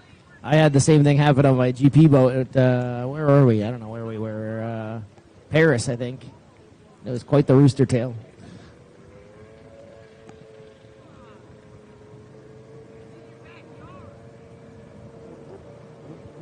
.230 left on the clock for the 33 for his 450th lap this weekend. So I think on the third lap we'll see the white flag for him. I love watching Bentley's style. He just hangs off the side of that thing with his Big lanky arms, all elbows out. And then The you thing got about these light boats, you're right. You just, the body English is everything. And then you got the complete opposite, the teeny tiny short arms of Bane also hanging off of it, but it doesn't look nearly as wild as Bentley hanging off. They had to put some 5-pound weights in his pockets there to get a little extra weight. Looks like the vet GP class is making their way down. I see the 93 of Don Cope. Glad to see that he's all right.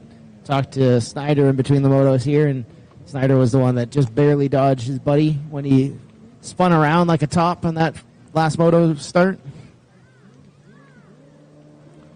And that Pro Force, yeah, I remember that. Although He's going to try not to do that this time. He did say his weekend did not start off very well, that Pro Force tipped over. The Pro Force tipped over on a cart coming down the hill. Oh. Took a dirt sample earlier this weekend.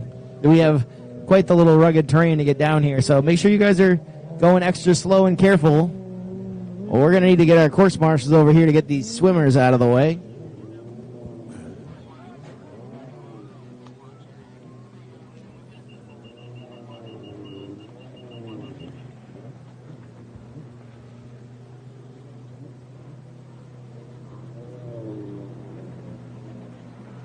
We're going to send Mr. Rob Crow, course marshal, over to get these swimmers out of the water on the far side of the course by the warm-up area. Certainly don't need any spectators getting injured.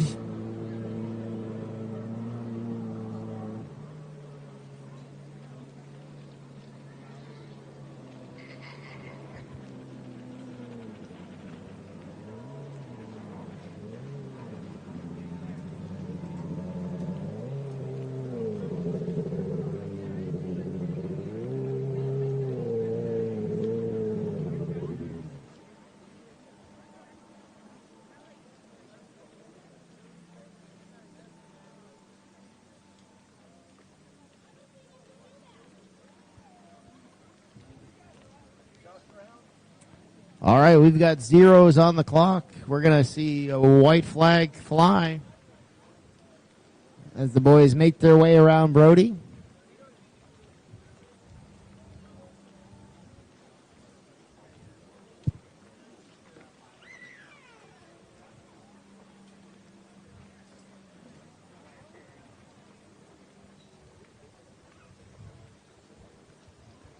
Reminder, everyone, make sure you guys are staying hydrated out here. Stop over the Oki Marine trailer. They are providing all of us free ice water.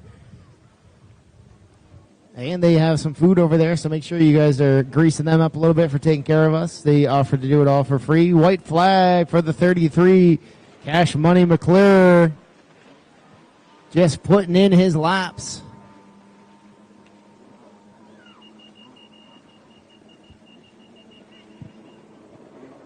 Bentley Cox still holding on the second. McClure stretching that lead out quite a bit. And they've stretched out even further over Bain.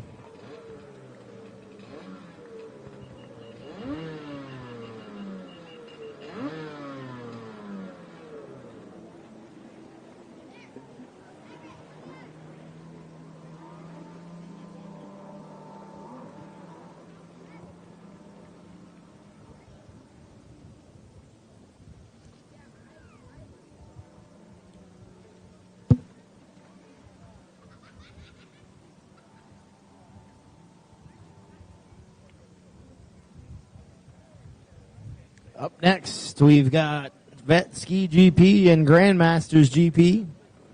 It's a great moto to watch in the first moto. We did lose a couple of them from yesterday. Lewinstra had prior commitments. Charles is feeling pretty good on his win in this first moto today. But I know for sure that Cope and Snyder and Cantola don't want to let him have that W again. Neither does Fain.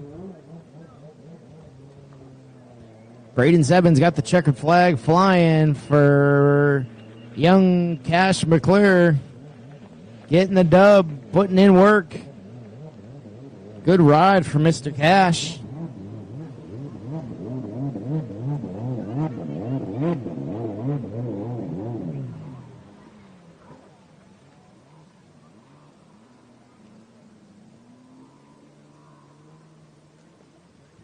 Reminder, all boats need to go to Tech Second Moto. Please do not block our Tech lane.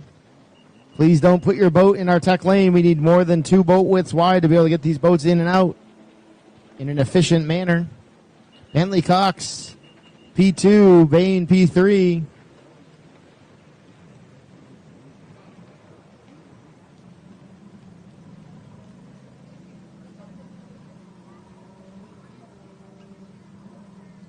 When you're racing at this level, every second matters, and so does every detail. I trust SureCan, the official fuel can of Pro Watercross, to fill up my jet ski.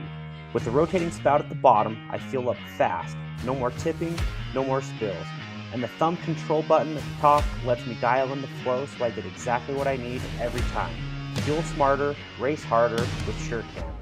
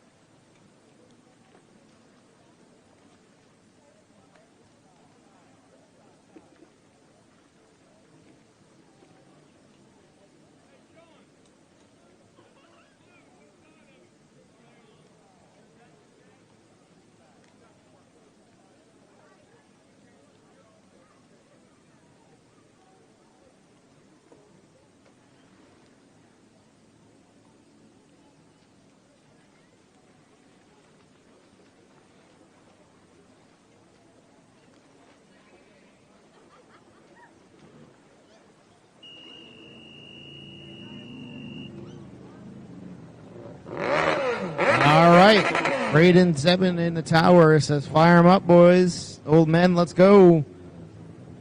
See what Christmas tree machine. Oh, Cantola.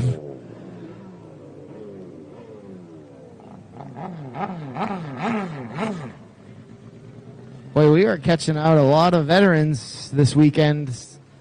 Seem to think to go when Braden puts his arm down.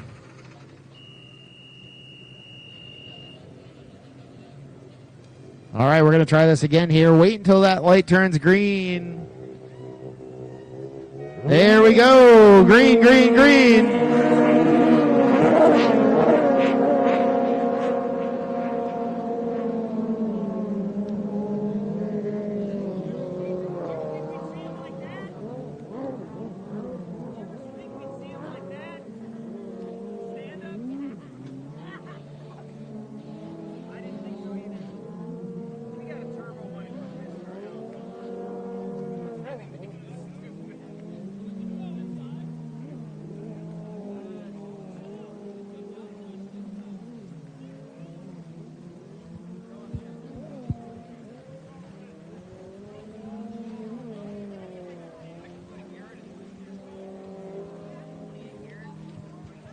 All right, let's see who we've got coming around here. Looks to me like a Pro Force of Snyder.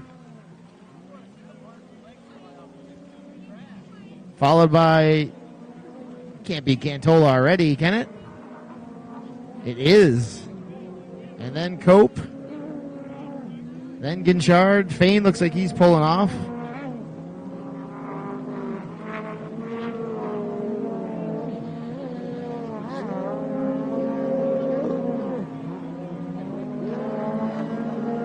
All right, let's see if Mr. Snyder can hold off the charge of Cantola.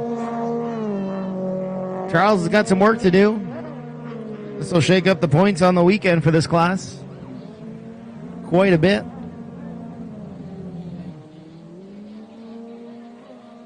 Looks like Fain is off track, pulling it back in.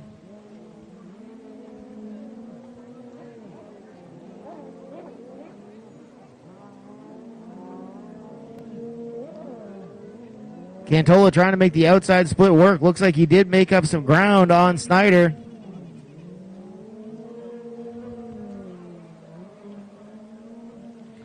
Up next, race number 5, junior ski 4-stroke lights 10 to 12, 13 to 15. That guy all right? That guy's a little nutty. 67. Outside to inside? Yeah, so the guy, the number 5 position pushed Charles over. First off, he was hand on his helmet, and then he was on the outside.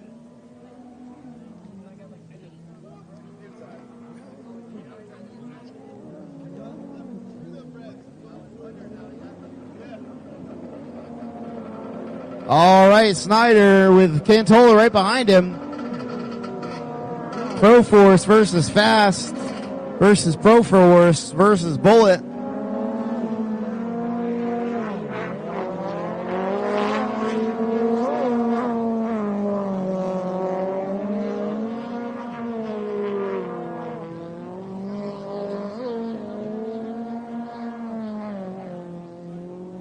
Great ride by Mr. Brian Snyder out there. He's going to take the blue lane. Let's see if Cantola can make up ground on the outside option. Looks like Snyder's still got enough of a lead on him, but Cantola's coming in hot. Not enough this lap around. Whoa, Cantola looks like he had a bobble in the back section. Dropped to a knee. I think he got a little off balance. Lost a lot of ground to Snyder. Don't forget to bring your boat to tech after your second moto. We've got our CBS crew getting geared up to film this next race. We are focusing on the 10 to 12-year-olds and the 13 to 15-year-olds, as well as the Expert Ski GP. So this is a CBS class coming up here. Remember to make sure you guys are wearing your sponsors' gear on the podium, because all of your podium shots will make it on national television, so you can use that as leverage when you guys are negotiating your sponsor contracts for 2027.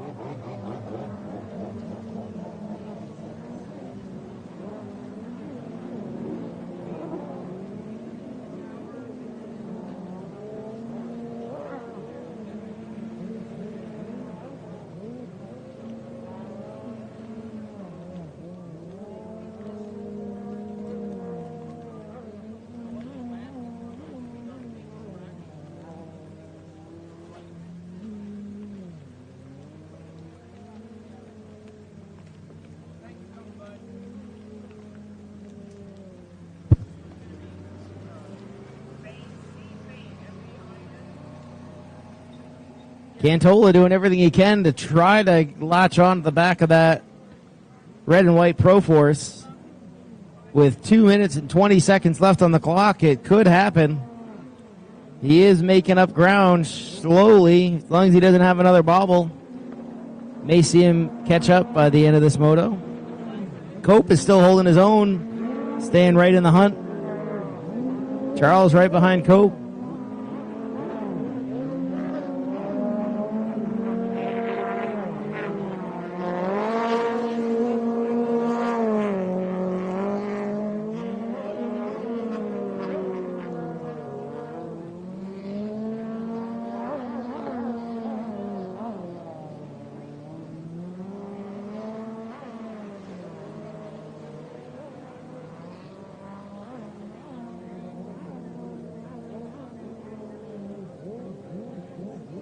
Uh-oh, Snyder having problems out there.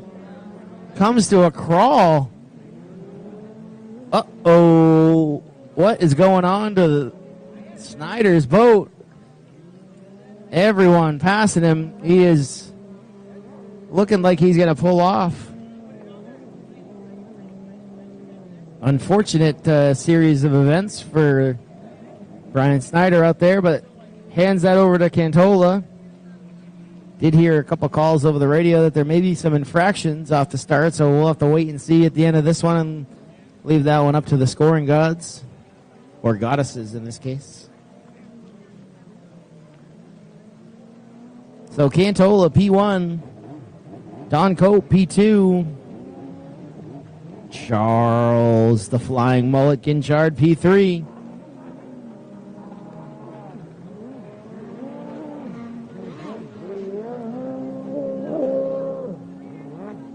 That boat of Cantola sure sounds crispy.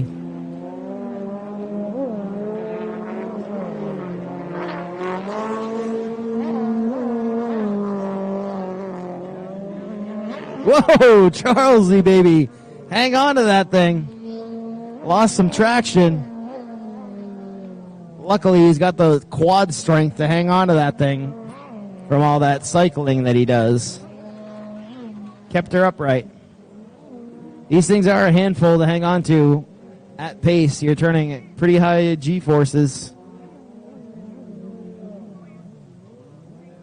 Got our 10 to 12-year-olds and 13 to 15-year-olds down on the line getting staged up. For Moto number 5, it's going to be a CBS episode.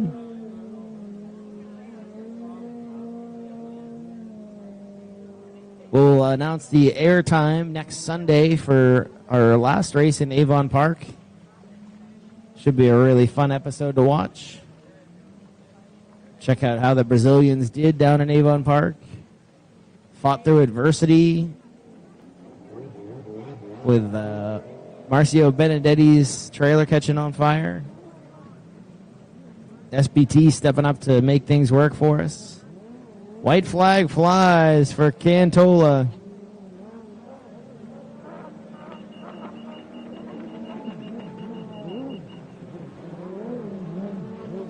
Snyder still trying to limp his way in. He looks like he's resorting to walking with the boat now.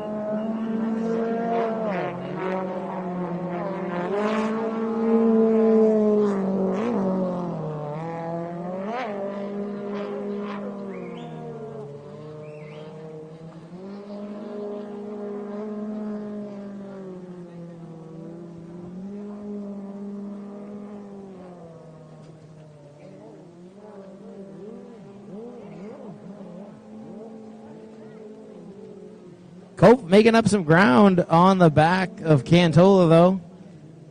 I don't know if Cantola is just slowing down enough to not overcook himself on this last lap. Even though they are going fast, it is still very hot out, and that breeze is just a hot breeze. Yeah, it's like riding by a hairdryer. It is not a refreshing breeze. No. Sorry, I had to go get our, we're getting ready for our CBS classes, so I got our microphones all set up and our recording devices for television. So try that. Thanks for filling in there and making it, keep the ball rolling, Sean. The man of many hats. That's it. We got to just keep things going. Just got to step up, get the jobs done. Everyone here is willing to do different jobs. All of us are also racers, too, so we always switch spots. Checkered flag flies. Rick Cantola, P1. P2, Mr. Cope. P3, Mr. Charles. And a DNF for Brian Snyder, unfortunate. Yep, all right. Coming up next on the line, we've got the junior four-stroke lights, 10 to 12. We got Felix Manyanko on the UA7, Bentley Cox on the 319, Christian Bain on the 405. Creighton Kettleson on the 444s, Brody Superior on the 710, Sawyer Kettleson on the 802, and Cash McClure on the Lonaboat, the 515 of Taylor Smith. So it's pretty cool they stepped up to help him out.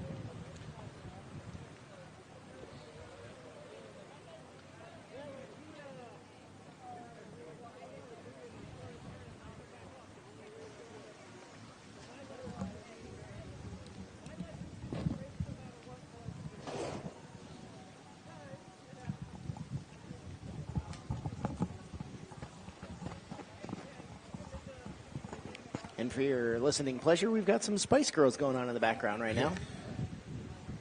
Dave, who's your favorite Spice Girl? Who are they? You don't know the Spice Girls? Definitely not posh. No. Oh, wait a minute. Did I just... Oh. Sporty Spice? We should be recording. I don't know what buttons Charles needs to hit. Should probably check with him. Yeah, I might want to hold this until we go. Yeah, Charles. let me... hold on. Let me get on the mic here real quick. Nope.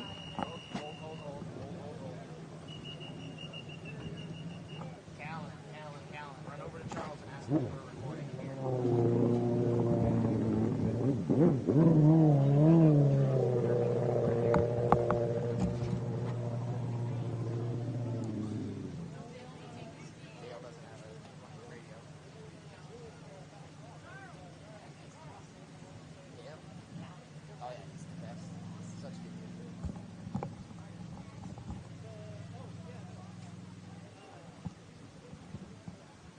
All right, we're on a quick hold here. We got to make sure we record on both sides here. Poor Charles didn't even have a time to breathe.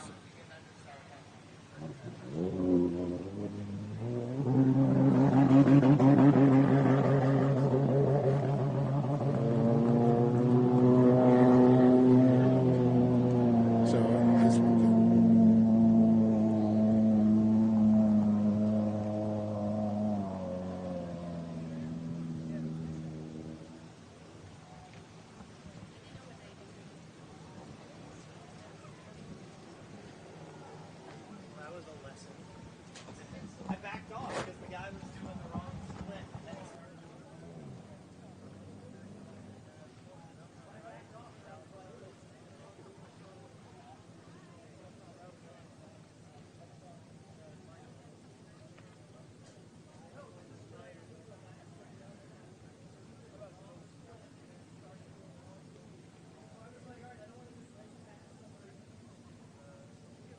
When you're racing at this level, every second matters, and so does every detail. I trust SureCan, the official fuel can of Pro Watercross, to fill up my jet ski.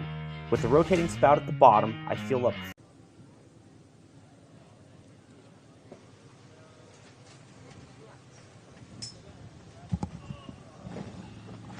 All right, it's time for the junior ski four-stroke junior ski four-stroke lights. And we've got green, Dave. Yeah, it looks like a good start here. I can see one of the riders looking over his shoulder there. Yeah, it might have been Cash McClure sitting on the inside there, on the outside. Outside, we have got the UA7 boat of Felix out front. Where will the whole shot come from, Dave, inside or outside? And I'll tell you, that's a lot of speed on the outside. It looks like it's going to be possibly Felix behind Yanko. Man, that ski is fast. These skis are all evenly paced. You can only do so much to them. And these are the lights class. It is 4 strokes, or they're based on the 3-cylinder TR motors, TR1s. 1,049 cc's, or we call them 1050s. Somehow we just got a CC to make it happen there. And it looks like Mayan Yanko. Looks like Bain in second. Another flyer for Bain. I can usually tell by the height. That's And how look I at this judge it. battle here. It looks like the 515 battling out there. That is Cash McClure on Taylor Smith's Lona ski there. You can see him battling back there for the 3rd position. But it is Bain that you mentioned there, the 405. And the side-by-side with, looks like Bentley Cox. And how about that, Cash McClure? These boys are not afraid to rub rails. McClure going to try and get inside of him. He does. Can he hold? Oh, man, he bobbled just a little bit. And our leader goes down. Felix Yanko did not see that. They had to change it. So that's going to put the youngster, Christian Bain, out in the front position as our 2 riders tend to, they've been battling back there. They might let them get away there, but I think right now with that establishment there, Cash McClure able to make the pass and make it happen there. Oh, we got another rider down in the back of the pack. I think that's Kettleson that just came off his boat. I didn't quite see Felix's crash, but judging by the fact that his boat was pointing the opposite direction, I'm guessing a rear end slide out. Yes, sir. I was more concerned about the battle going on for 3rd. I looked up, and then Christian Bain was able to get by them. And then, of course, the battle between Bentley Cox and Cash McClure Now right in front of us. Now we've got another lead change, Dave. We've got Bentley Cox making the pass on the blue lane around Bain. Impressive weekend for Bentley Cox. Yeah, definitely. You can see back in that third position, Cash McClure trying to make some moves now as he's got his sights set on Bain. He had that battle early on with Bentley Cox, but Cox able to get by and avoid our leader that went down. 4 minutes, 20 seconds left on the clock out of 7 plus 1 lap. A lot of time here as we're going to get, speaking of time, I'm looking at 4 minutes, 12 seconds.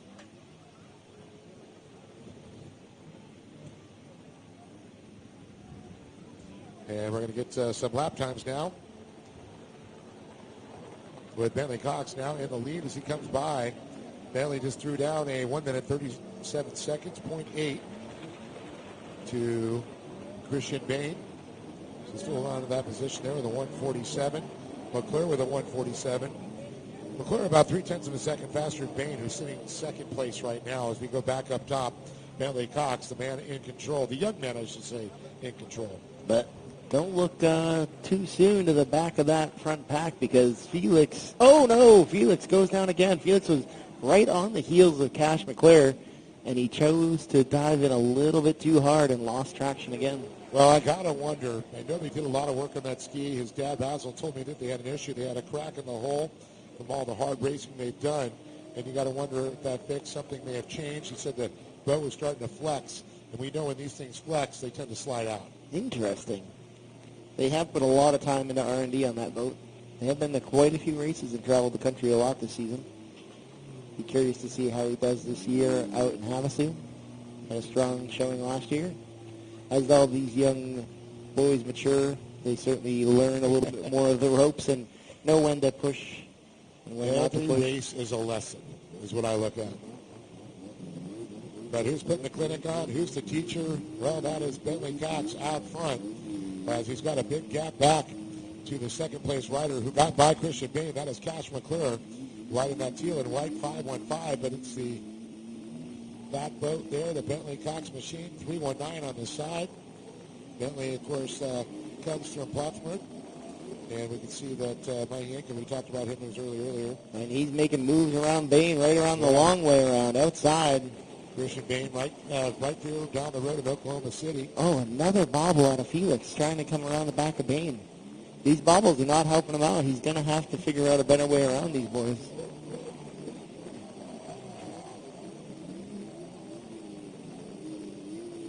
I think the story that really needs to be told is the battle now with Bentley Cox that will develop with Cash McClure.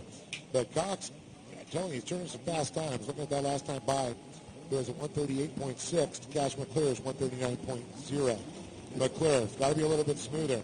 And I'm very shocked. McClure chose to go to the outside split, following Cox, who also did the outside split. Typically, McClure does not follow too often, but he also does not get tired. He's doing 6 motos each day this weekend. I mean, what is he, 12? Yep. He doesn't get, he's like the Energizer Bunny. He doesn't get tired. Little green slab of clay like Gumby. Yep. He didn't have enough classes yesterday, so last night they went out and bought themselves a vintage ski off of another racer in the parking lot and added another class today. Well, quite the quiver he has. And, another problems there. That is Felix Bainenko. He is having issues. There's something wrong with that boat. I'm wondering if something let loose on the bottom of it because it doesn't handle well at all. Blue flags are coming out for Brody Zapirian. This is Brody's first ride on that very gorgeous 710 boat, borrowed from Kyle Keach. Yeah, liquid Moly, this PT, I know Surecan on the side of that. And HydroTurf. CJ over at HydroTurf got us set up with a custom set with pink stitching to match. And here comes the 515 Teal Machine of Cash McClure. He's going to have a lap rider between him and the leader, Bentley Cox, as Cox continues to pull away. That time, though, Cash McClure was about 0.2 of a faster that last lap of Bentley Cox. He's definitely going to have to pull it up because there is only 10 seconds left. So these boys are going to be on their last half lap plus a lap. Felix still having trouble getting around Bain. He's struggling in the pump wash for sure. He's trying to time all of these waves where he can use them as a berm, but it's not working out for him. He keeps sliding out. Well, he's also slid out with no one around him, so I am going to say there's something going on with the bottom of that ski. Whether it's a loose ride plate, scoop grade, or cracked hole full of water. And look at the speed he's carrying there. We're watching this battle, and Mayenko splits off, goes to the inside there. Bane's going to go to the outside as we take a look now at our leaders up front. Once again, Bentley Cox out far in front on that 319 machine. Riding really well this weekend. Felix made it work on the blue lane. Got by Bane. Got a lot of real estate to make up with 1 lap to go. This is going to be a white flag lap coming out here. Blue flag flies. As Bentley Cox sees the white flag. 1 more lap to go here. Bentley looking real smooth through there. He's got a little pump wash in front of him, but not a factor for him. As we see McClure chipping away at that time. But he was, he was about 9/10 of a second slower that last lap than Bentley Cox. Bentley, another racer doing 6 motos each day this weekend. He's racing 3 classes. Impressive weekend for the boys. Well, I'm going to have to put stop that. I think we need to do 7. We got to get that lucky number in there. We'll just keep adding more. Yeah, I got 11 of these kids have a lot of passion for this sport. And, this is one of the reasons we're highlighting this junior ski 4-stroke lights. Bane making his way around Brody Zapirian. Zapirian's making the trip all the way from Lake Havasu. They went to Avon Park last weekend and raced with us in sunny Florida. The humidity was very high. It was like being in a sauna. We were in the near 100-degree heat, and now we pivoted and came all the way to Oklahoma. Well, right now it is 100 degrees here at Lake Thunderbird State Park, just within the Norman, Oklahoma area, outside of Oklahoma City as the white flag continues to wave. We're looking at 100 degrees with heat index 106. It is hot. It's not as humid, though, so we're not sweating as much as we were last weekend. That's 6 degrees. I guess 50% humidity is kind of crazy here, but I'm hearing the skis do get affected from this weather out here, and not affecting this young man, Bentley Cox. He will take the checker flag and the win here for the final moto for the weekend for this category. As Cash McClure is going to pedal this one in second place. And Felix Mayenko, with all his issues, the problems, able to get back up into that 3rd spot to salvage a podium position here, Sean. This will be an interesting 4-moto score here. I'm curious to see where this is going to shake out. Well, that podium has changed for every moto, so it's going to be interesting when they combine all of the different motos today. Looks like Christian Bain's going to wrap up that 4th place, and Creighton Kennelson rounded our top 5. That will conclude our junior ski 4-stroke lights, 10-12 and 13-15.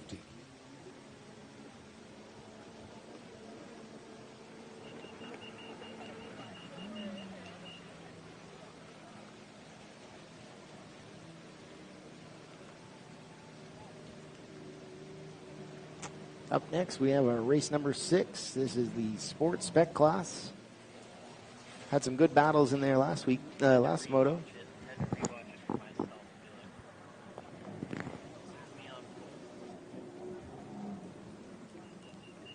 So just a few moments, we'll be back to racing with the sports spec, as Sean said. Don't go anywhere.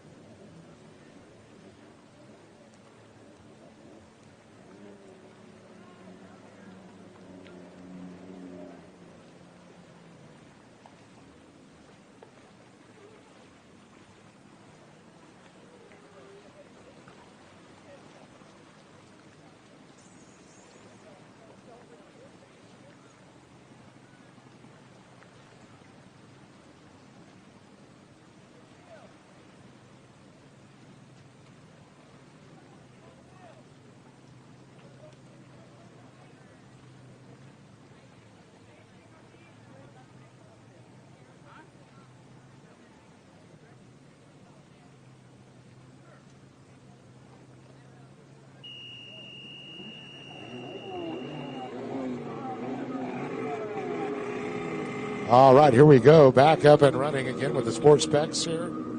This is Moto number 4. Taylor Hernandez on the number 8. 72 is going to be Sean Whitaker. Travis Neiman on the 269. Shannon Watson on the 523.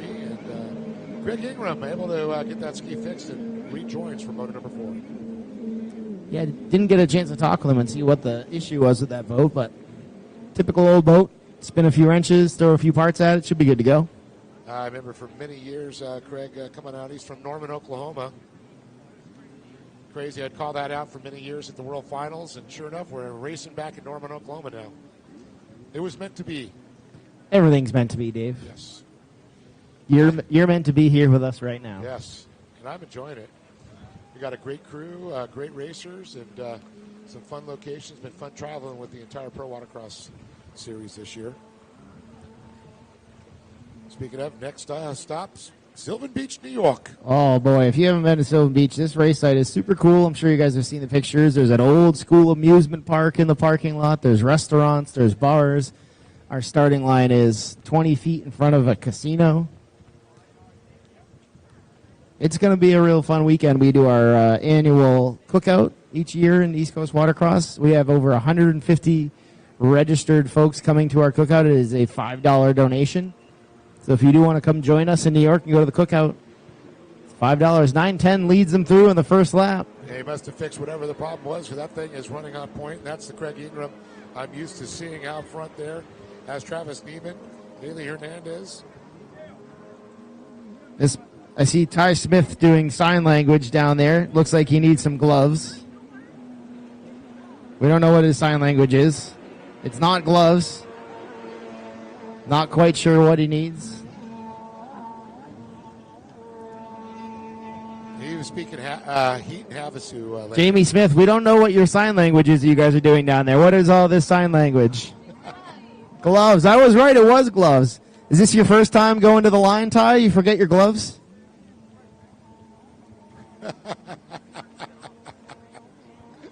Just the head shakes at you, Sean. I like giving the Smith kids a hard time. Hey, Captain America doesn't wear gloves. He just carries a shield. Boy, Mom is now chauffeur, pit crew.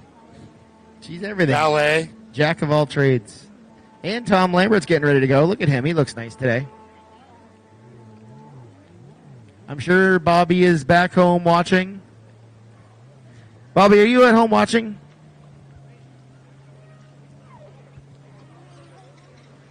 He thinks you're number one, Sean. All right, I got to drive Charles's camera here and pull triple duty. What am I even looking at, Charles? The sky? There we go. Well, the 910 is the leader as he gets ready to come around here. Again, Craig Ingram out of Norman, Oklahoma, right down the road there. And it looks like Hernandez there came across in third. And that's going to be, I believe, oh no, I take it back. Let me rephrase this. That was Travis Neiman, Taylor Hernandez, and then there is Craig Ingram came by earlier. He had a problem. So that's going to put Mr. Sean Whitaker now into third. I think the gremlin bit Ingram again. I spoke too soon. And it looks like Shannon Watson coming by on that Red Blaster. Nope, that's Ingram on the Red Blaster. Boy, they have literally all switched positions, Sean. So it's Neiman, Hernandez, Whitaker, Watson. And I do not see Ingram now.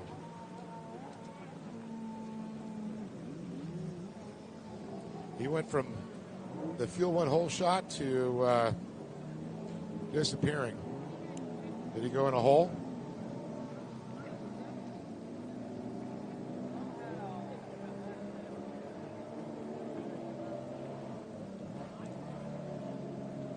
He was a ghost.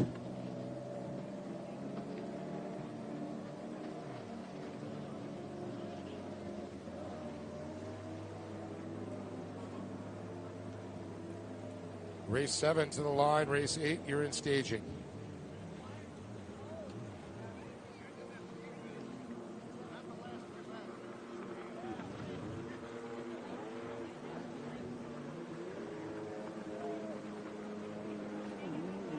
So Travis Neiman, who has won these motos. Haley Hernandez, unfortunately not here for Motos 1 and 2, but did real well here in Moto 3, now running second. There is Sean Whitaker, one of our Texas guys who came up to go race, works a lot with Dale's Jet Sports. And then there's Shannon Watson coming around. I see that red blaster. I got my people straight now. All I can say, it's hot. The brain is foggy. There is Ingram. He must have pulled to the shoreline.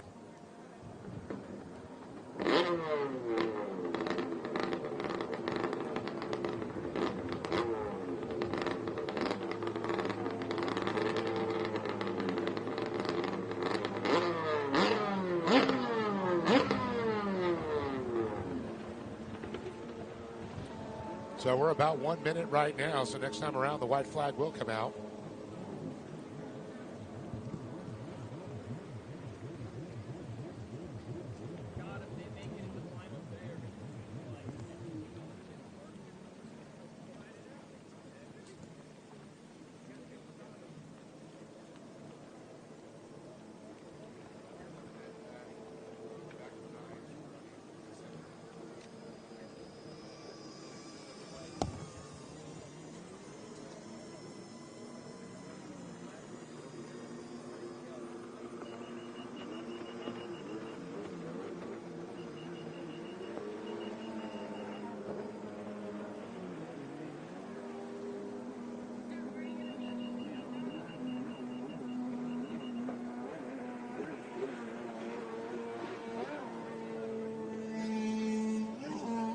Well, there it is. The white flag is out now.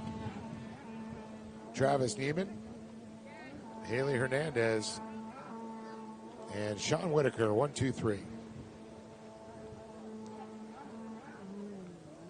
Ingram had some issues, able to rejoin the course.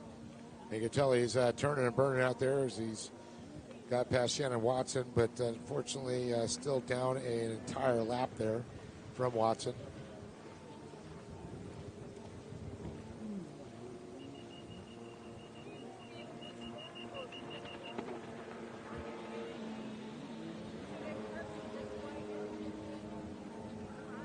So our leaders now at the top left-hand side. Again, Travis Neiman.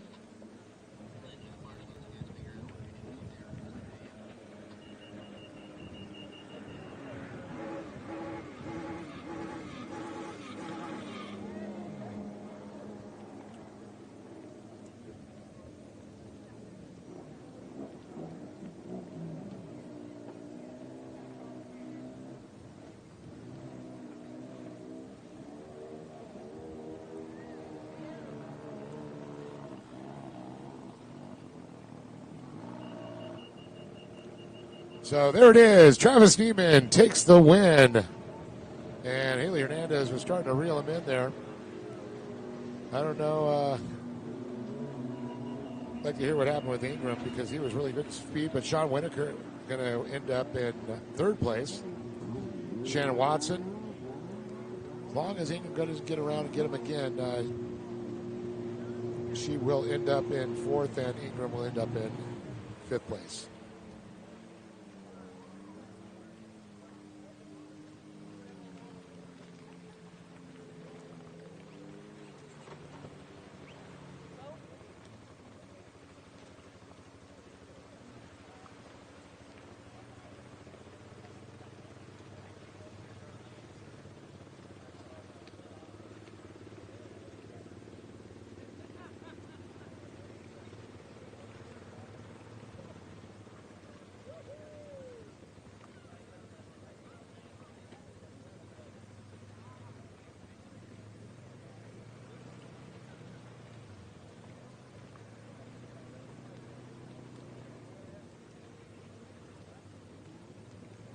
Well, I might have spoke too soon because look at Ingram now.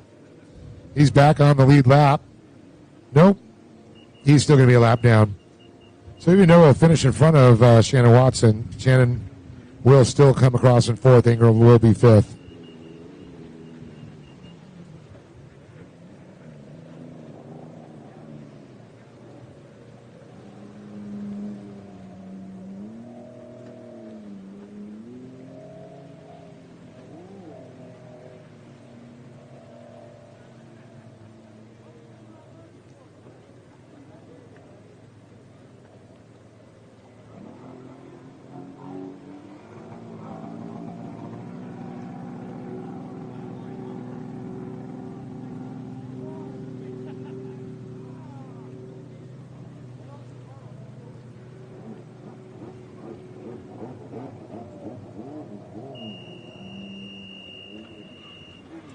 All right, time to fire back up here. Pro-Am ski stock. We got Brian Ridley on the 0, Mark Hunter on the 26, Thomas Lambert on the 54, Lingo on the 405. We got Nick Hillen on the 479, David Superior on the 508, Ty Smith on the 515, and Anna Glennon on the 777. And they're off and running.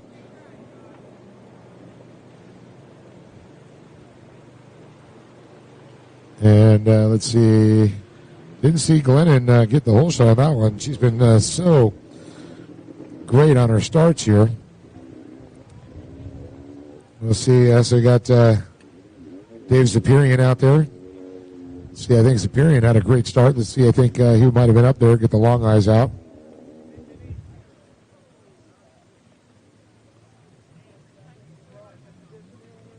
Zapirian second. It might be the 0 out front.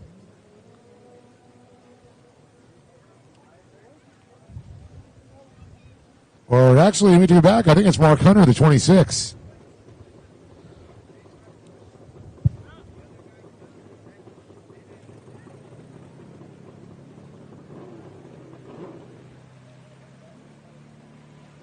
Superior in second.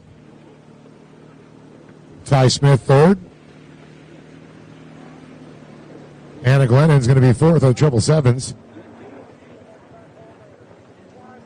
And Tom Lambert there. You can see that iridium reflective wrap of his. So once again, it's Mark Hunter, David Superior, Ty Smith, Anna Glennon, Thomas Lambert, Mitch Lingle.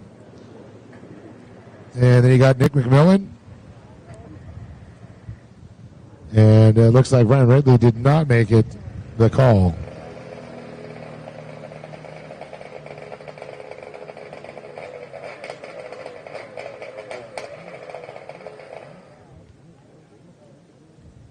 So we can see the split off there. Zapirian trying to catch up. He took the outside split there and getting real closer to Mark Hunter. So he right clipping at his heels. If we get to the top left-hand side of the track, moving around. You also see Ty Smith making a good run there.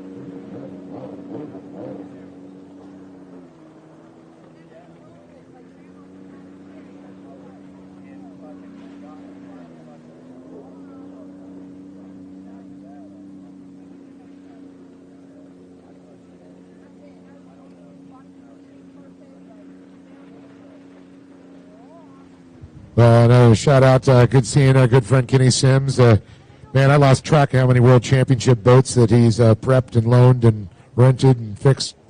The Kuwaiti, Skinny Mo, Abaz, all those guys over the years. Fluffy Mo.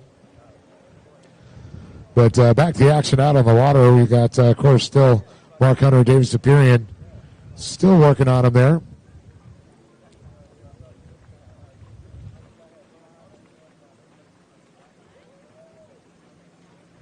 Hunter still in that top position. You can see the 508.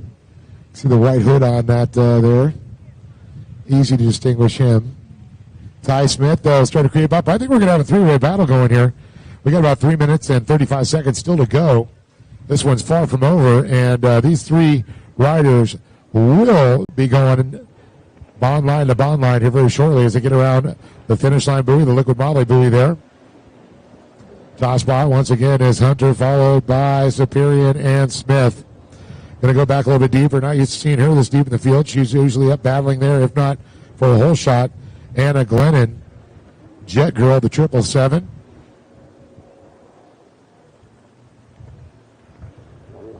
And how about Tommy's Tubes? Thomas Lambert. Tommy having a great run here, sitting in 5th place. See Mitch Lingle out there and Nick McMillan also.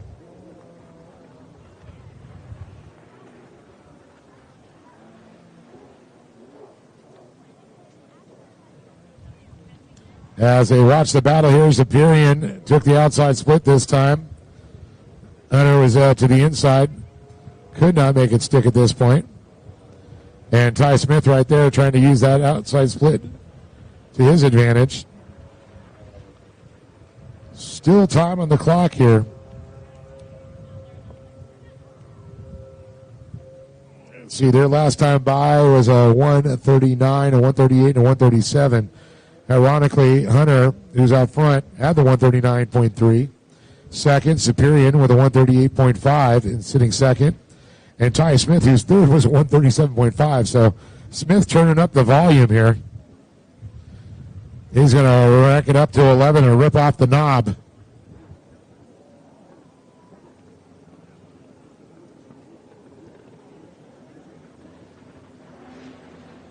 Hunter, Superior, and Smith. 1, 2, 3 across the Liquid Moly finish line there. It's going to be close here. Whether they make it back by again before the clock expires. It's right around the times that they're turning there. Click down to 139 when they went by.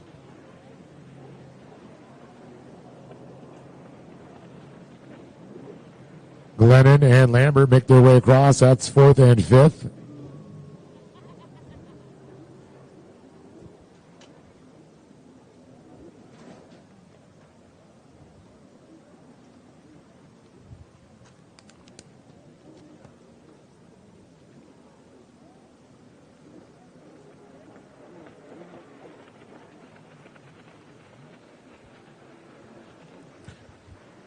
Mitch Lingle makes his way by the Liquid Moly finish line. So Mark Hunter, he had the Fuel 1 hole shot. Still sits out front. And man, I was really shocked I didn't see a big pass through those splits again.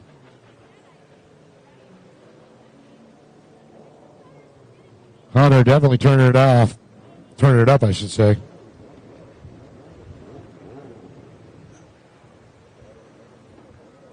Here they come.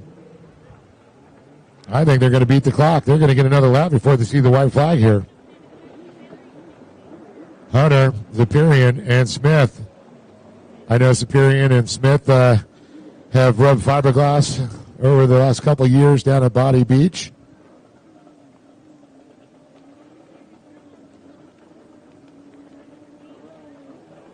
Superior, one of our crafty veterans out there, and one of our young guns. I like to call him Captain America because always wearing the stars and bars wetsuits and the wraps on his ski. Glennon still holding off Thomas Lambert there. Let's see if that battle for 4th will develop anymore. Pretty much status quo in the distance between those two.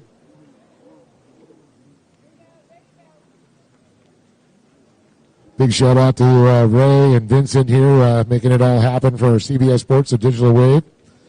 Guys coming from Florida. They're even saying it's hot and they live in Florida. And it looks like Smith able to make it happen there through the splits. So we're going to see the white flag this next time by. Smith was steady Eddie out there as he continued to work on it. Now the question is, can he catch up to Hunter here? And it looks like Mark Hunter actually got gapped out a little bit. It was much closer last time by, but Smith has consistently had faster lap times.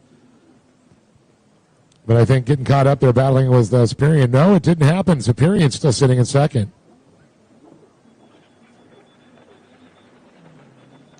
So I take that back. I thought he got him on the split. The Whitewater kind of masked it.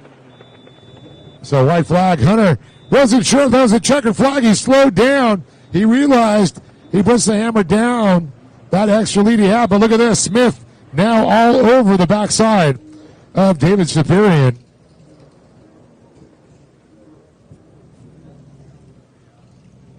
by Kenny Smims. He said he'd love to go to HAVASU, but he's on tour with Foreigner. There goes Ty now trying to make it. Oh, no, around the outside. He's going to go, and where's he going to go? The outside. Varian, oh, my goodness. Varian didn't know what happened there, Hunter.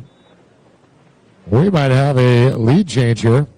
They are in different categories here, but Smith still doesn't like to lose a race.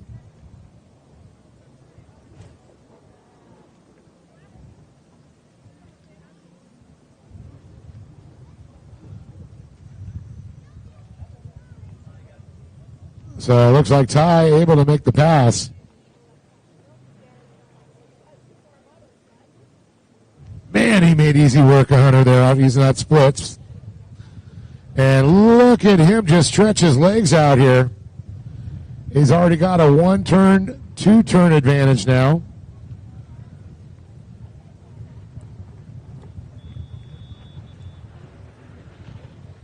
Man, clear that thing for launch, mission control. Now, a big round of applause. This young man deserves it. Ty, Captain America Smith.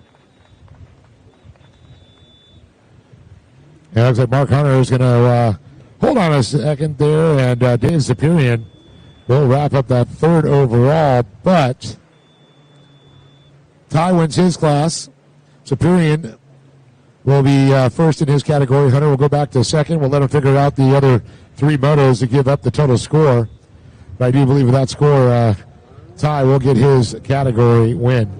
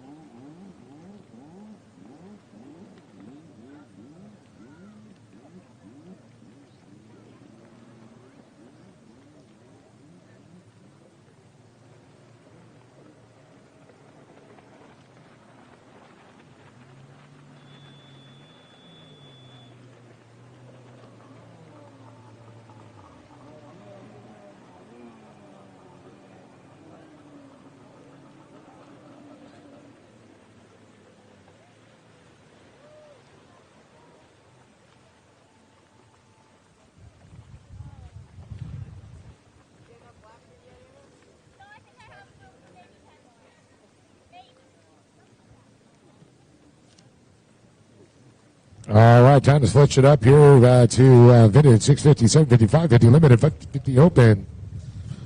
The number 00 is going to be Tyler Willits. On 01, Ian Powell. Looking down the line here, Ian O'Connell on the 75 there. Rob Butler also on that Superjet 75. Kyle Keach on the 91. And I believe, see, we've got the 216 out there. And then you got Cash McClure on the 33 on the 550 Open. Keach with a good run off the inside. And we'll see McClure not getting the start he wanted there, but still good. Keach definitely rocked. Oh, and there goes McClure. Oh, slidey out.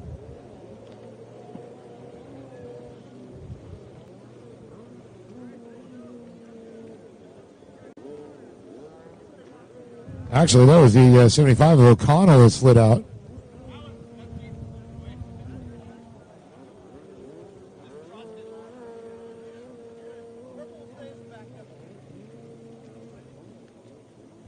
So I see Keach into second, O'Connell in the third on the thing.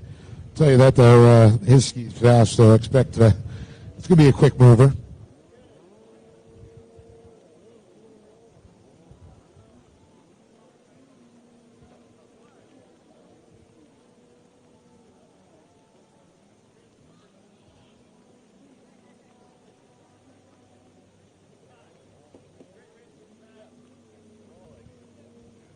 Well, I like seeing that green flag wave there.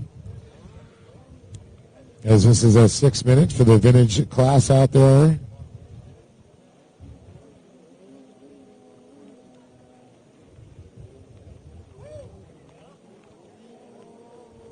So that's going to be Rob Butler on the other square nose, 75 out there.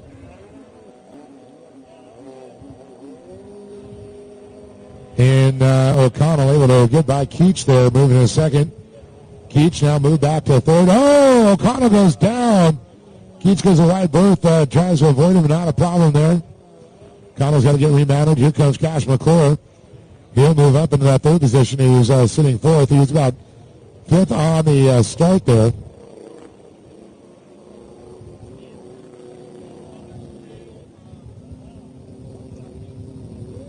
And it looks like Ian Powell goes by, vintage 550 there. That was also Tyler Willits. Tyler on the 00, Powell on the 01.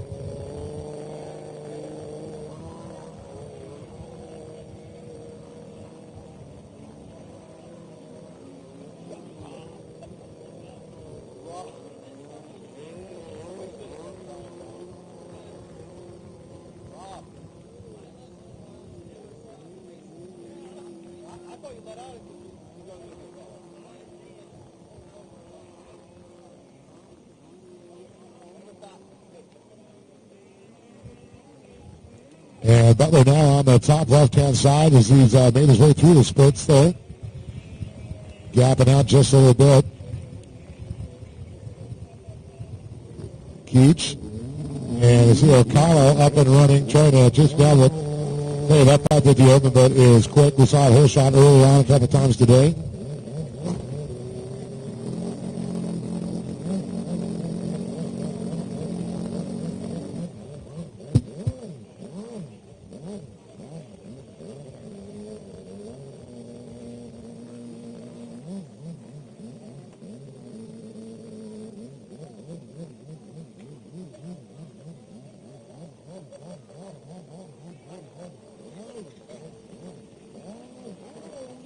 All right, here we go.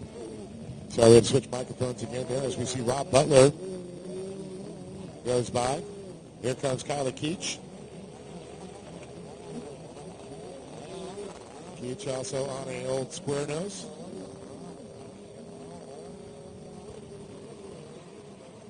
Cash McClure currently running in that third position on his brand new acquisition last night in the parking lot. Gotta love it. They added another ski to the quiver of skis they have. And I can see O'Connell lost a lot of ground as he's trying to chase down Willits there.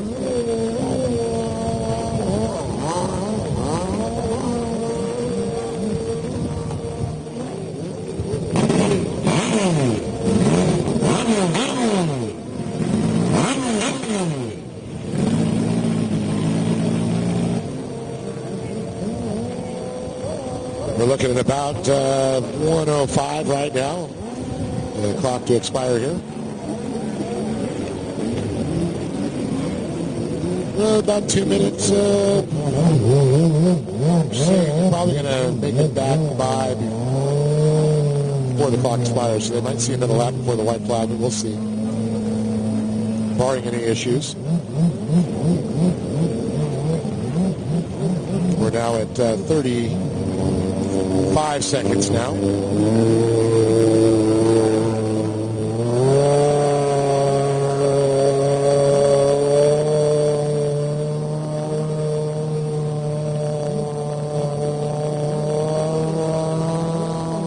Our current leader, Rob Butler on the 79. Square nose.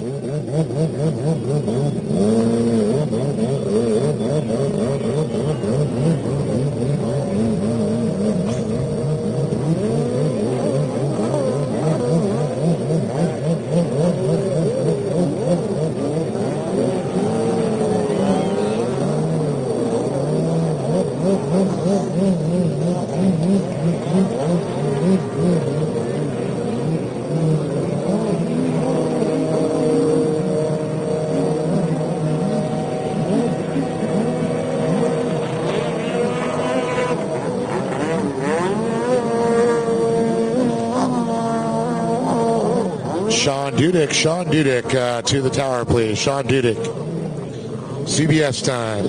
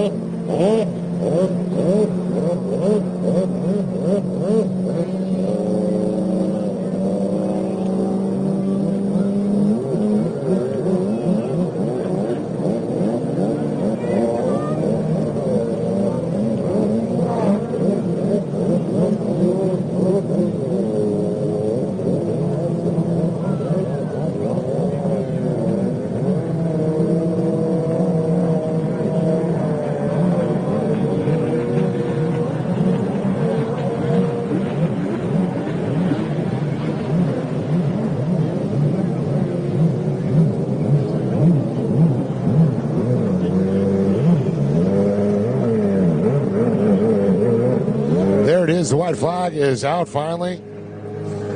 I'll tell you, Cavo is definitely the one at the tower right now because he is by the book. I don't care if there's 1 second. I'm still making them do another lap until they see the white flag. So Rob Butler is going to see the white flag in 6.5. There it is. It's out. And how about that? Ian O'Connell has worked his way all the way back up to second, getting by Keach. That is one fast 550, let me tell you. Keach running in that third position, and then Cash McClure in fourth.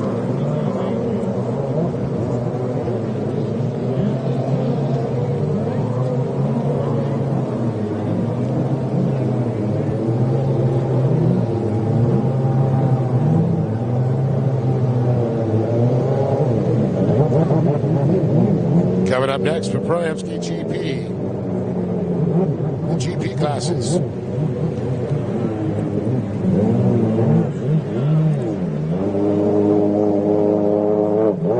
So we're looking probably less than a minute right now. We will be seeing Rob Butler if he stays upright and the momentum keeps going.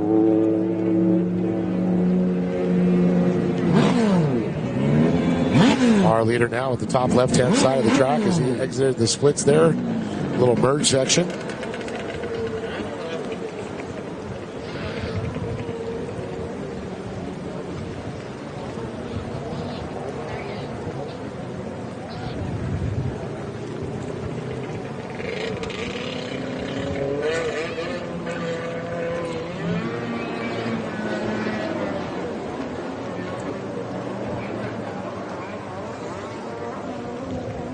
Well, 4 more turns for Mr. Butler on the 75. Definitely ties until it's time for the GP classes. They hear him rumbling up. Love the growl. And good to see, looks like Megan Burns able to get her ski. And here we go. Unfortunate for O'Connell, who went down again.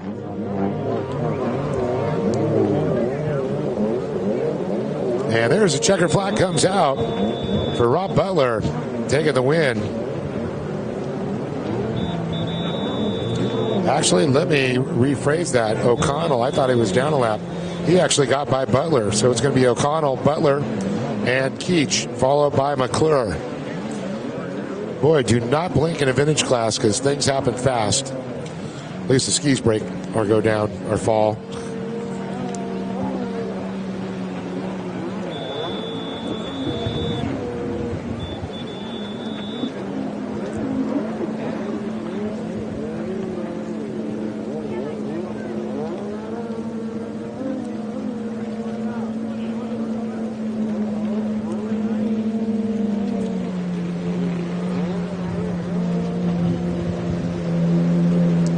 So Tyler Worley's going to should come by. He'll round out our top 5 here. Just waiting for him to come in.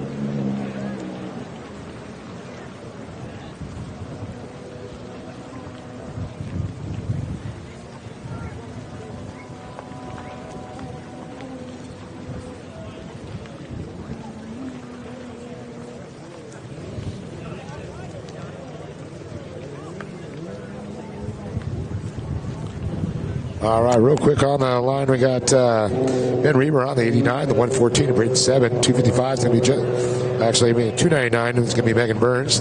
Bailey Cox on 319, Javier Falcone on the 405. Tristan Heeper also on a 405. We got Ty Smith on the 515.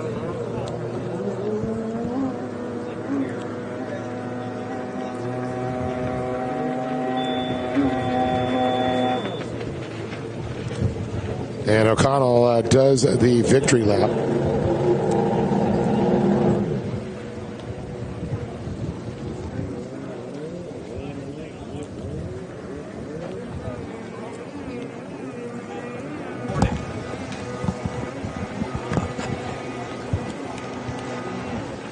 All right, Dave, I got a cold water, changed my bomber sunglasses out. There you go. And get some clean lenses. I do. I'm ready to rock and roll, though. Well, it's time for Pro-Am Ski GP. It's been a fun class all weekend long. It's shaken up quite a bit. Yeah, it's going to come down to this here, the 4th and final moto, to see how this weekend will shake out for this category here. Pro Ski GP, always an exciting one. Live stream is ready also, so just when the tower's ready, you guys can go.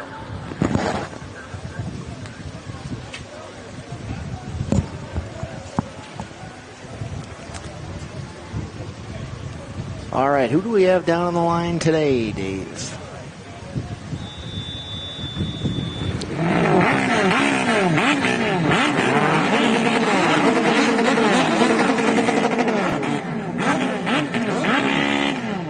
Well, Sean, it's time to go Pro Ski GP racing. The machines have fired up. The lights flashing red. Wait for green, green, green. And oh, that has a little bit of premature acceleration as the red flag comes out. Just a little too quick, trying to anticipate it there.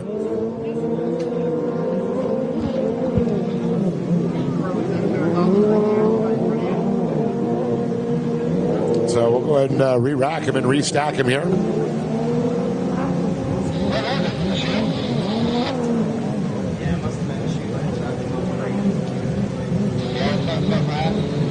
So we'll bring him back, re-rack him, restack him, and refire him here.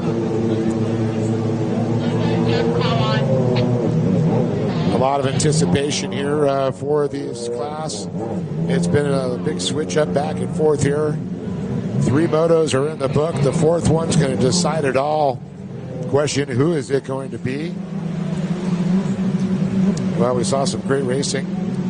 We got, of course, Smith out there, Falcone, Hebert, Reber, 7, Cox. The Cox took a big win there. Megan Burns had an issue with motor number 3. It looks like the ski running again. Run over to Braden on my 114 and tell him to grab another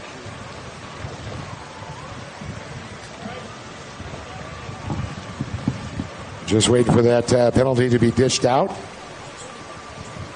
We need to get Braden situated with a shoe here. It's not safe being out there with no shoe.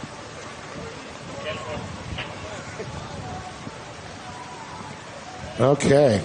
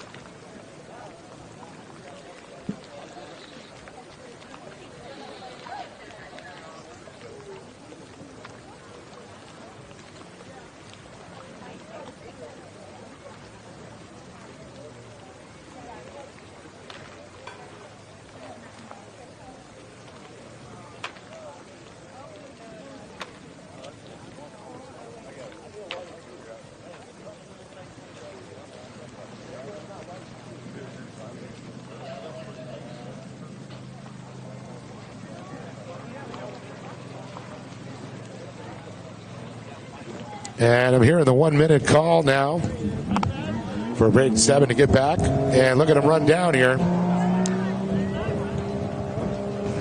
He just literally took his shoes off right somebody else's feet there. He probably stole my shoes from the trailer. He had a bobble going down the straightaway. Well, Sean, you only need one. Yeah. He had a bobble going down the straightaway on that start, and saw a shoe fly off. I've had it happen to me before on these GP skis. You get your foot in front of that pump wash at wide open throttle, and it doesn't matter how tight those shoes are, they're coming off. Same with the shorts. Shorts too, yeah. That's why I wear a wetsuit. Nobody needs to see that. Thank you for that. You're welcome. All right, now with a restart here, we had a quick start, a rider go down. Now it's been re-racked, it's been restacked. Just waiting for the call from the tower to refire the skis back up here. Sean, the tower's trying to get a hold of you. Did you copy?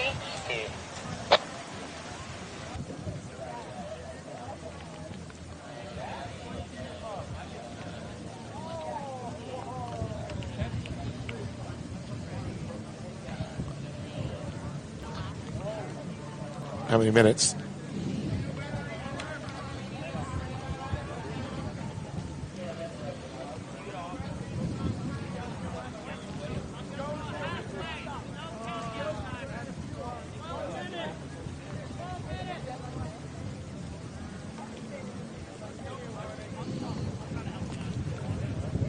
Well, since our timer's down, I've got my timer here.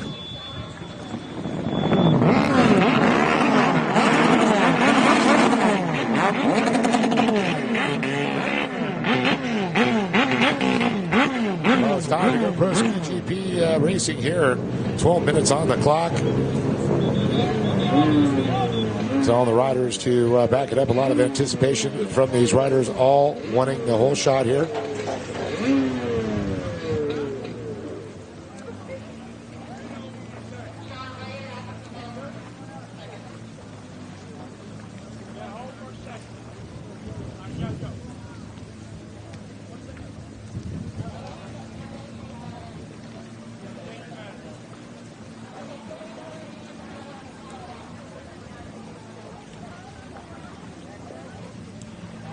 Somebody run the battery out to him.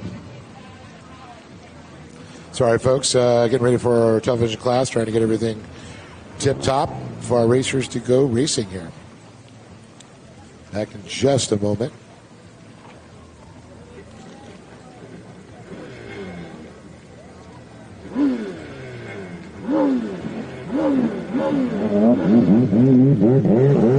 Sorry, this is just the trials and tribulations of having a CBS Sports here. We needed a little extra battery in the drone, so we're going to let these guys go clean these things out, get them warm again, get them restarted.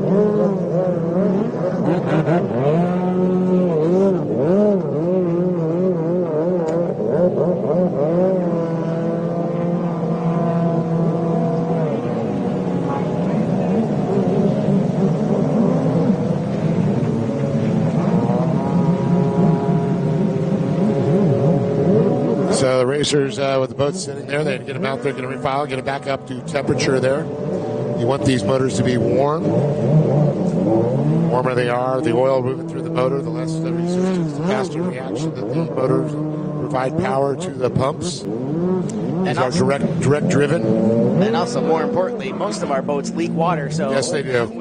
It's always good to get a little bit of forward momentum to let them go out of our Versa plugs, empty those things out.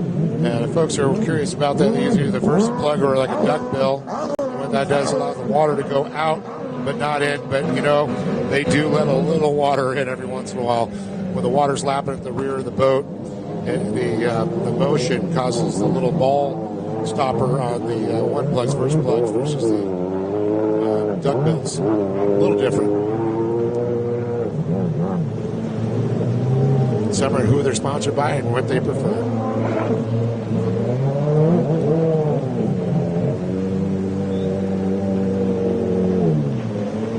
And I'll tell you, it's warm down there. It's rough. At least they're in the water, but I'll tell you, standing out of the water, the upper body is still warm on the line.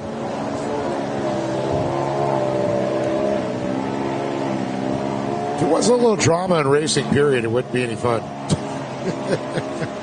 Drama in racing? What's that? Never. Doesn't matter what form it is. All right, I see the drone with a fresh battery in it ready to take off. I see our starter running back down. So we are ready to rock and roll again here. As soon as we get the signal from our videographers.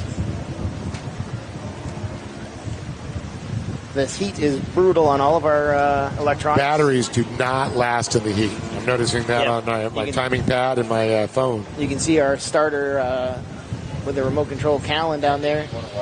He's been running back and forth, putting the starter remote in the cooler because the battery is not liking this heat.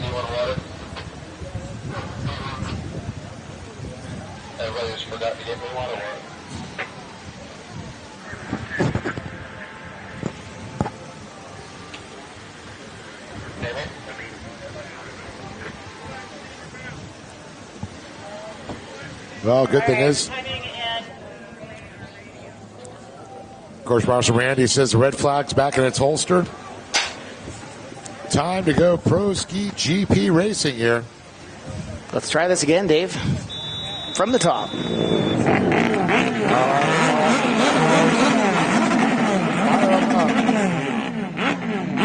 Nice. Who was penalized in the first start is starting with a dead engine there, his hand on his head.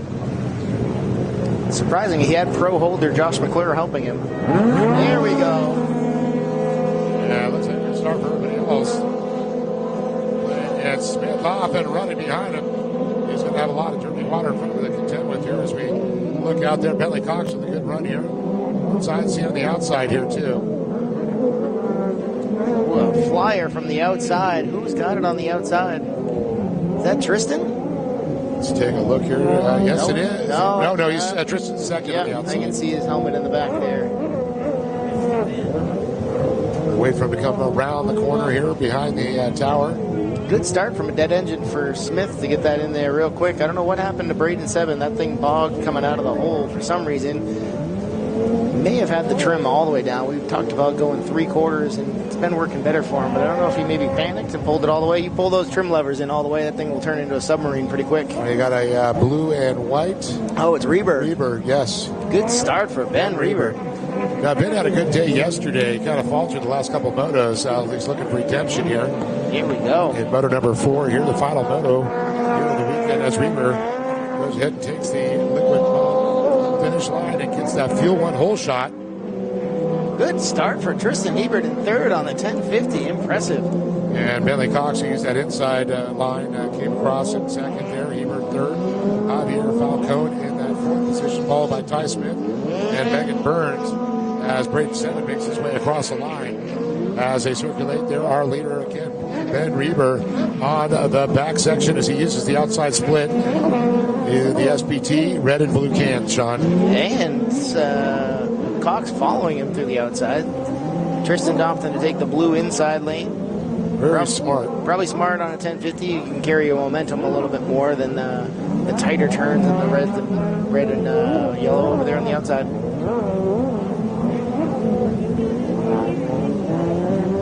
Very impressive for Ty Smith to come out where he did for a dead engine start. Especially, they just picked that boat up. First time they've raced it this weekend here, and that F-16 Fast Power Sports definitely is handling for sure. Ben Reber on the Fast Power Sports. And how about Tristan Hebert on the Commander sitting in third, and then you got Javier Falcone in fourth.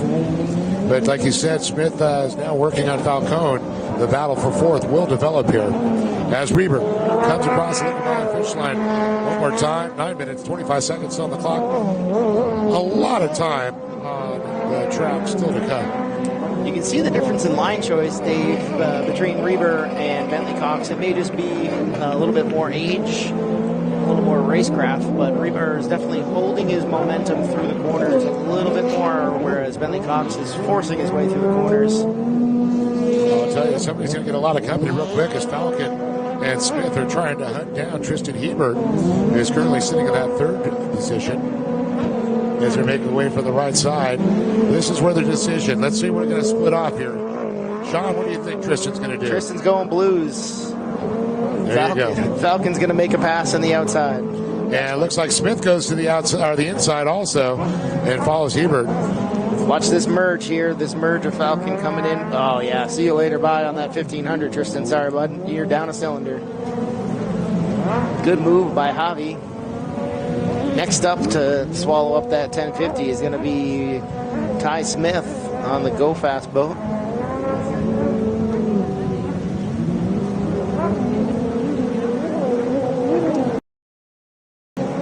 Reber's stretching out the lead, though, not giving an inch to Haas. Yeah, I'll tell you, Reber at Fast Power Sports, he's got some great sponsors too by Anderson. How about that? Tasco, Fly Racing. But we got to look here again at Bentley Cox. As he's riding also at Fast Power Sports on all season motorsports TC Free Ride Deeds team. And then Hebert sitting in that third position, sponsored by 90 Water and his pop. So pretty cool as we see now Falcone working on him, and same with Ty Smith. So we got riders from all over the country. And of course, Ben Reber probably had the closest drive as he came all the way down from Paolo, Kansas. Dorothy, I don't think we're in Kansas anymore. That's what I was thinking Friday morning. As we watch our top riders make their way through the splits, the lane choices, 2 and 3 both stick to the outside. 4 and 5 split off. Hebert now back to that fourth position as we see Smith on the outside working on him as Falcone made that pass. So as our running order right now, Ben Reber sitting in P1, followed by Bentley Cox, Javier Falcone, as I call him the Falcon, and then you got Tristan Hebert. And Ty Smith working on him, as I like to call now Ty with the Stars and Bars Captain America out there. Boy, he is making Ty Smith take the long way around everywhere. Yeah, trying to close the door with that 1050. I think Hebert's getting those elbows about 10 feet wide through those turns. Yep, these guys are all buddies. Oh, Ty does drop down to a knee there coming out of that red section. Loses some ground. Tristan's going to be able to take a little bit of a breath, but not for long. I'll tell you, Hebert holding his own back there as we go back up front to the battle with Reber. And Cox trying to hunt him down. A good gap there looking at the lap times here. Ben Reber with a 132.4. Look at this. Bentley Cox, a 131.5. But Javier Falcone, a 128.8. Holy cow. Javi. Yes. And both Hebert and Smith running 132s. Well, see, the difference between them, visibly at least, is Javi is taking the blues and they are not. Both 1 and 2 are taking the outside option. As we refer to it, a little bit more flowy. Not as tight turns there. Man, I think Javi just made up even more ground in the blues right there. I think Bentley Cox is going to get some company very shortly here, as we still have about 5 minutes, 25 seconds to go on the clock. A lot of time and a lot of positions could be made up at this point. Oh boy, Javier is on the heels of Bentley Cox. Halfway mark comes out. Course Marshal Kevin has jumped into the tower to relieve Braden, and he has the cross flags because our countdown timer battery did not like the heat, so we're going to have to put our backup battery in there after this moto. Boy, oh boy, the battle's heating up out here. Well, we are sub 5 minutes at this point, Sean. As Reber might get some company, because I think Bentley Cox has turned it up because he's feeling the pressure from Ty Smith. From Javier Falcone. Holy cow. And Falcone really clipping up there. He's getting on his back porch, looking to trespass and kick that back door down at any moment. We're going to see a pass going into that. Into that merge. Javi trying everything he can do. Just be patient, Javi. Take it in the blues. He knows that line's working for him. I don't think Cox has noticed that it's working for him. Smith still back there trying to deal with Tristan Hebert, allowing Javier Falcone, Bentley Cox, and Ben Reber to gap him a little bit more. Bentley figured it out and took the blues, so Javi's now forced to go to the outside. But I tell you, I saw Javi do really well in moto number 2 using the outside split. He did make a pass. Yeah, that worked out for Bentley Cox on that time around. It's a toss-up, which depends on what you like to ride. If you like to ride the tighter stuff or you like to ride a little more flowy section.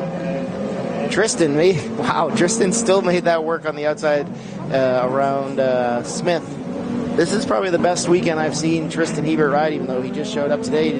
They had trophies to build yesterday, so he did not come yesterday. Showed up today, and this is the best I've seen him ride all year. Well, I got to say, those splits are so equal there. It's how you handle those splits through there. Like you said, a lot tighter on the outside, a lot more flowy on the inside. And you got to be perfect through there. Coming towards the end of this moto, I'm seeing a few little small mistakes out of Reber, and you can tell visibly that the boys are catching him. Cox got a little bit of breathing room. Falcone not clipping at his heels as much as he was that previous lap before. Yeah, Cox, good heads-up racing by Cox to realize that the blues were not working in his favor and they were helping Javi out. So I would suspect that we'll see Bentley take the blue section again and try and take the line away from Javi. Javi going to take the makeup buoy. Oh, very interesting. I did not see him miss a buoy. No. Oh, he must have had a problem in the splits possibly in that section that he wasn't as used to. But that spreads out the lead a little bit between Cox and Javi. But now Cox right on the back of Reber. We're going to see a battle to the end of this moto here. Coming up to lap traffic. Yeah, Reber really accelerates quickly as they come out of those splits through that back top right-hand section. That is a well-built boat. I can tell you that. It sounds very crispy. A lot of the riders are coming around the country, and I've talked to a few of them. They said that a little bit of the humidity, a little bit of the heat.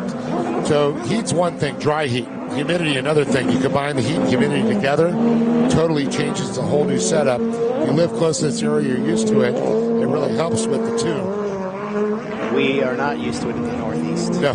We do not get a dry heat. Well, we're sitting about 50% humidity, so that is also a factor. A little bit thicker air. So Bentley Cox changing his lines up a little bit here in this section right in front of us, sweeping the corners a little bit more like Ben was doing. I think he's picking up a few little things. And I got to agree with you on Tristan Hebert from an earlier statement you made about him riding the best he has. Holding off Ty Smith, very impressive. A little bit more underpowered for Hebert over what Ty Smith is racing.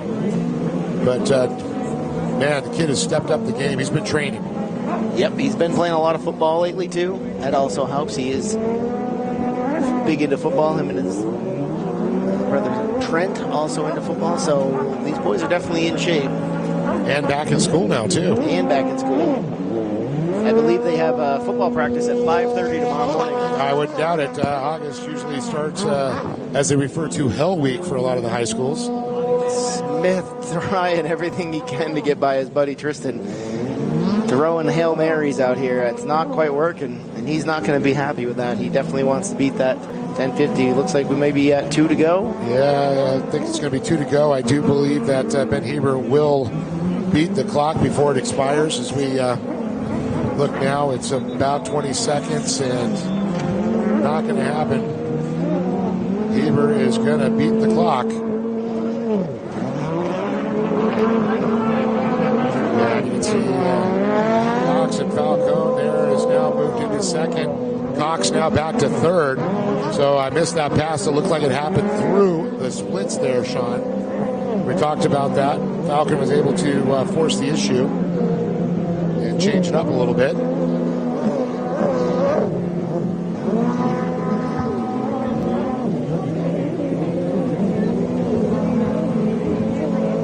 Ben Reber now starting to feel the pressure as Javier Falcone. Now look at this, Falcone back to his normal on the inside there, trying to make up a little bit of ground here. With lap traffic creating a wait for Reber, this might play right into Javi's hands. Look at him go on that inside option. Holy cow, Javier Falcone.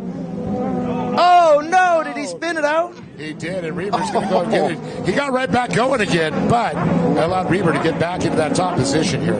Wow, that is impressive that he did not lose that much time. But that puts them right back into the claws of Bentley Cox. He's going to see that and want to charge hard here.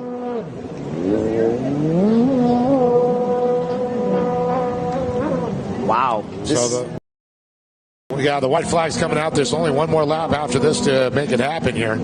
This is going to be the most satisfying white flag that Reber has seen. Yeah, definitely something that he's going to go, oh, thank you so much, sir. Where do I send the tip? There it is. White flag to go.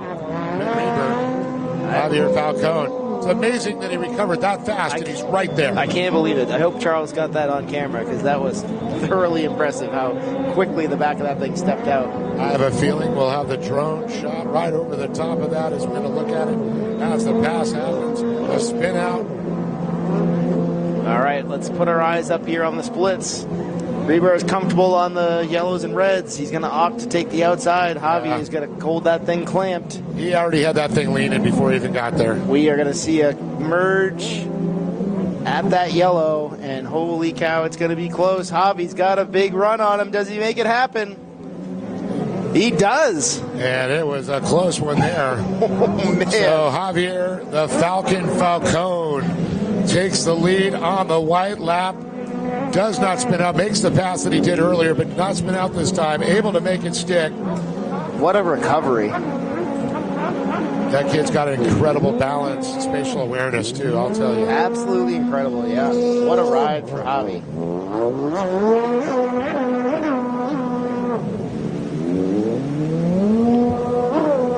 Definitely the ride of the day, I'd say. Yep. This is a thoroughly impressive ride. This young man has not raced this ski yet this season. Another one that is a first-timer on this GP. Well, I can see the fans going crazy, and it is Javier Falcone, the Falcon, spreads his wing, takes the final win here at Motos. Oh, no! What's happening here? Reber gets and here comes Billy Cox. Oh, my gosh. And it's going to be Billy Cox takes Cox second there. What on earth just happened, Dave? I'm not sure. Reber's wondering. I don't know. I'm wondering where it is, because the timing loop showing Reber coming across second. But I'm going to have to say, physically, we witnessed it. Cox was able to do it as Reber gets off balance. Wow. That is once again above my pay grade. Goodness. But you witnessed it. Yep, we have run into this before, and we do go off of visual because we are working with moving buoys. Unbelievable. So it's going to be Falcone, Reber, followed by Bentley Cox and Ty Smith and Tristan Ebert rounding our top 5, and we lost the battle. Ty Smith able to make the pass up to 4th, pushing back Hebert to 5th, but still respectable for Hebert. Incredible race for Hebert, yeah. We were too busy watching the melee going on at the front here. Good ride for Megan Burns. Great weekend for her. Especially after sinking the ski. Yeah, good recovery.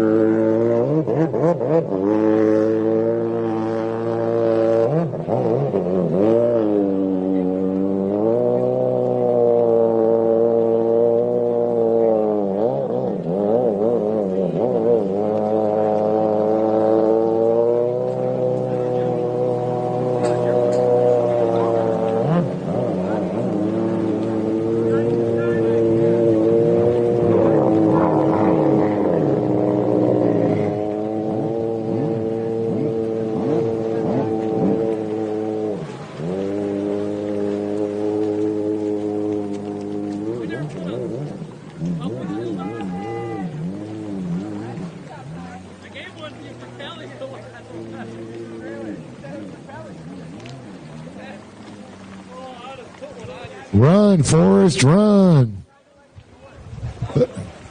We see Alan running out to get the battery for our timing clock. Swear he almost ran in on top of the water there. That kid's fast. So we're going to switch gears here and go to the runabouts now.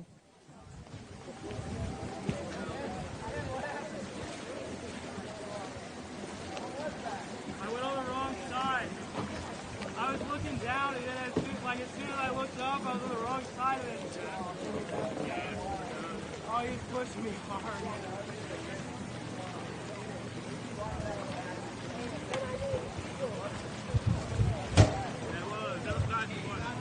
So 3 more races to go here for the weekend here at the Liquid Moly Pro Watercross Tour presented by SPT. Big shout out to all our great sponsors like Jet Tribe, Dale's Jet Sports, Norman Sports, of course, bringing us out here to the city of Norman, of course, for the Oklahoma State Parks for having us out here at beautiful Lake Thunderbird here. I also want to thank, of course, Go Fast US, East Coast Watercross, Aerial Effects, Anderson Sports. Let's see, we got Fuel One, our official fuel. Visit Sebring, visit Orange, Texas, Paris, Buffalo Springs. Of course, Bomber Eyewear, the official eyewear, Jet Tribe, the official wetsuit, and Fuel One, the official fuel. Of course, big shout out to Digital Wave Media and the boys, Ray and Vincent out here shooting for CBS Sports Network, which I turned the microphones off, and I have, by the way, guys. Dale from Dale's Jet Sports sitting in the there, or Panama Dale, I'm going to call him.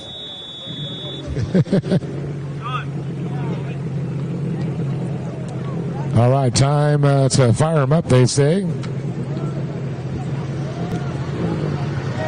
Rick Cantola on the 67, Ruben Jackson on the 300, 310, Michael Marsha, Kevin Wynn, the 316, and Aaron Stroud on the 412.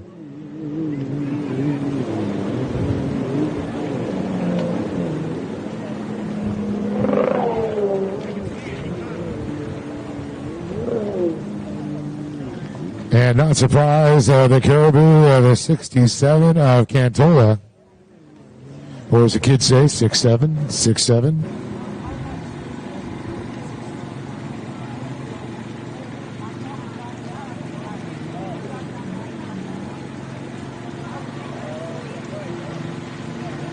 Yeah, it looks like the full shot for Cantola. Pretty much status quo for all weekend.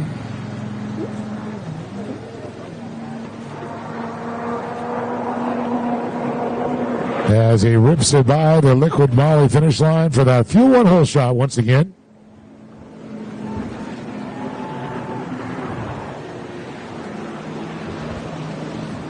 It's going to be this time Michael Marsha, Ruben Jackson.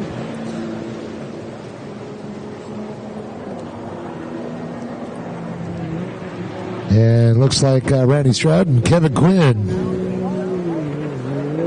the Preacher Man.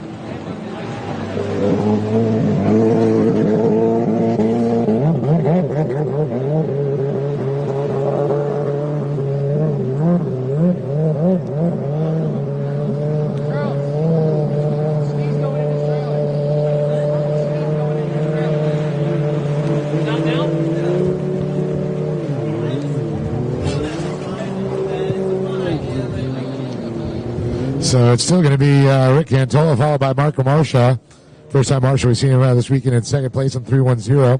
Ruben Jacken running that third position on the 300, followed by Randy Stroud on the 412, and Kevin Quinn just crossed the stripe there, the Liqui Moly finish line there.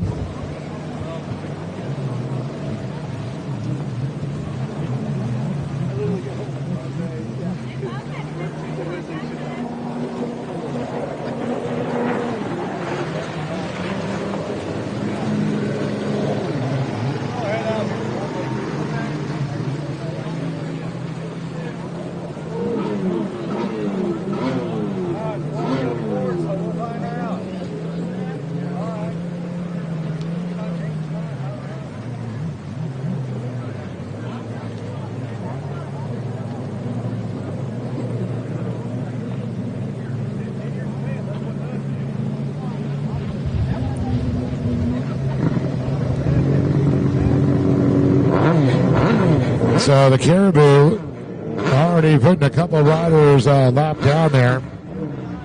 He's lapped all the way up to fourth place now. He's going to see if he can make it happen for third. He's looking on Ruben Jackson and Michael Marcia. Marcia sitting in the second position.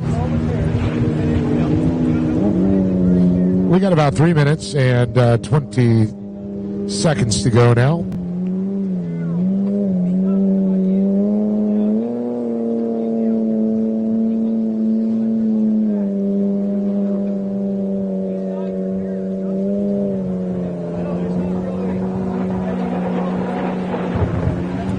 .67 of Cantola one more time by the Peak Power Sports rider Riva out of Colorado, the Rocky Mountain State.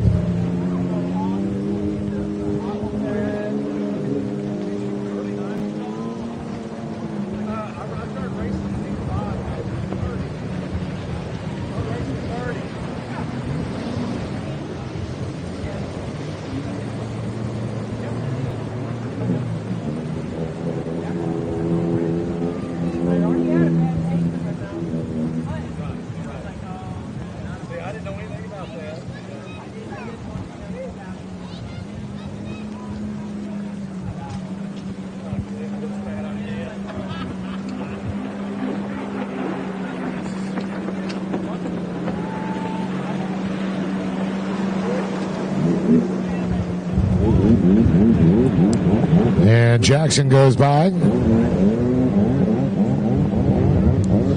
He's chasing down Michael Marcia. All right, here comes Cantola.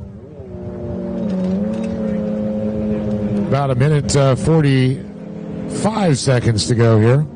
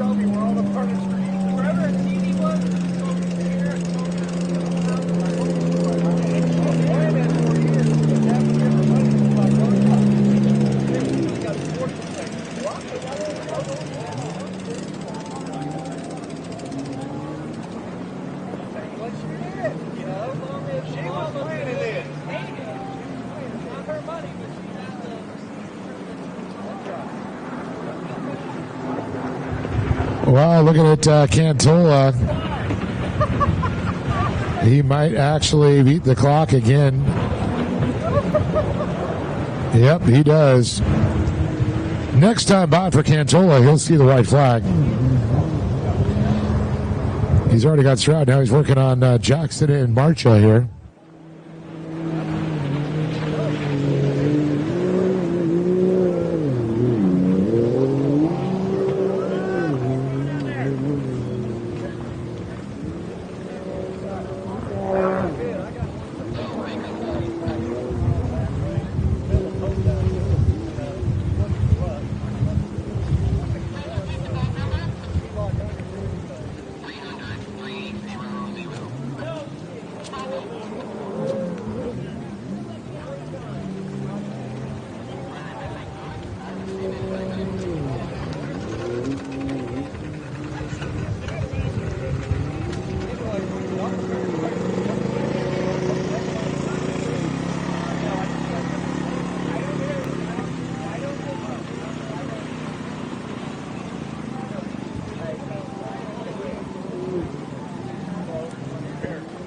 Marcha, he's coming through here. It looks like right now we see Cantola.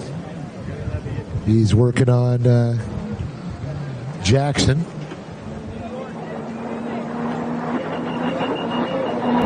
And now he just made easy work there. Goodbye, Quinn also.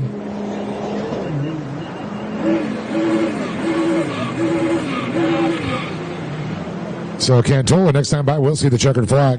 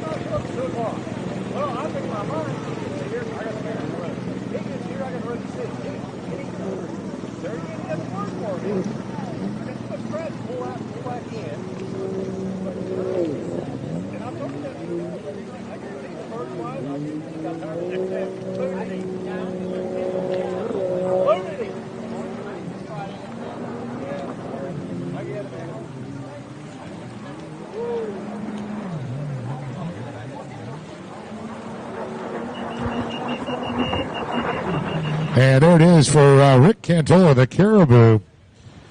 The Coloradan goes, takes the win here, sweeps the weekend there. Peak Power Sports, Riva Racing, G-Force Power Sports.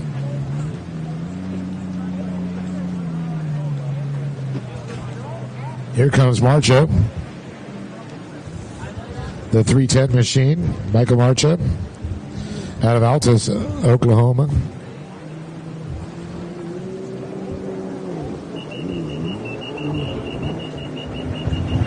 And with a valiant effort coming out, there's Quinn, but it's going to be Marcha, followed by Ruben Jackson and Randy Stroud. And the Preacher Man will wrap it up there, Kevin Quinn.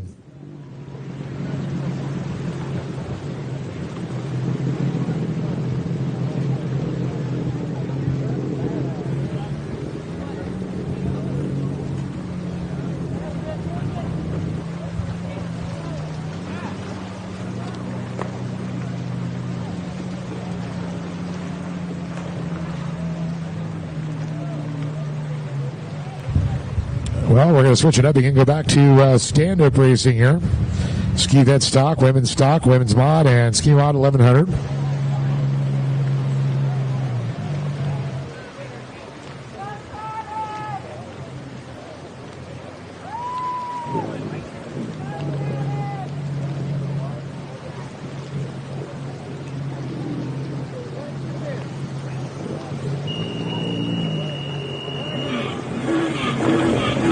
Yeah, looks like they looking down, telling them to fire them up here.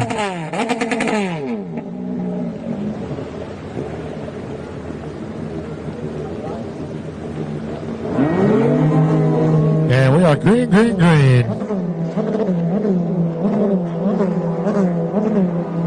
Look like Taylor Smith with a good jump there. Tristan Hebert also, and then about Travis Valenga. Anna Glennon always so quick, and Superior See, he's appearing there to the inside. About second, but it's Anna Glennon to the inside part. Who's going to get the outside? Oh, is that the yellow helmet there of Tristan Hebert? So it's going to be Taylor Smith able to make it happen. Anna Glennon had a good one. Then Anna Glennon. And how about that? Falanga finding some speed, getting by Hebert. All I saw is that bright yellow helmet out there with Hebert, and Falanga just went flying by. That's a Superjet. I know that he's on a 1100 motor, also same motor platform, but different aftermarket hull. Falanga running the OEM Superjet hull. It is quick and very fast. But it's going to be Taylor Smith on the F-16. Anna Glennon, Falanga. Then it's Tristan Hebert. Followed by Trent Coronet. And Kelly Sturcantola. And oh my goodness, David Superior. Not see what happened to him, but not a place that I'm used to seeing him in the back of the pack.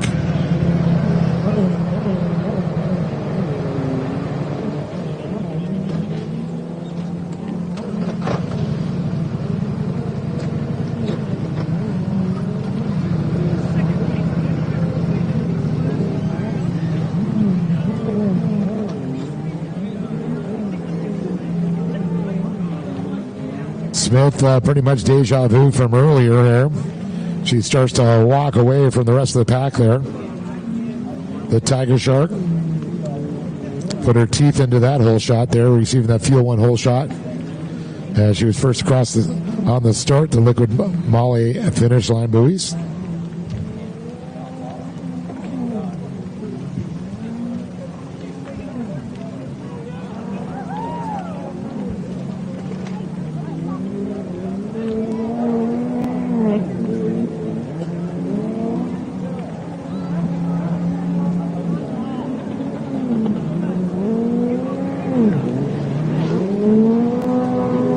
Smith by the Liquid Moly finish line, our leader on the 515.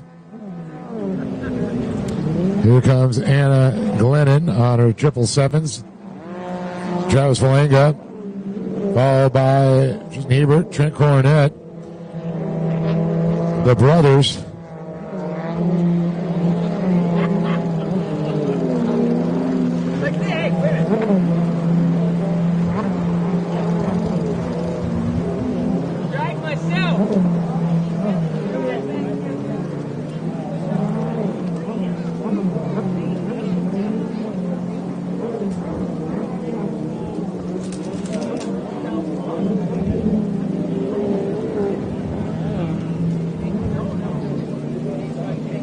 And again, you can see that Taylor just screaming away. When they say it's like a duck to water, she was a duck to that F-16.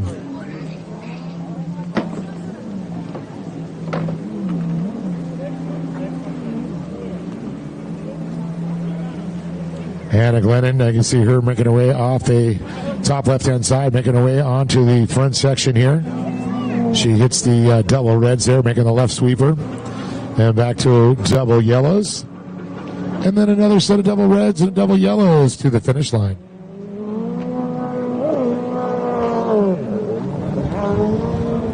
We're about 3 minutes and 30 seconds to go before we'll see a white flag. If they do beat the clock around, they get an extra lap there.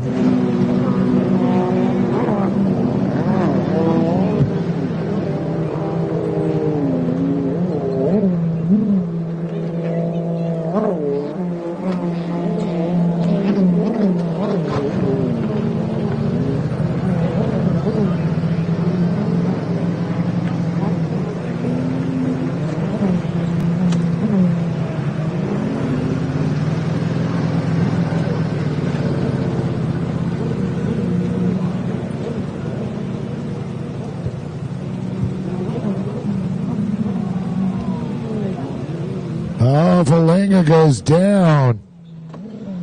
such a bummer. We saw him run so well, and that happened to him yesterday. It was pretty much unstoppable. And, Hebert. Oh, looks like he's up again now.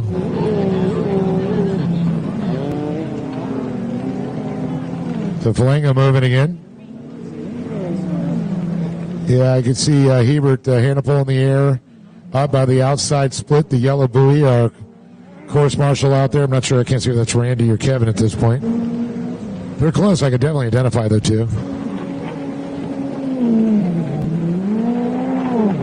I think Taylor might have to pull in and get a latte or something from a River Blend coffee.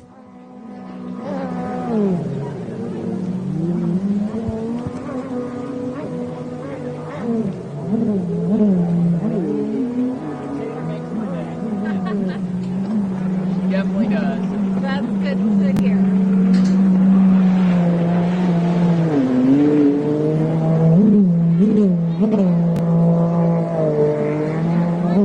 Hey, Dave. Thanks for the shout outs, bud. Thank you.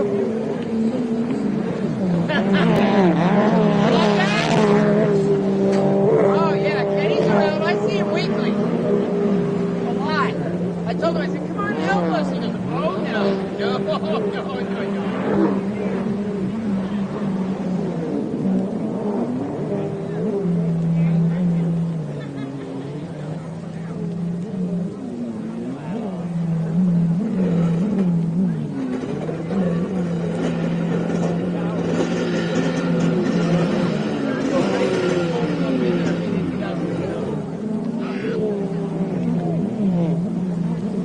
Falanga up and charging again, as well as Hebert. They got him back over the boat there with the running order right now. Taylor Smith on the 515. Anna Glennon on the 777s in second. Trent Cornett running in third. Josh Falanga able to fight his way back into fourth. Superior all the way from last, now up to fifth. Kelly Stricantola sitting in sixth, and unfortunately Tristan Hebert all the way back in seventh after he went down on the outside splits there.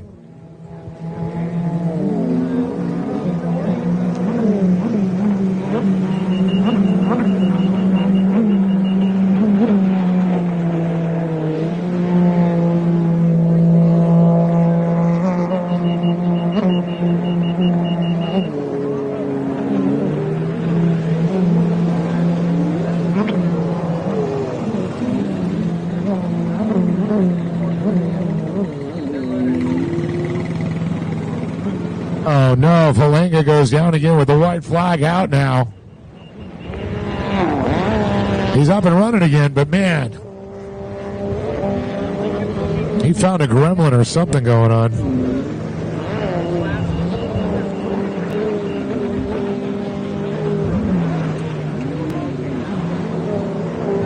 Taylor Smith still dominating out there with the white flag lap. Checker flag will come out the next time for that 515 machine. But how about Trent Cornett? I'll tell you, he stepped up the game too. Showed up today and said, I think I'll take second. It's a bummer for Tristan Hebert going down. You can see him up and running good. But definitely a tough one there. As the win goes to the Tiger Shark, Taylor Smith.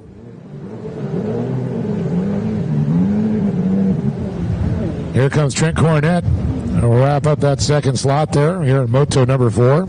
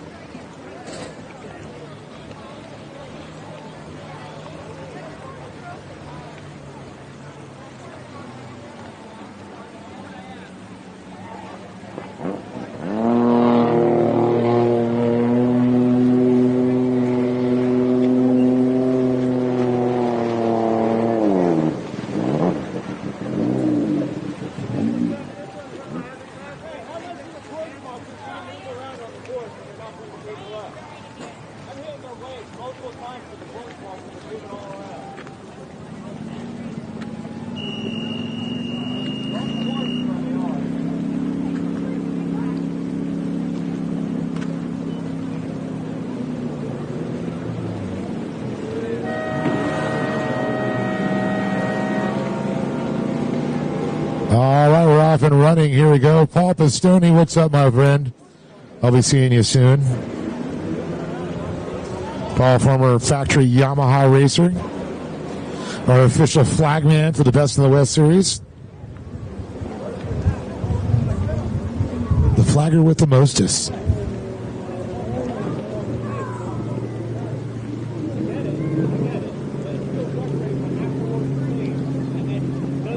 So Brecklin Smith out there. We got Haven Searles. Their family, they're looking and watching from upstate New York back home as it's her first race weekend. And she can tell you today, she's crushing it. You got Tyler Willards and Shannon Watson also out there in the X2s.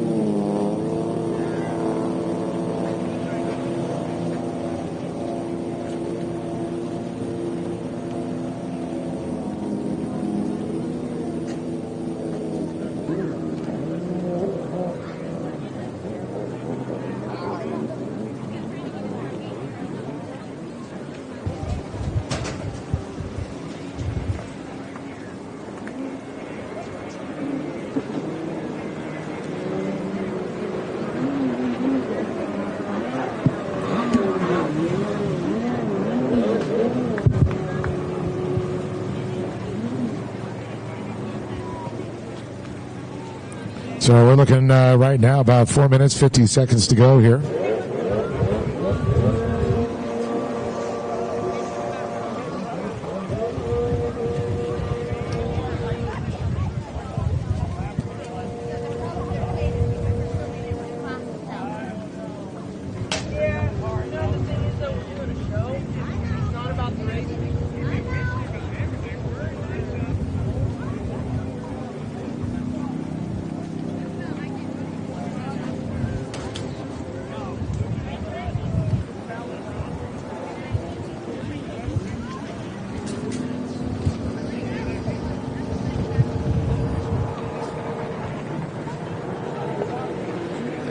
And turning and burning out there, Brecklin Smith once again, followed by Haven.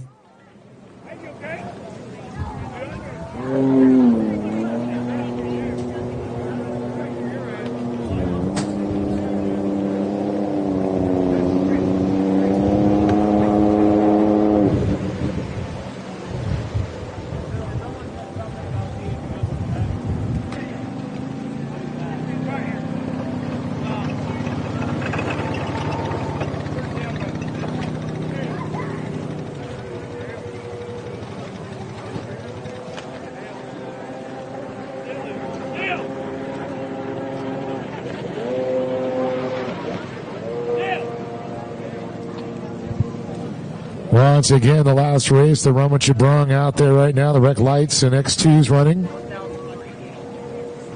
Brecklin Smith, Haven Searles. Then you got Shannon Watson and Tyler Willits battling it out in the X2s.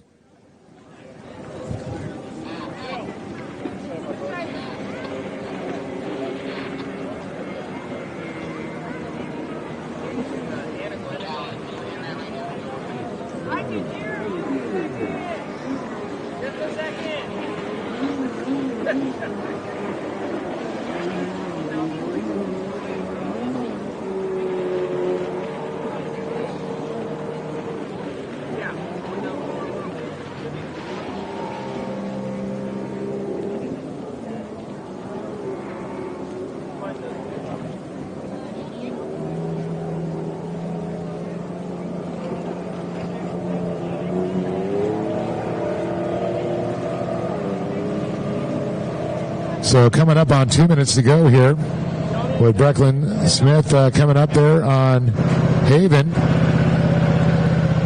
Even though she knows that course like the back of her hand, she will never forget her way around a course, I guarantee you. It is burning her brain now. Until we come back next year and we switch it up. Because it will happen. But she gets it now. That's what's great about new racers. You see it, it clicks in their head. They go, I get it now. And then the addiction starts. I need to go to another race. Come on, Dad. Come on, Mom. Let's go racing. Here we go. See Brecklin Smith now and Haven Searles. Still watching Shannon Watson and Tyler Hurlitz battle out.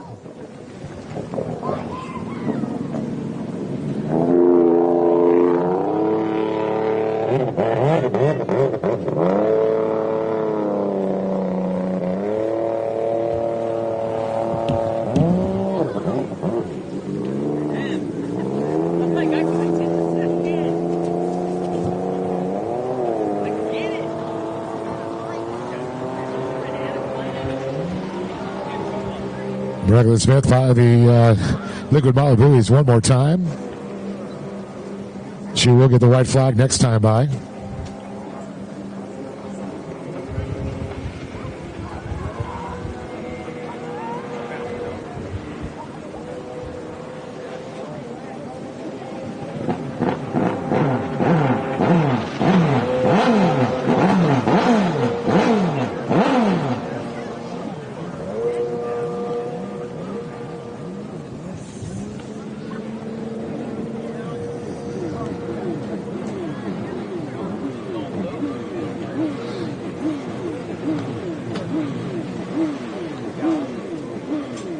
And I got another runabout there, and I have nothing on my sheets or my timing screen, so might let somebody go burn on this last one because it is running what you brung. I know for a fact, though, we've got Brecklin Smith and Haven Searles out there, and Shannon Watson. Not sure who the other one, because I don't see Tyler Hurlitz recording.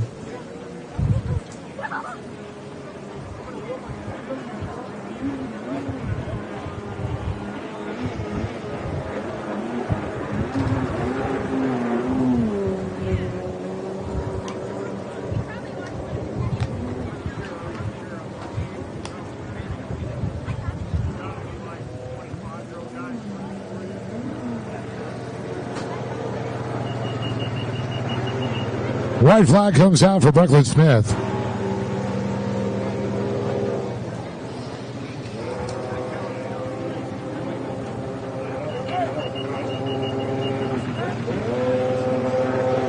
Is that one of Crow's boats? I know it's an XB-X4. It's not sure who that is on there. I have no timing, no nothing on it.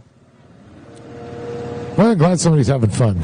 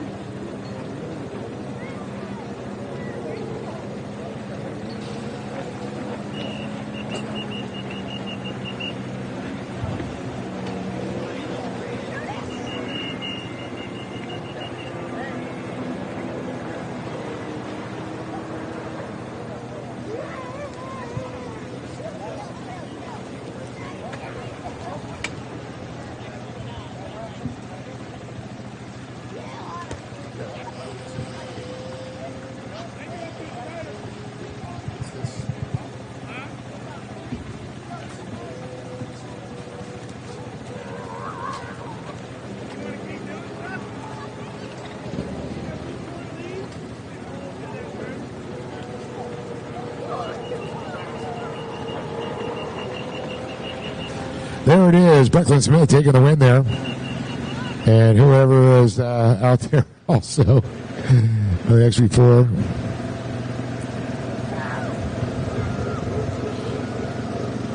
So awards will be at 4:30. We have to wait till 30 minutes till after the last moto for any protests or anything like that. So 4:30, everybody be ready. The awards.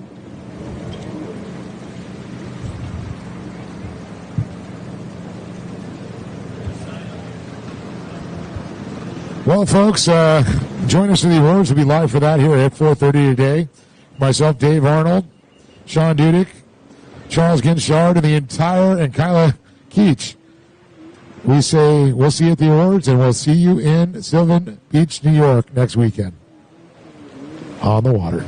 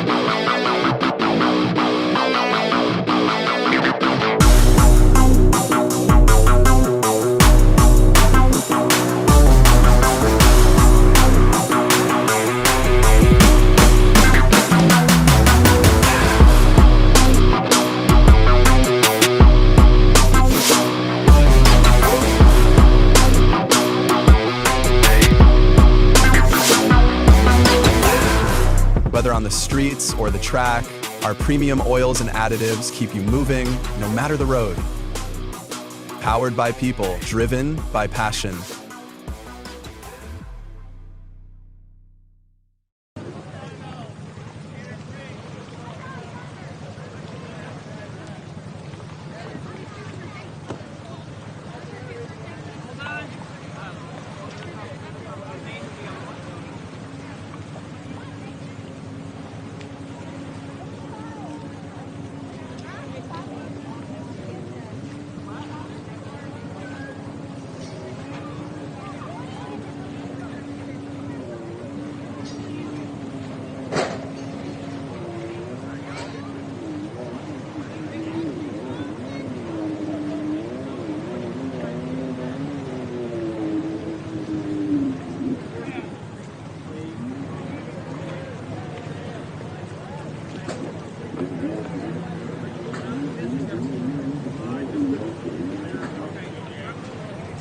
Check, check, check.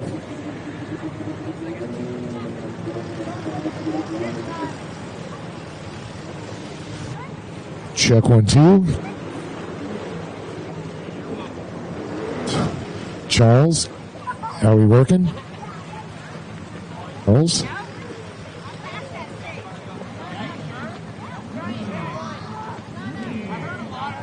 Check 1, 2. Check 1, 2. I think we're kosher. We're good.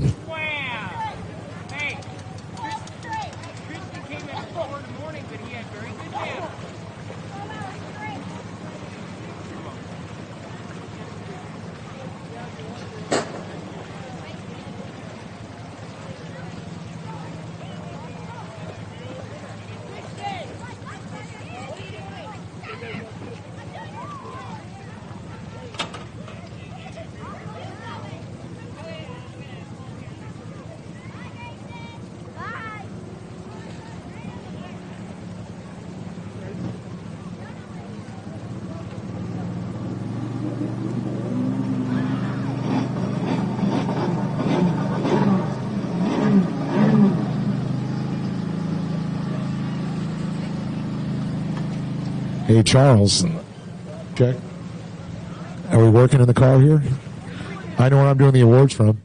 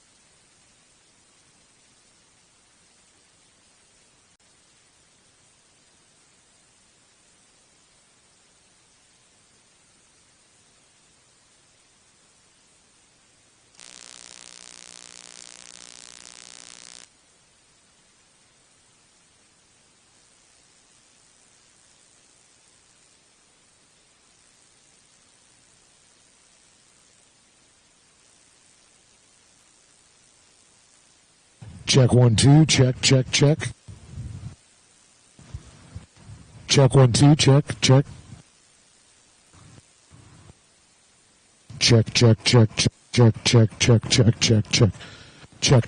Check. Is it working? Okay.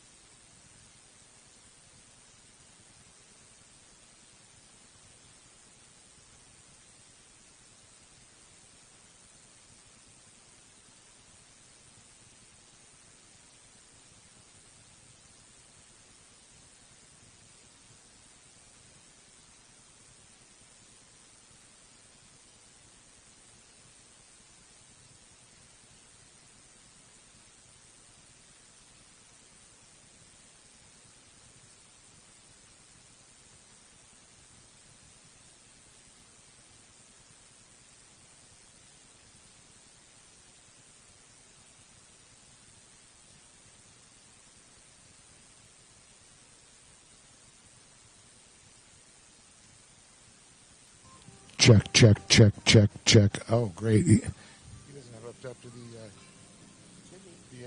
No.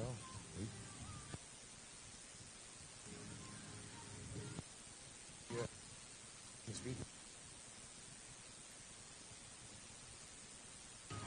Check 1, 2, check. Charles, get, Check, check.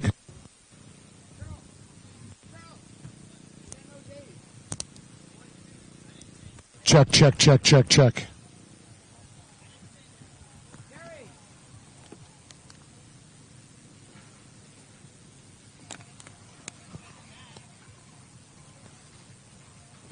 Check 2.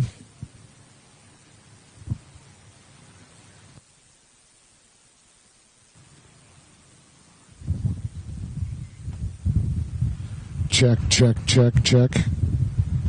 Check 1, 2, check, check. Check 1, 2. Well, what about the rest of it?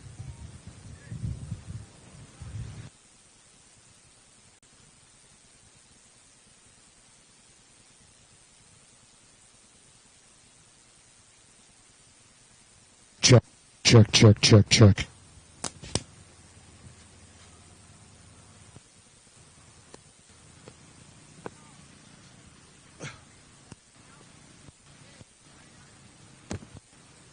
Check, check, check, check, check.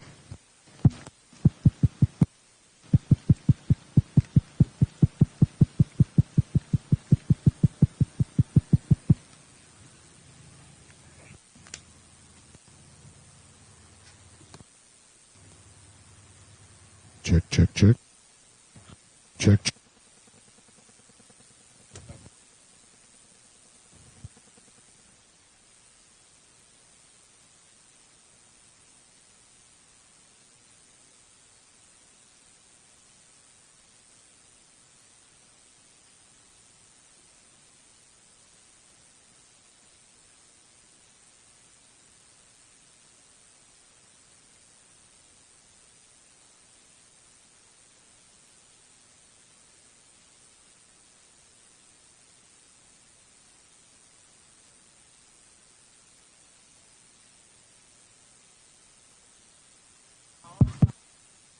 Check, check.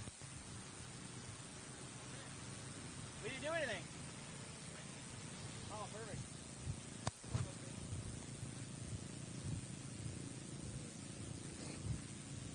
all right, engine going audio going now.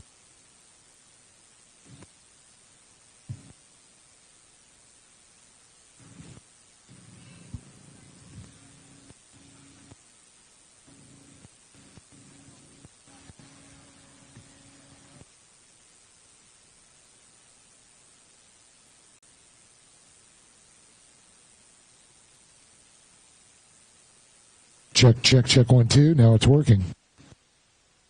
All right. Let's see if it works all the way over here.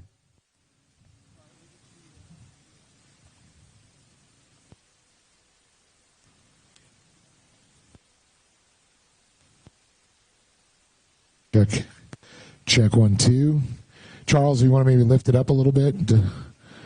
Just get it above the rail. Oh, you got it already? Okay, I think we're good. I think I can make this happen right here. I'll just stand right here.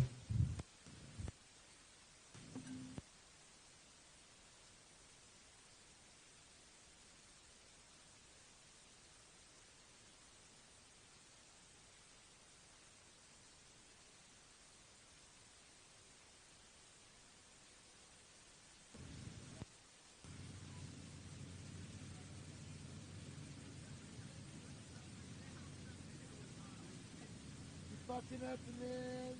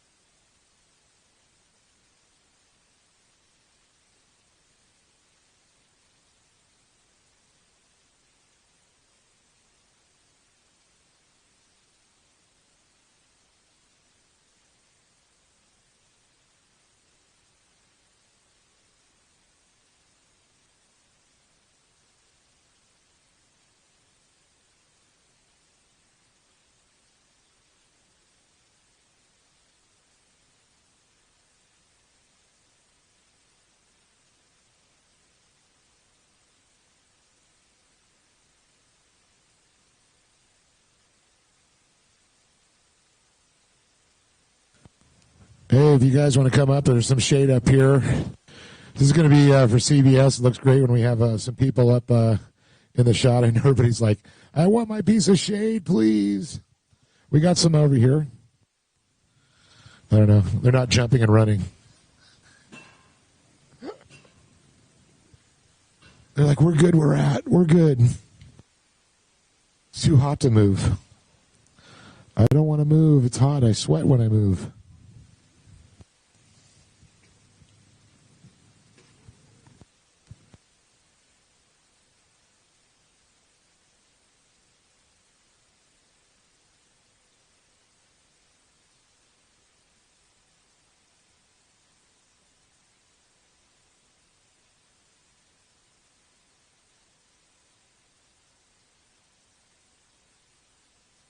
Check, check, check. Oh. Folks.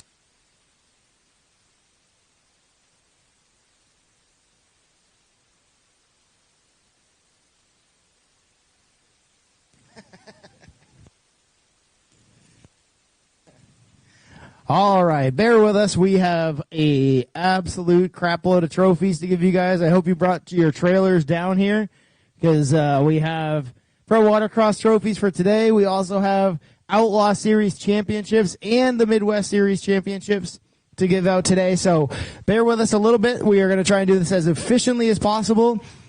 We're going to try and do Pro Watercross trophy first per class, and then we are going to do each corresponding class in Outlaw and Midwest at the same time so you can get all your trophies out of here right away. We're also trying to get our CBS interviews done, so we want to make sure we have a really good CBS episode.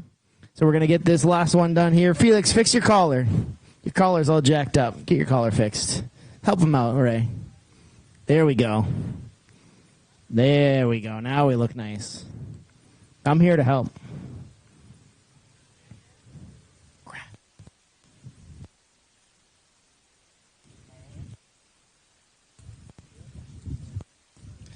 We're going to get this interview done.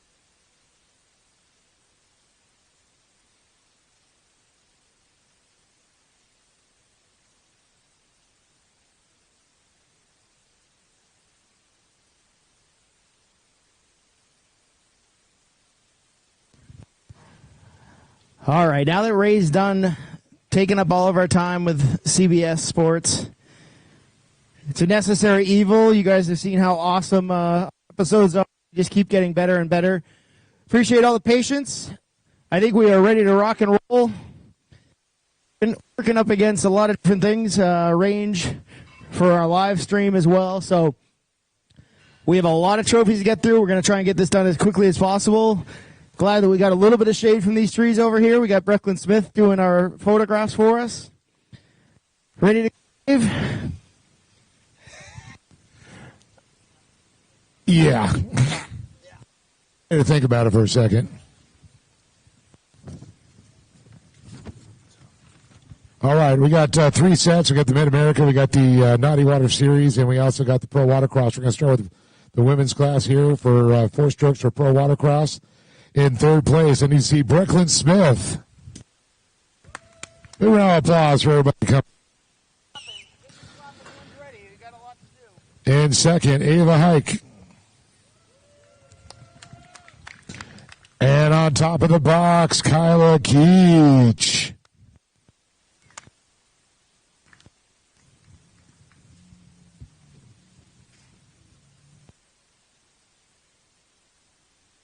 Let's give them a big round of applause as they come up on the podium here to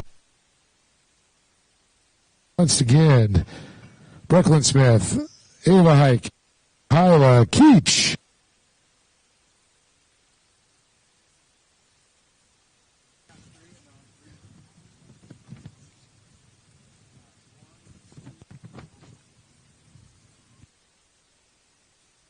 Good job, ladies. All right, we're going to move it on to Naughty Water here and the Outlaw in Ava Hike. Second place, Brecklin.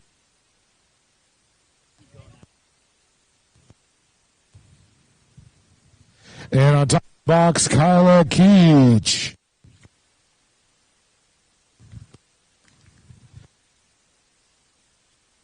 I have a feeling we're going to keep you all the classes will just be ready here.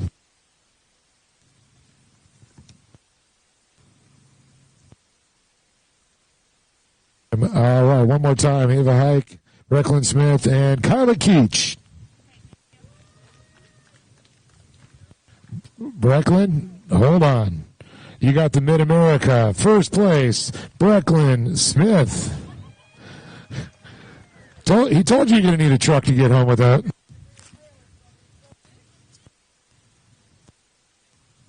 Right, I'm going to stand over here and make sure there's no snakes first. Give it up for Brecklin Smith, everybody. All right. Need the next works here.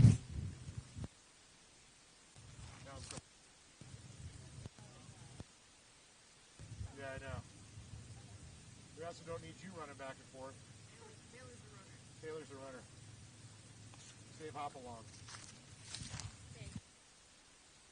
UX and then the Outlaw and then the...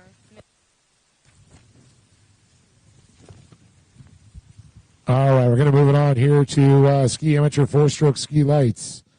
In third place, let me see, Captain America, Ty Smith.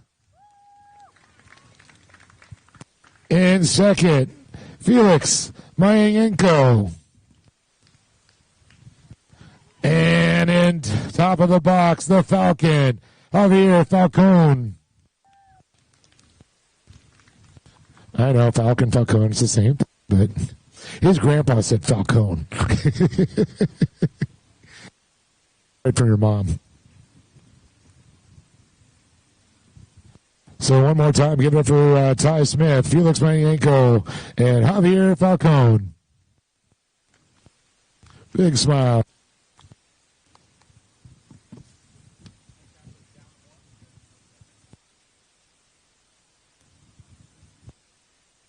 And the hero shot. All right, guys, hold on. Don't go anywhere. Now to the Naughty Water. In third place, Ty Smith. In second, Felix Manienko. and Javier Falcone on top. That's for the Outlaw Series here for Naughty Water. Got to remember the conjunction.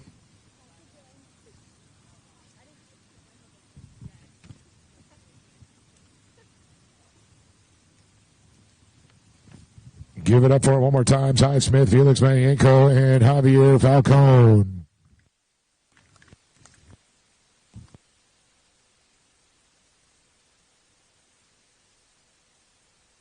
There we go. When we have the Falcon and the Captain America, like Marvel characters there. Now we got the Mid-America. First place, Felix Marianenko. Next.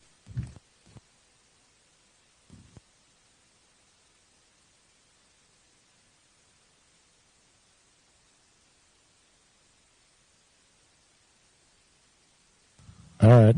Of course, that's part of the Mid-America series, and we have Outlaw and the Pro Watercross.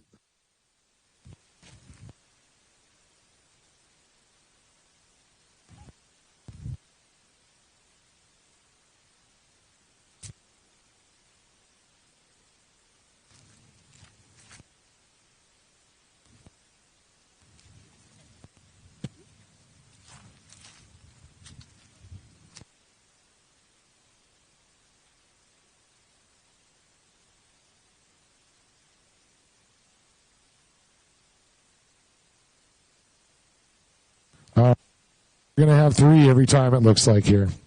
So this one is for Runabout 1100 Limited for the Pro Watercross.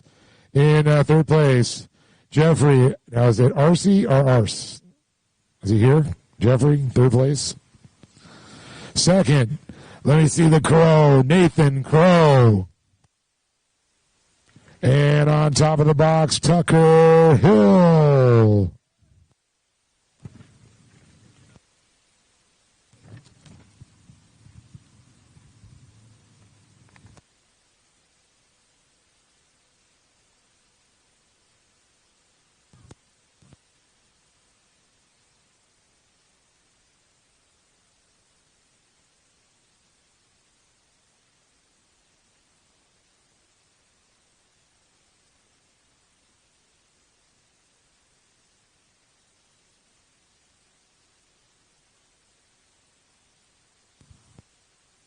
Once again, that's for Pro Watercross, guys.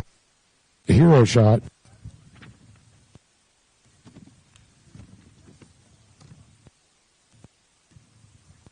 All right. Hold on. In the Outlaw Series, Jeffrey RC, Tucker Hill, and Crow.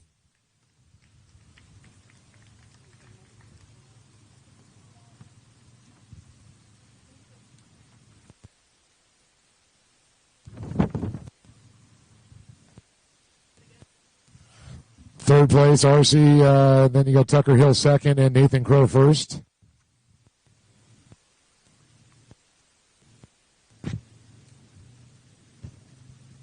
And I'll just get ahead of them. And for the Mid-America, first place will be Ryan Smith. So we'll get you staged up.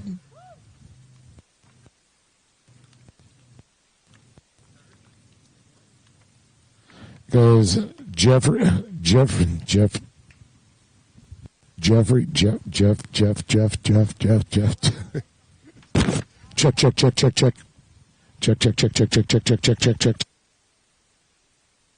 Uh-oh. Ruh-roh. Check. Charles! Check.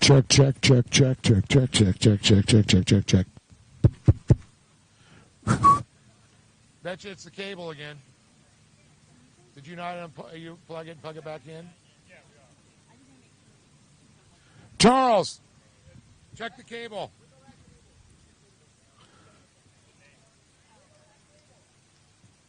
There we go. Thanks, Dale. Let's go ahead and bring Ryan Smith down. Ryan Smith, he's still here. First place for Mid-America.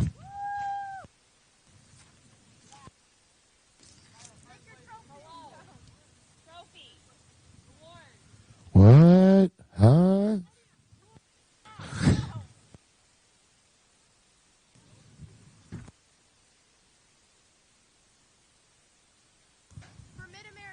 Mid-America. Only for the Mid-America.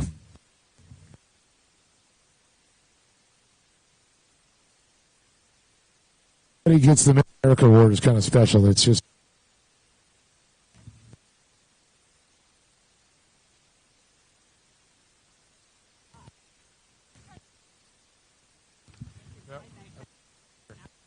all right, we're going to move over to run about 1,100 stock. In third place, Charles Stackhouse. In second, Sean Cox. And Ryan Smith on top of the box.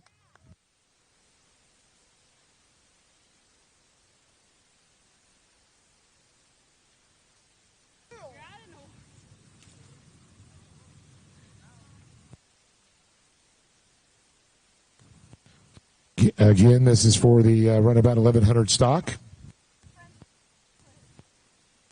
See, we didn't leave you up there alone this time. Act like you like each other now. There you go. All right, one more time, guys. Hold on. CBS time.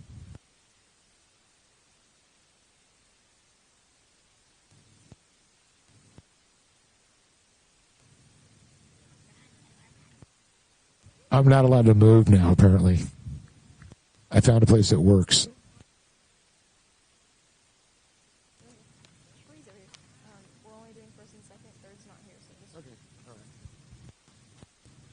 All right, down for the Outlaw Series. In third place, Tim Hicks. In second, Sean Cox.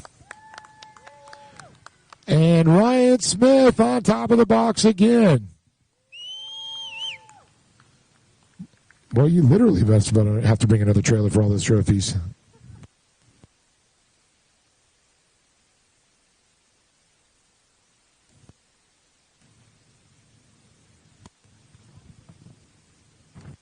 So a big round of applause one more time for Tim Hicks, Sean Cox, and Ryan Smith.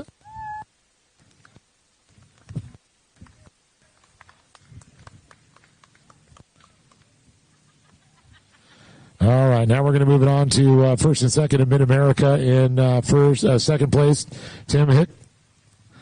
In first place, Sean Cox. This is for the Mid-America.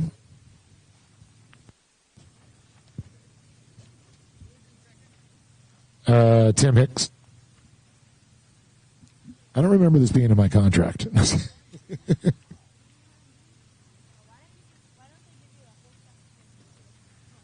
Oh, yeah, it's like this thick. Yeah.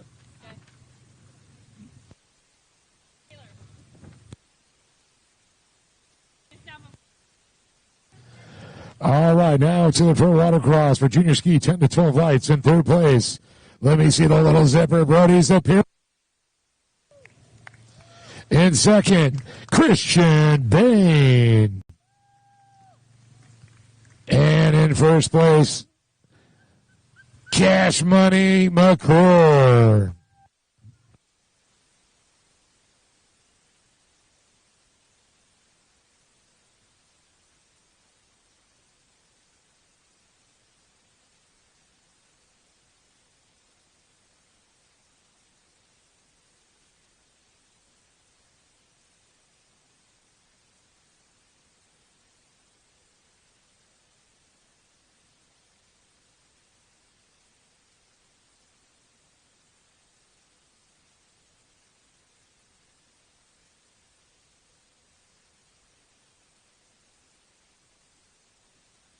All right. Too early.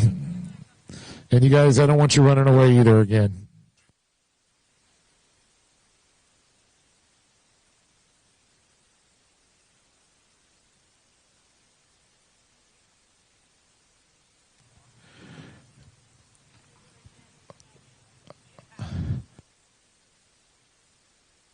All right, guys, don't go too far.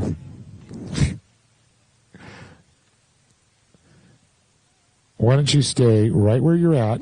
Hold on a second, guys. Time for the Outlaw Series. In third place, Brody Superior.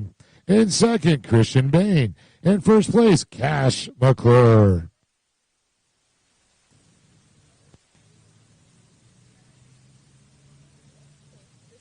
What is Christian? Christian.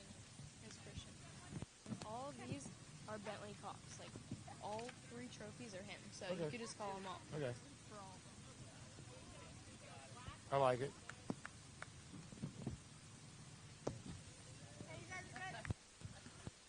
And now we're going to switch it up here. Mid-America, first place, Christian.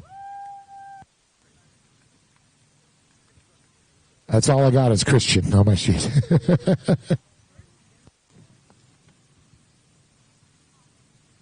So he's got this one. Just Christian on this one. Man, Bing got 3 trips up there. All right. For the Pro Watercross, for the Outlaw Series, and for Mid-America, let me see. Bentley Cox.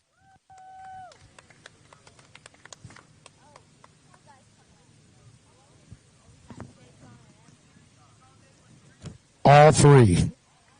First place, all 3. I was going to make it easy. He could stand there with all 3 of them, just taking a big grin on his face.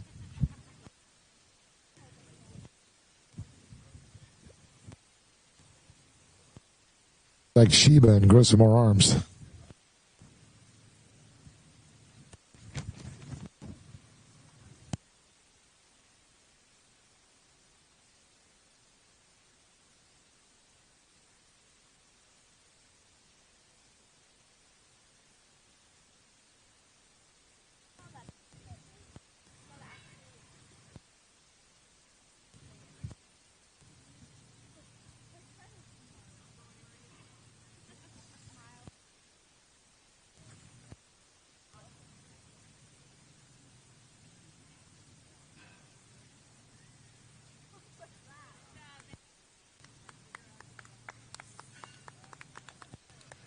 All right, good job, Bentley Cox.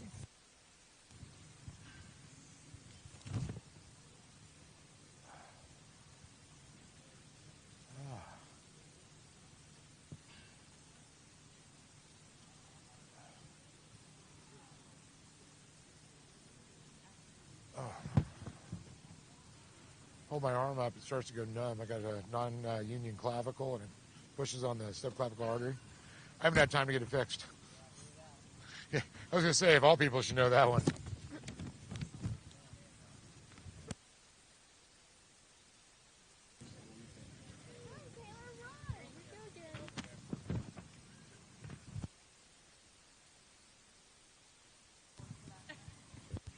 All right, we just got Pro Watercross on this one in 3rd place.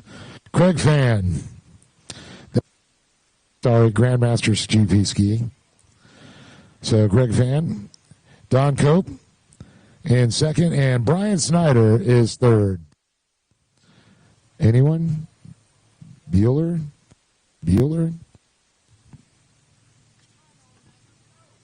I know he's here because I see a Pro Watercraft shirt on him. One more time, it is Craig Fan, Don Cope, and Brian Snyder.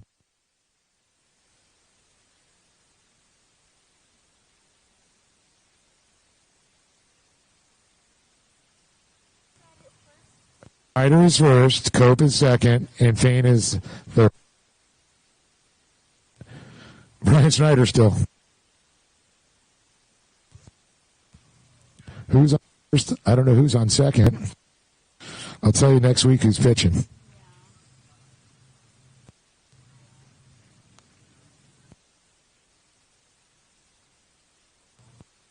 I'm not that old. I just saw it in a rerun.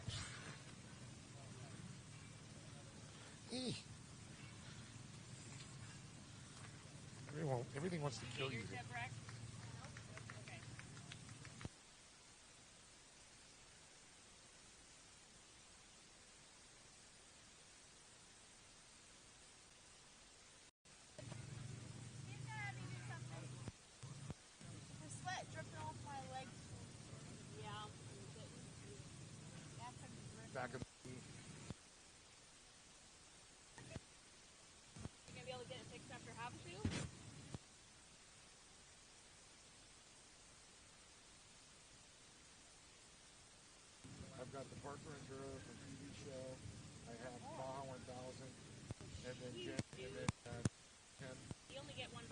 Yeah, I know.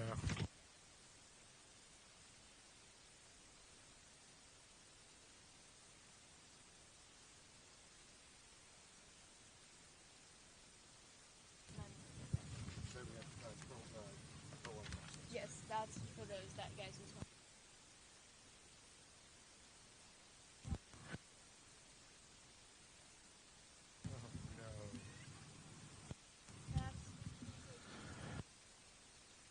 Check. I think they're messing with the wires up there. I'm just going to have to move back farther. It's not... All right, Ski Vet GP. In second place, the Rick Cantola.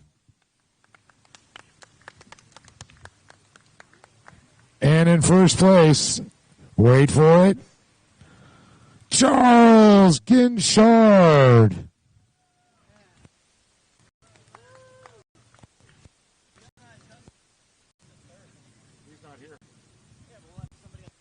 Well, he's not here. Justin Luenstra is third, but not here.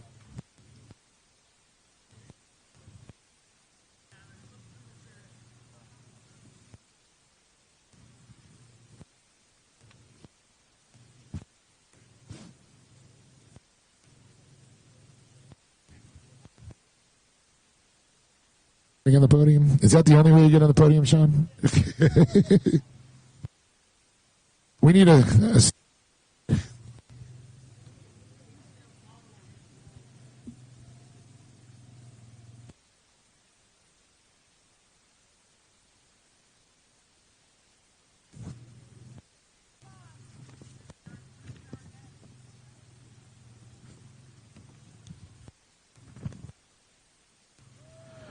All right, guys. Stay right where you're at because we got the Outlaw Series. In third place, Rick Cantola. In second was Justin Luenstra. And Charles Ginchard on top of the box.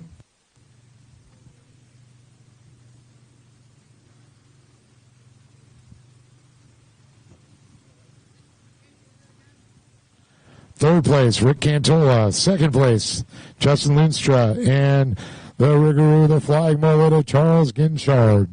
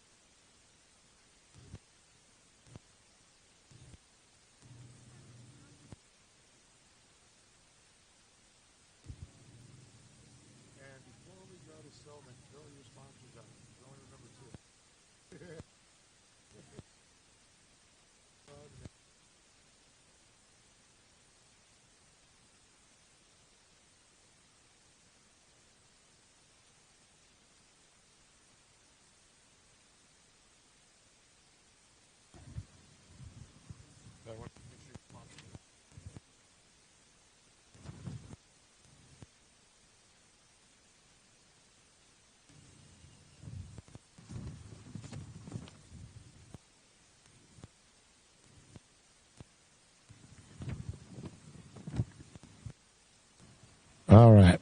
And there is nothing for the Mid-America. Next. Now I can see if Taylor could find me. He's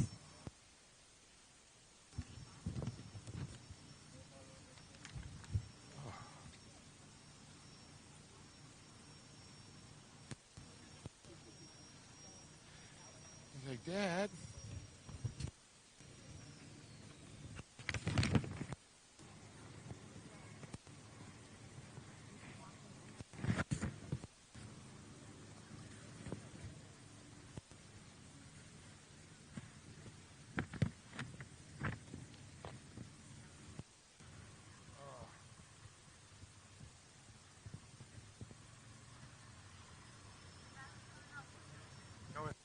Waiting for the paperwork. We already just read these. Figure it out. The brain trust is all.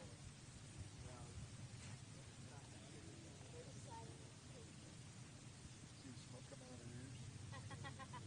Yeah. I have to be over most of the time because my dad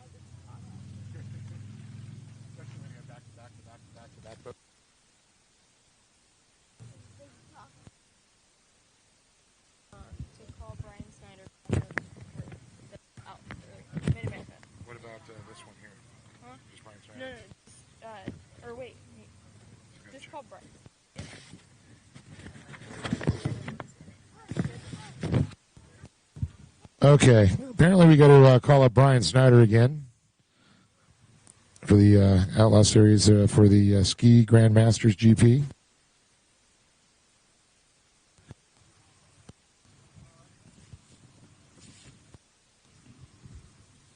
That's right. I just did. The Outlaw Series.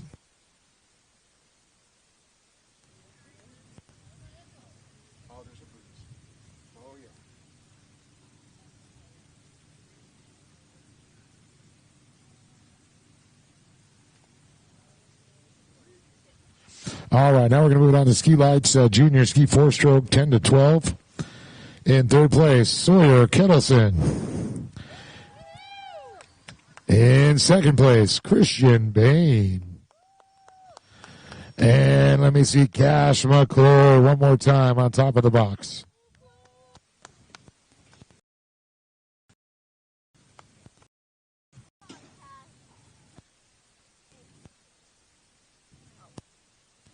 I'll give you $1 if you smile.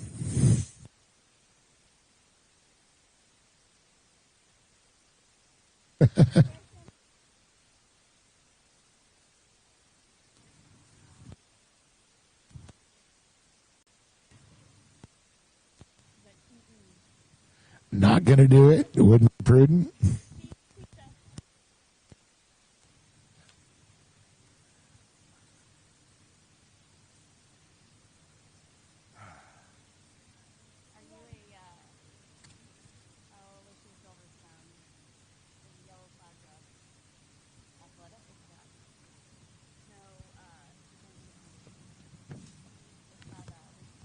Hey, guys, don't walk away because we're going for the Outlaw Series now.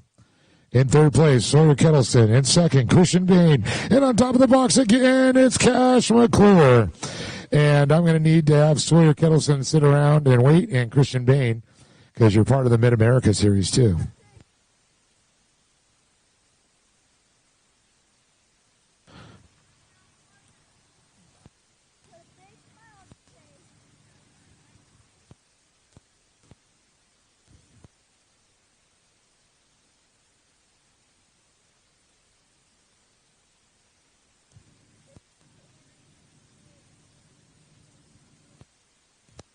All right, now for the Mid-America, second place, Sawyer Kettleson, and first place, Christian Bain.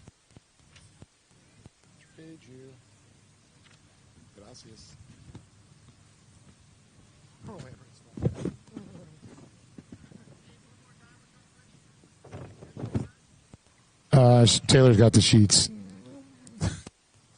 Yeah, Christian first, Kettleson second. Yeah, don't ask me to remember my own name right now.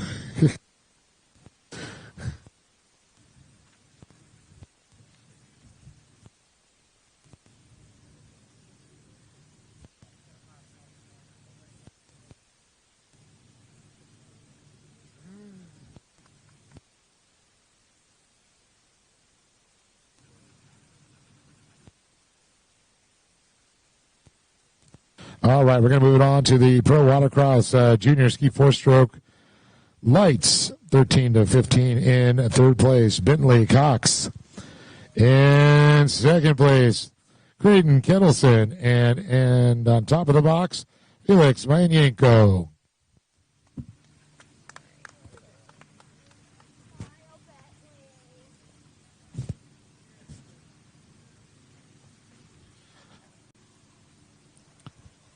Go over there and get the Pro Watercross photo, and then we'll move on to the Outlaw Series.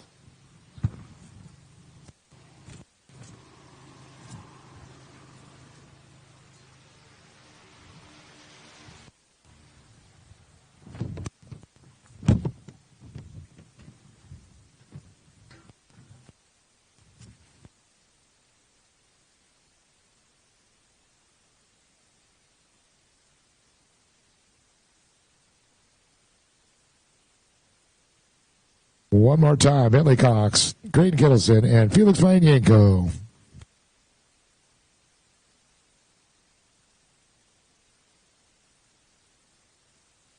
All right. Do not walk off, guys, because we've got you for the Outlaw Series. Third place, Bentley Cox. Second place, Graydon Kettleson. And Felix Manienko on top of the box.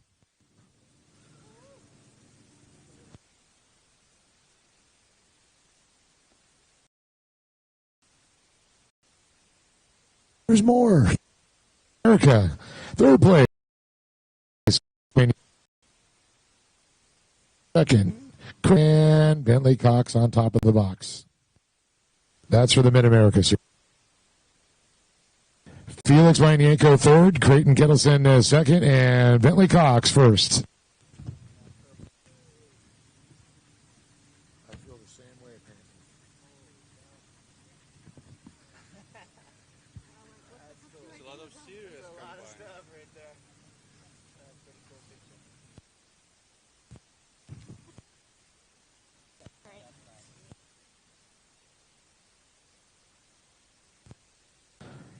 All right, we're going to move it on here to Sports Spec in third place. Shannon Watson. In second, Sean Whitaker. On top, Travis Neiman. By the time they walk up, they'll be.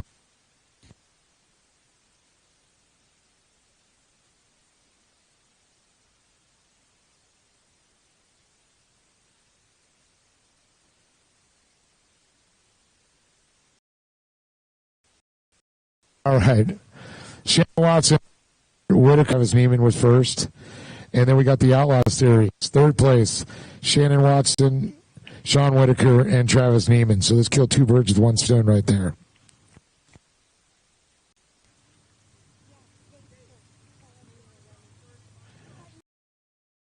Yeah, I know. We did the Pro Watercross. I'm just letting you guys know so you can get them ready. And once again, Shannon Watson, Sean Whitaker, and Travis Neiman. Pro Watercross. Vincent, your turn. Uh-oh. Give us the hero shot. Shannon and Travis, hang out there because third place, Shannon Watson. Second, Sean Whitaker. First, Travis Neiman. Quit working so hard. He's grinding, man. He's grinding, baby.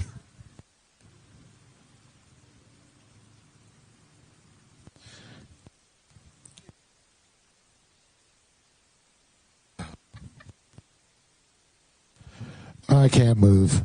Shannon Watson, Sean Whitaker, Travis Neiman. It was for the Pro Watercross. It's the same for Outlaw.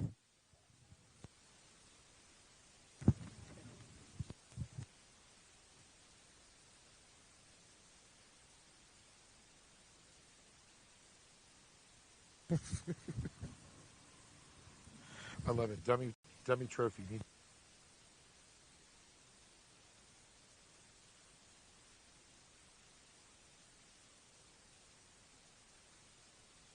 All right, here we go. For Mid-America, second place, Shannon Watson. First place, Travis Neiman. Now, I guess, Shannon, they'll tell you that the stand-in trophy. So in second, Shannon Watson, Travis Neiman in first. It's for the Mid-America.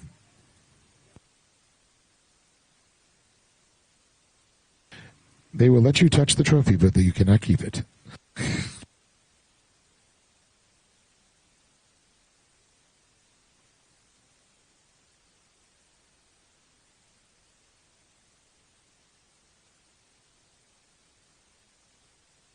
For America, second place, Shannon Watson. First place, Travis Neiman. They didn't have Sean on this one. Sean, you've been released.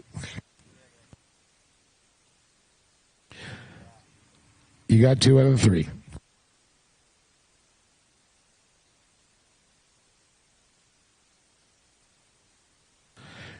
All right, next paperwork, please.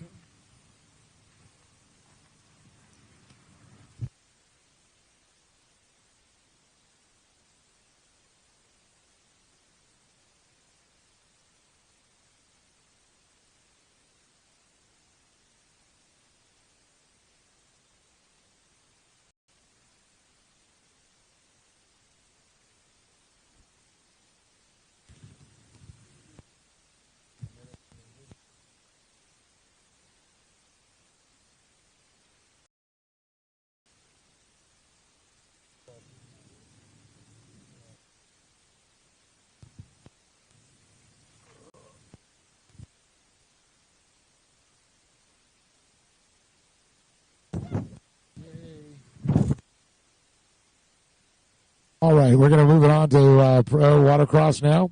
In third place, Nick McMillan. In second, Mitch Lingle. And in first place, let me see, Captain America, Smith.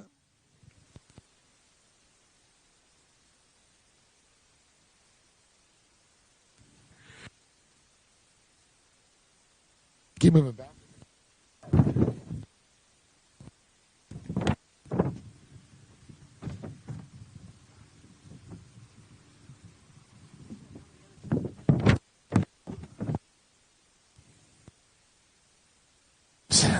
One more time. Nick McMillan, Mitch Lingle, and Ty Smith.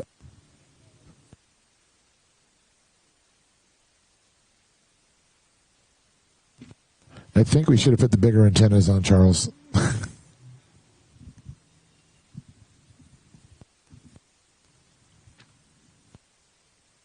Now, that's just for pro watercross.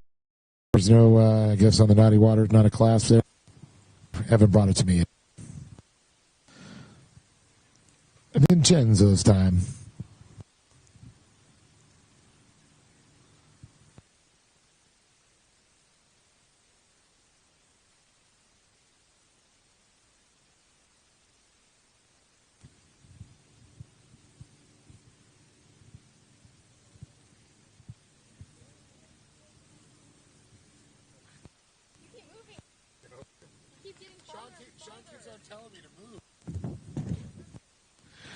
Okay, wait, guys. Don't go far. The Outlaw Series. There is an Outlaw Series for this one.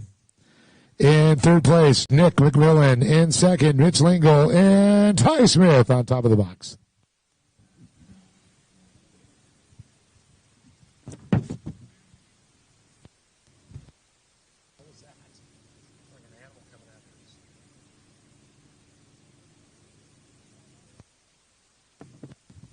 One more time. Let's give it up for him. Looks like third place, Nick McMillan's here. Mitch Lingle left. But it's Ty Smith.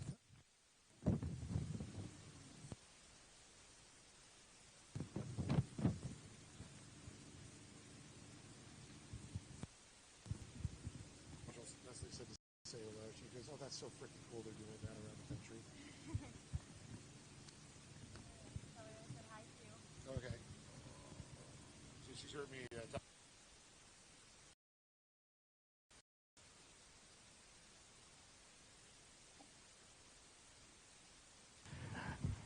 All right, just give us 2 seconds here. Trying to do Outlaw and Midwest on top of Pro Watercross is creating a little bit of a roadblock for us. So we're going to roll through just the Pro Watercross ones here, and then we're going to work on the other ones afterwards. So obviously we are doing everything we can to give you guys the best trophies possible, but it is hundreds of trophies. So we're going to switch gears real quick and focus on the Pro Watercross National Tour trophies.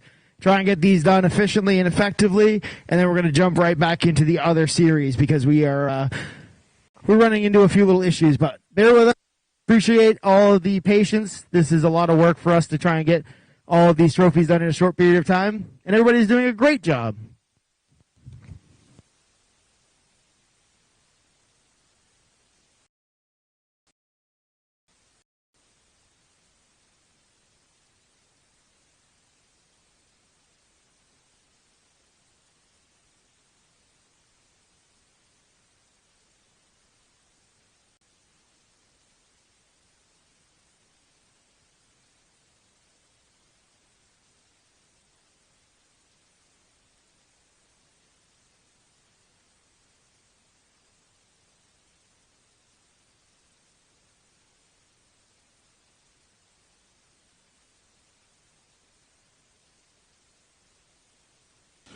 All right, here we go. Race number 7. We're going to Ski and Pro Stock 1500. It's going to be Anna Glennon on top of the box. Coming up next after this one. Stage yourself.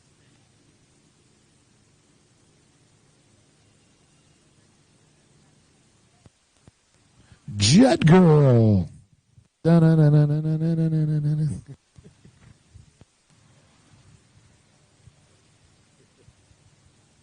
Oh my God. I love you, Randy.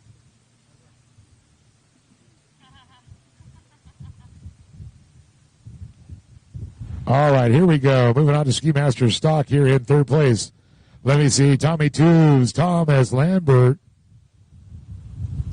In second, Mark Hunter.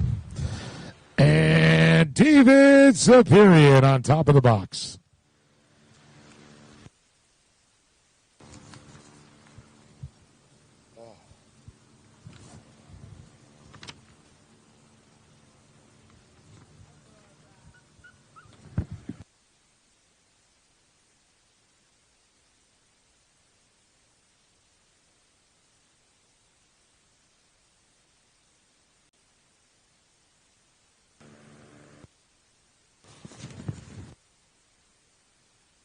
One more time, Lambert, Hunter, and Superior.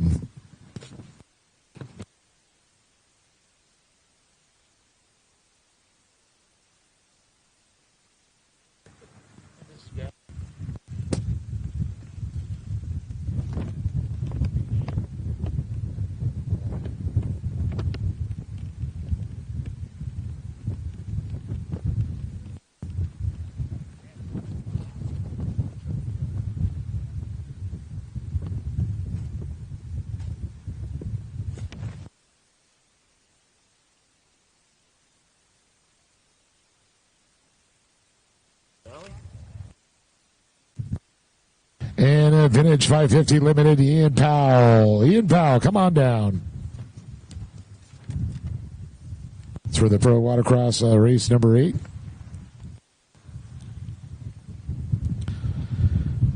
And I might as well stage you up here. Let's get for the 550 Open. Second will be Cash McClure and Ian O'Connell, but I'll announce it again. You guys are aware, so you can start walking up the trophy table. And Ian, that ski is bad to the bone.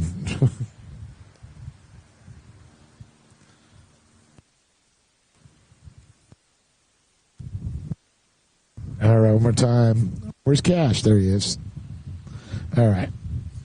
So Ian Powell. And now to 50 Open floor. And Ian O'Connell. That's one fast 550, I'll tell you.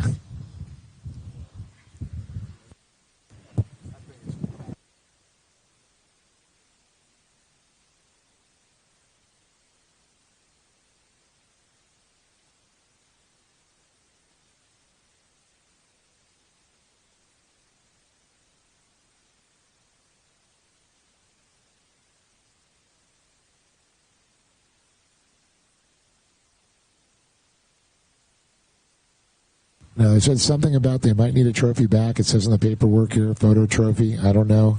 Check with them. Yes, there you go. Thank you very much. Yeah, I told you they're going to move me to the tower. We're done. Back to my cage. Oh, look at that. I got 3 classes at the same time. I'm excited. Vintage 650, 750 in third place. Joseph Elon. In second, Tyler Wurlitz.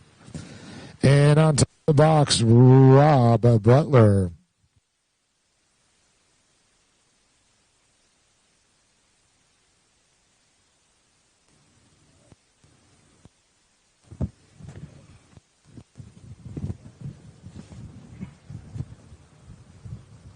Man, I'm all bummed. I found out they're having a vintage party out there, and I could have brought my tie-dyed Peloton shirt. I didn't even think about it. Yeah. Yeah. Third was Joseph Elam. There he is.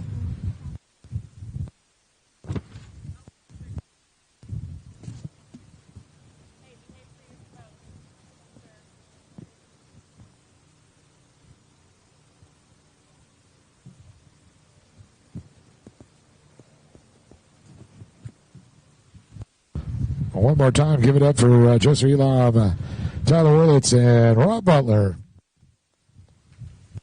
Sean, I think Rob's ready for the 80s party. He's got the tie-dyed shirt. He's ready for the 80s party. He's got the tie-dyed. I know. Told him I'm bummed I have a Blosian tie-dye shirt I could have worn. But Leslie says I'm not aware to wear it. All right, here we go. Ski Expert GP. In third place, Megan Burns. In second place, Ben Reber. And let me see the Falcon, Javier Falcone on the top of the box.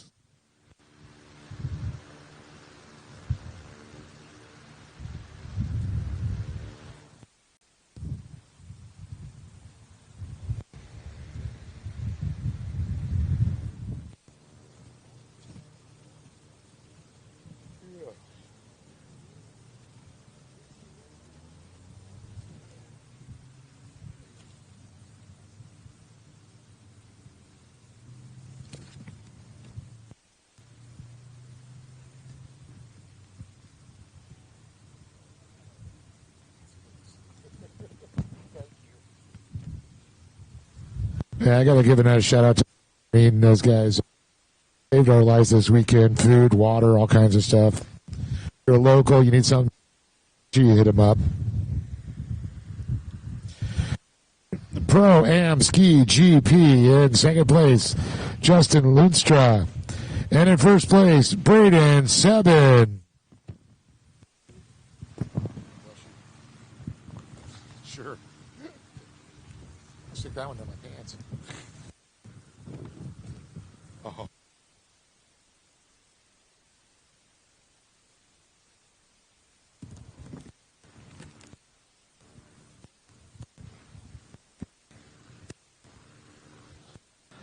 All right, we're going to move it on to Ski Mod 1500. In third place, Tristan Hebert. In second, Captain America, Ty Smith. And standing tall on top of the box, Bentley Fox. I'm going to call him a Fox because he's crafty out there.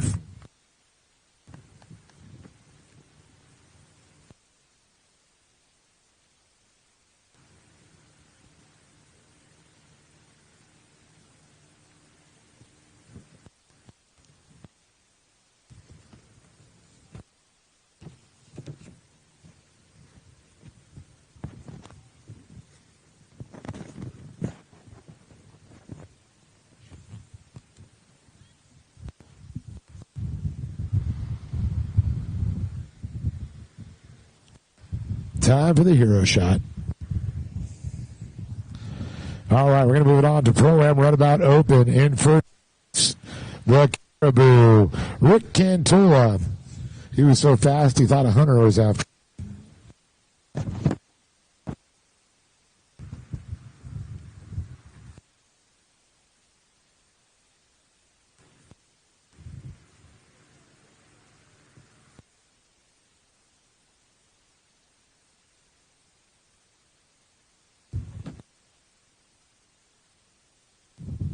It's rabbit season. It's duck season. It's caribou season.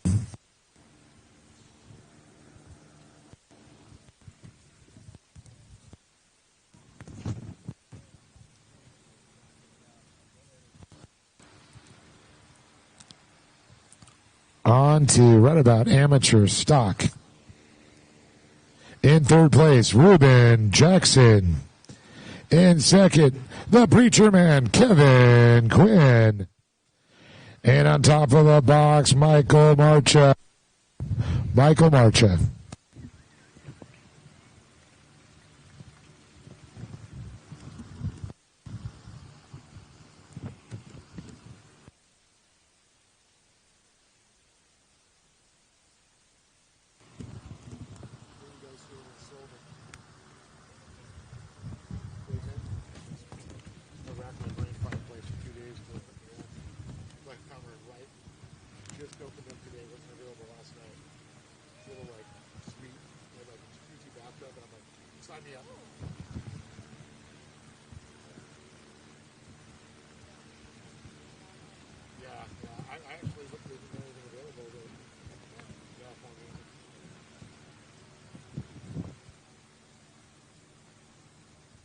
One more time, Ruben Jackson, Kevin Quinn, and Michael Marcha. Marseille, thank you. I didn't do on phonetic phonics. Now I know. Say ooh la la, parlez-vous français? Marseille.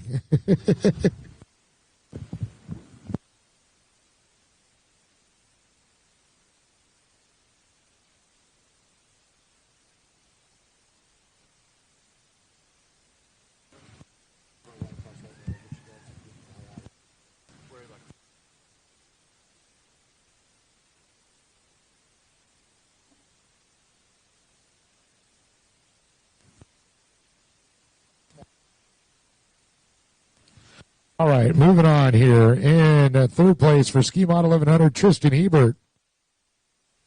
In second, Trent Cornett. And in first place, Travis Falinga.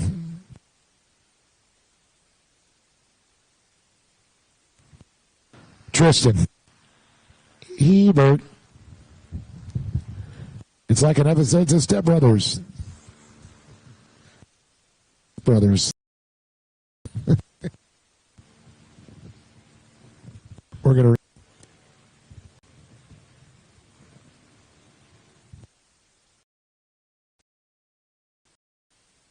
Tristan, Trent, and Trent. Look at that, 3 T's.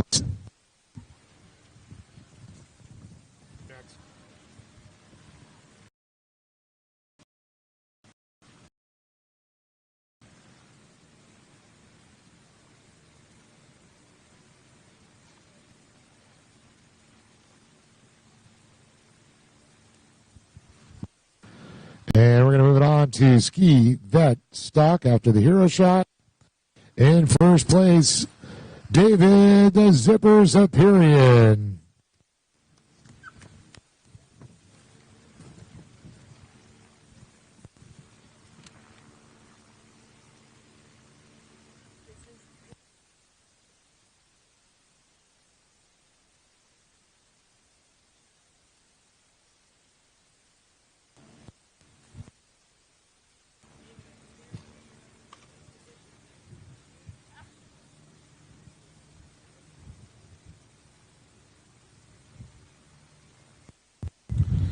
And we're going to move along to women's stock in second place. Special K, Kelly Stewart Cantola.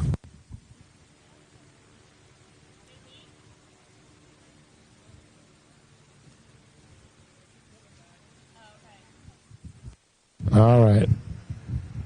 So we need to see Kelly Stewart Cantola in second. In first place, Jet Girl, Anna Glennon.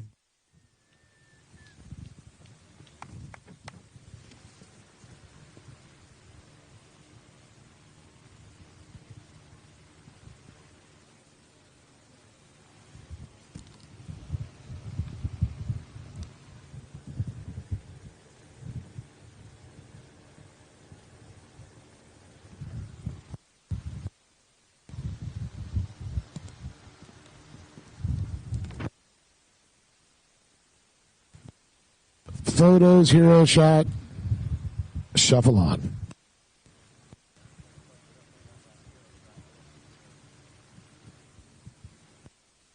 All right, now time to shuffle.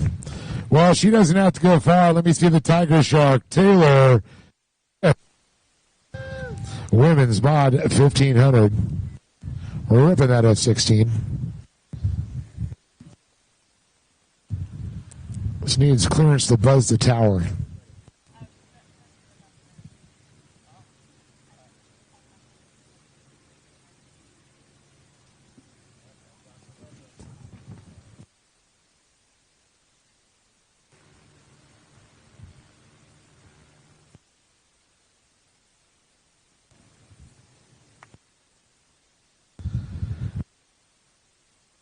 Now to Vintage X2 Open in second place, Tyler Wolitz. And first place, Shannon Watson.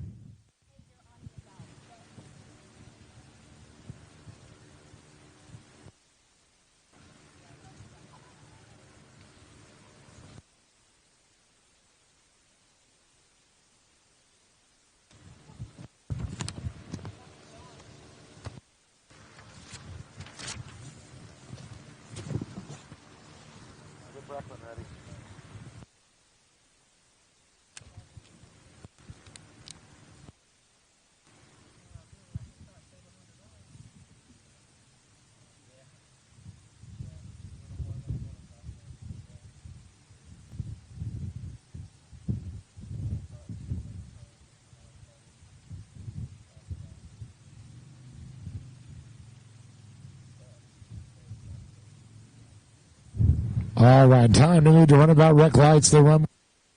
Yeah, we had a great run out there. So in third place was Cooper Park. I do believe did not make today.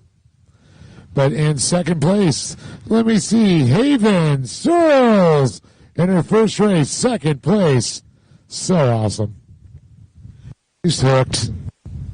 That's do some driving and take her some races now.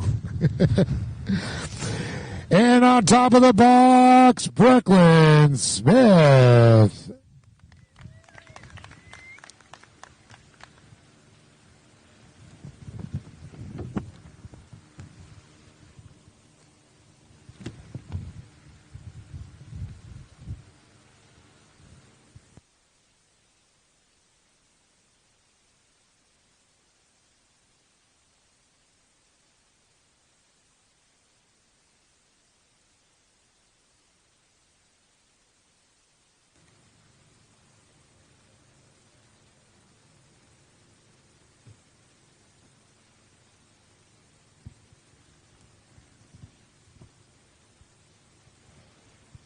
Well, they're going to get it all switched out. Make sure she gets a trophy there. Awesome. All right, that's going to complete the pro watercross side of it. Now they can have the meeting of the minds and figure out the other stuff.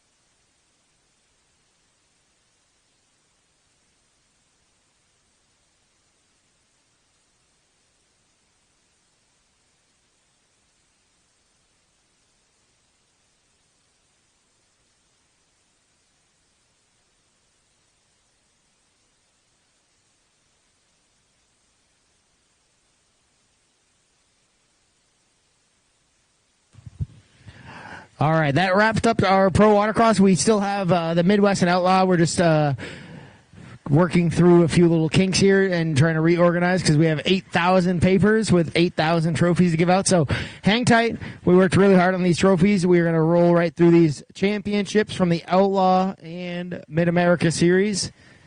And then you guys can get worse gas mileage on your way home for how many trophies you're carrying out of here. And I do appreciate all the help that everybody gave us. I know a lot of people were working their butts off throughout us getting ready for awards, tearing things down, tearing our buoys down, dragging our ropes in, wrapping everything up. Really appreciate all of the support from everybody.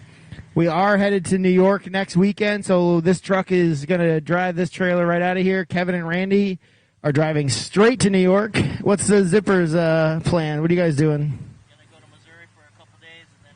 Couple days in Missouri and then head into New York. I like it. A lot of family vacation time out of these trips. I'm going to fly home. Actually, I fly out of here. So Terry and I both fly to a sports conference tomorrow morning at 5 in the morning to go try and find new cities with bigger budgets for next year. We stay there until Wednesday. I fly straight from Tampa, Florida to New Hampshire. Wednesday afternoon, I jump in my motorhome and I drive through the night, and I get to New York probably at like 3 or 4 in the morning, and I set up for another race. So we are on the gas nonstop. Full throttle. We are just nonstop. We don't have any chill. I don't know what's wrong with We really like to punish ourselves. It feels so good. So we'll be in New York. It should be pretty crazy. Great little race venue. Always gives us a curveball.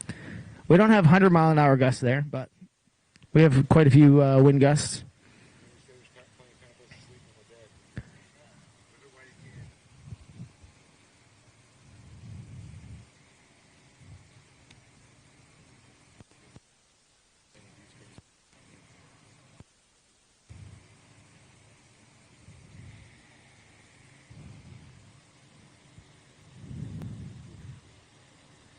It's a lot of trophies. We're going to count all the trophies this season at some point and add that to our data points, because before this weekend we had 20,888 laps, and I think we also had 20,000 trophies up until this point. Everybody earned these trophies, so we want to make sure we get them to the rightful owners.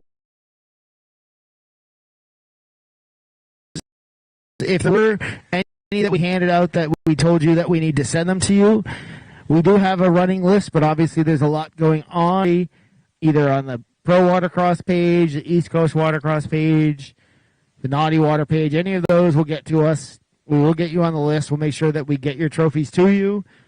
We've got the lovely Taylor Smith running over the next set of trophies ready to go. To Dave, and keep on hammering.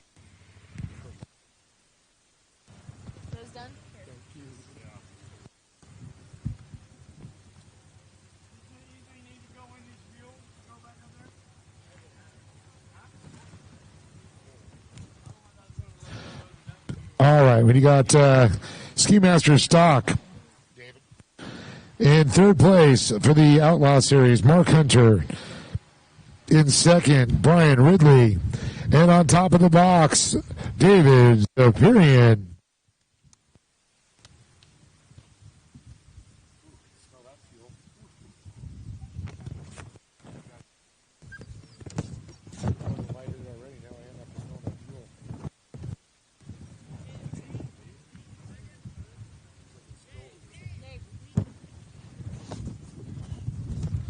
Third place, Mark Hunter. Second place, Brian Ridley. First place, David Zopirian.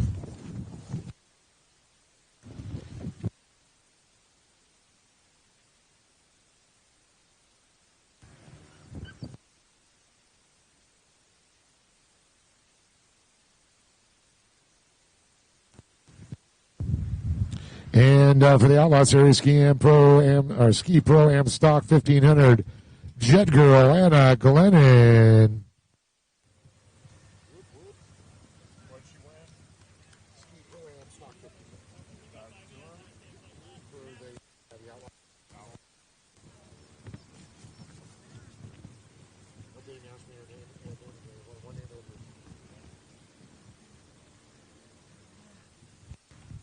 All right, we're going to move it on to Vintage 550 Open. In first place, Ian O'Connell. Ian, you also won the Mid-America, so get ready. You got a Outlaw and a Mid-America first place coming to Ian O'Connell.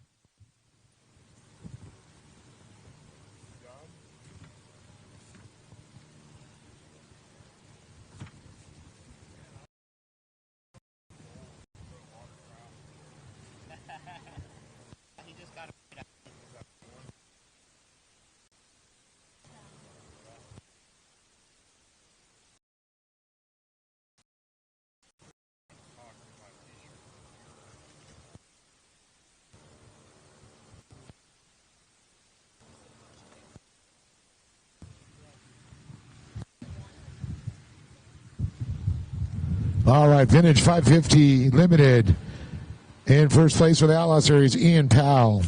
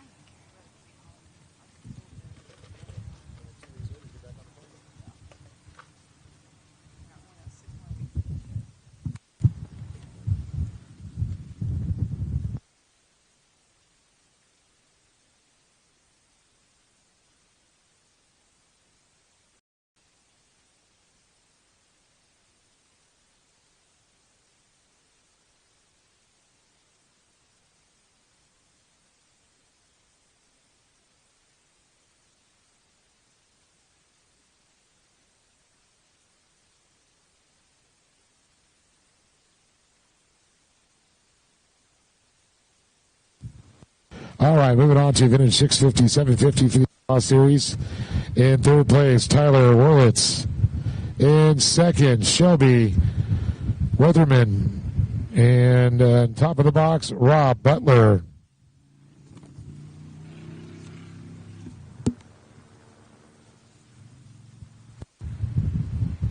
Tyler Wurlitz, Shelby, and Rob Butler. In case you didn't hear me.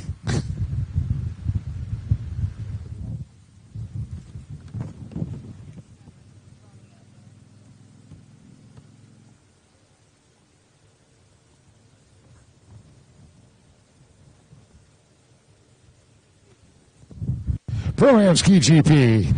In second place was Justin Lunstra. In first place, Braden Seven.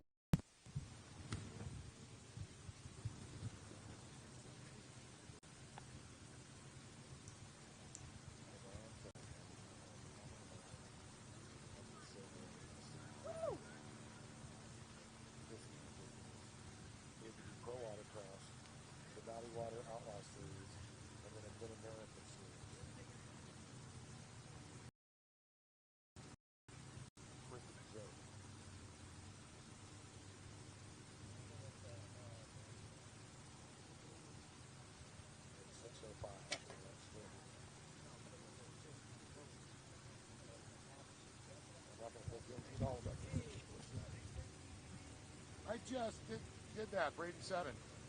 Just said that. Once again, Pro-Am Ski GP, Justin Lunstra and Braden 7. I've got 2 pieces of paper, and I've read every name on these papers. I'm not the great Kreskin. The only ESPN I got is on my TV.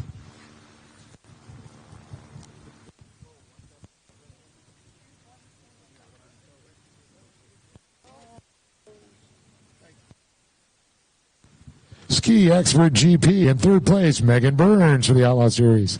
In second, Javier Falcon. And in first place, Ben Reber. So Megan, Javier, and Ben.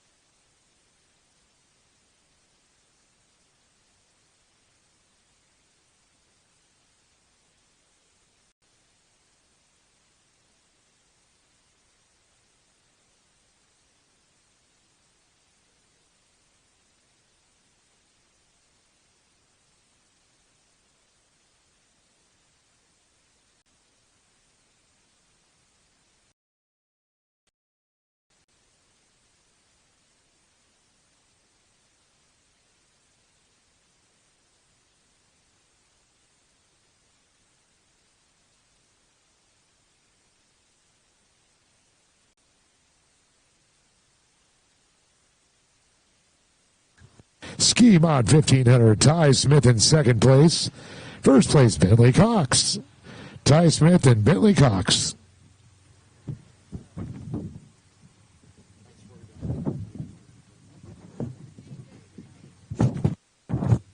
Ty Smith, second place. Bentley Cox, first place.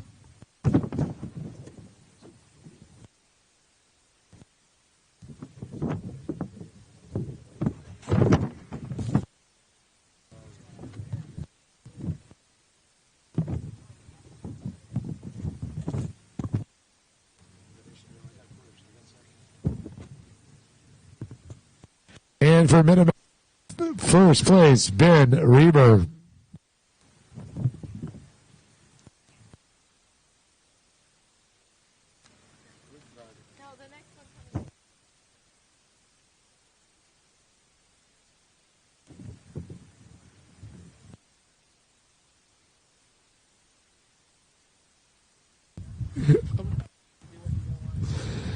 In runabout amateur, we got Ruben Jackson third.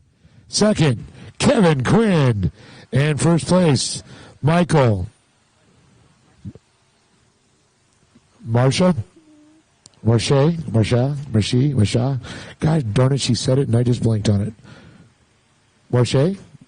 There you go. Valerie Français, c'est oui, je l'entends. That's all I got on my French class. And I know how to cuss in French, but I won't do that here. Because my teacher did that a lot at me.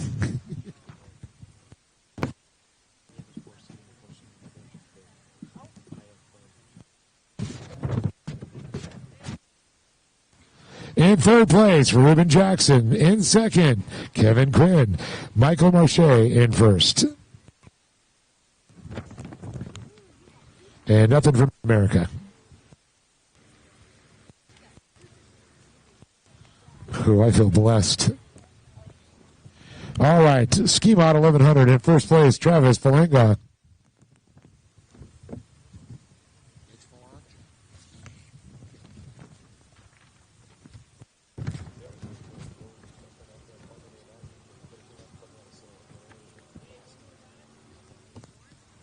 Yep, just one. Uno mas. One more after this.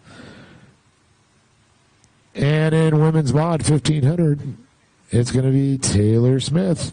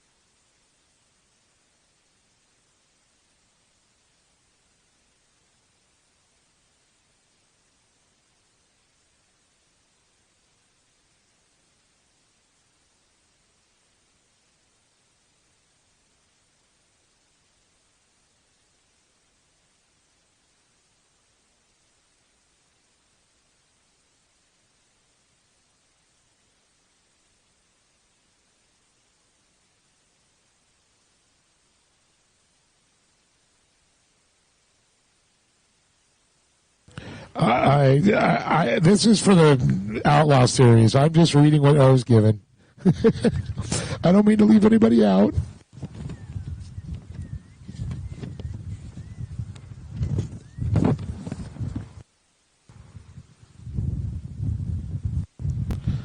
I am Ron Burgundy.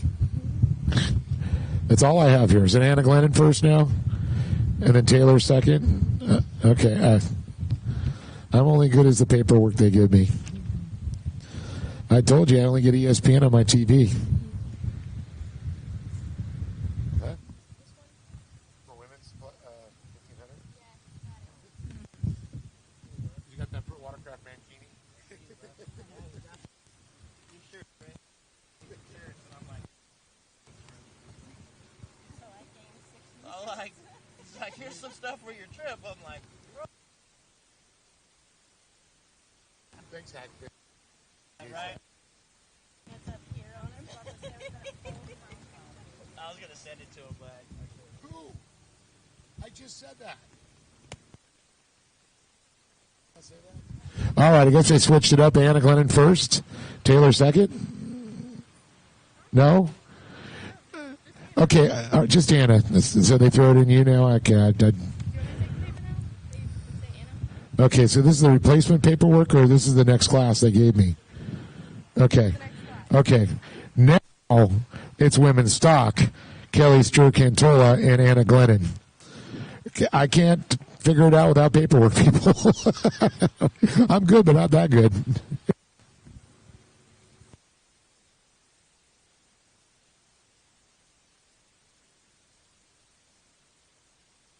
Big round of applause there for Jet Girl. I was like, what are you talking about? It's not, her name's not on there. They haven't given me the paperwork yet.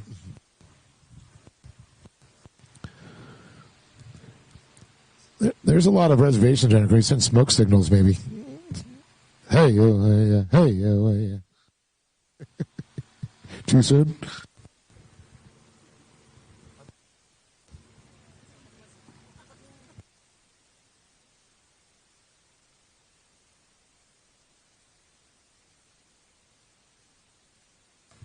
David Superior in ski vet stock.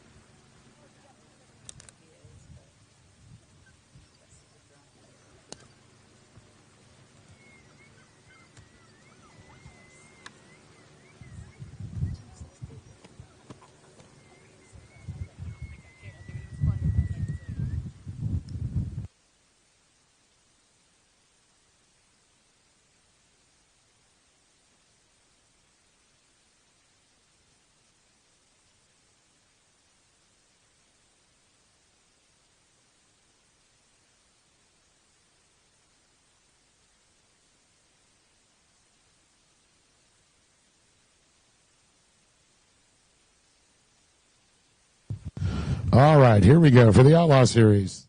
Vintage X2 Open. In second place, Tyler Wurlitz. In first place, Shannon Watson. And for the Mid-America Championship, Shannon Watson. Kill two birds with one stone. You can tell I've been talking for a couple days. That's almost all, folks.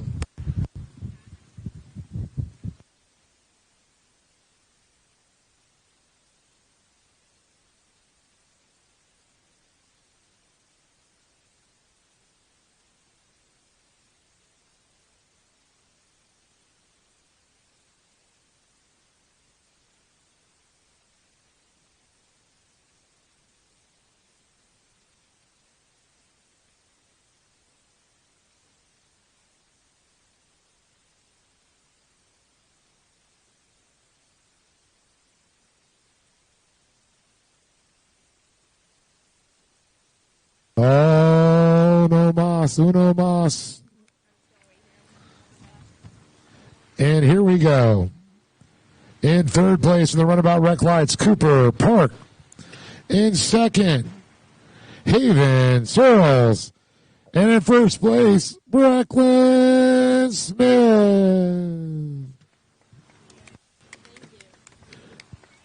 And can I say, finished. Hasta la bye-bye. See you guys in New York, all the ones that are making it out there. Safe travels to everybody. We done, yo. Does anybody feel like we just ran a marathon? Sean ran a double marathon and an Ironman. So thanks. Appreciate you guys. We'll see you in Silver, New York, and on. Thank you, Dave. Thank you, staff. Thank you, racers. Thank you, Kaylee. Kaylee, you did a great job today. Thank you, everybody, for all the help. I appreciate all of the support immensely. This is an absolute insane thing that we are even remotely trying to accomplish. So thank you all so much. We're going to load up and head straight to New York. And then in a couple of weeks, we're going to head to Lake Havasu City, Arizona. We have some announcements to make fairly soon about what World Finals is going to look like. We're still talking about that with the powers that be. So be patient with us. We've got a lot of stuff going on. Thank you all for the support. We will see you in New York, or we will see you in Havasu.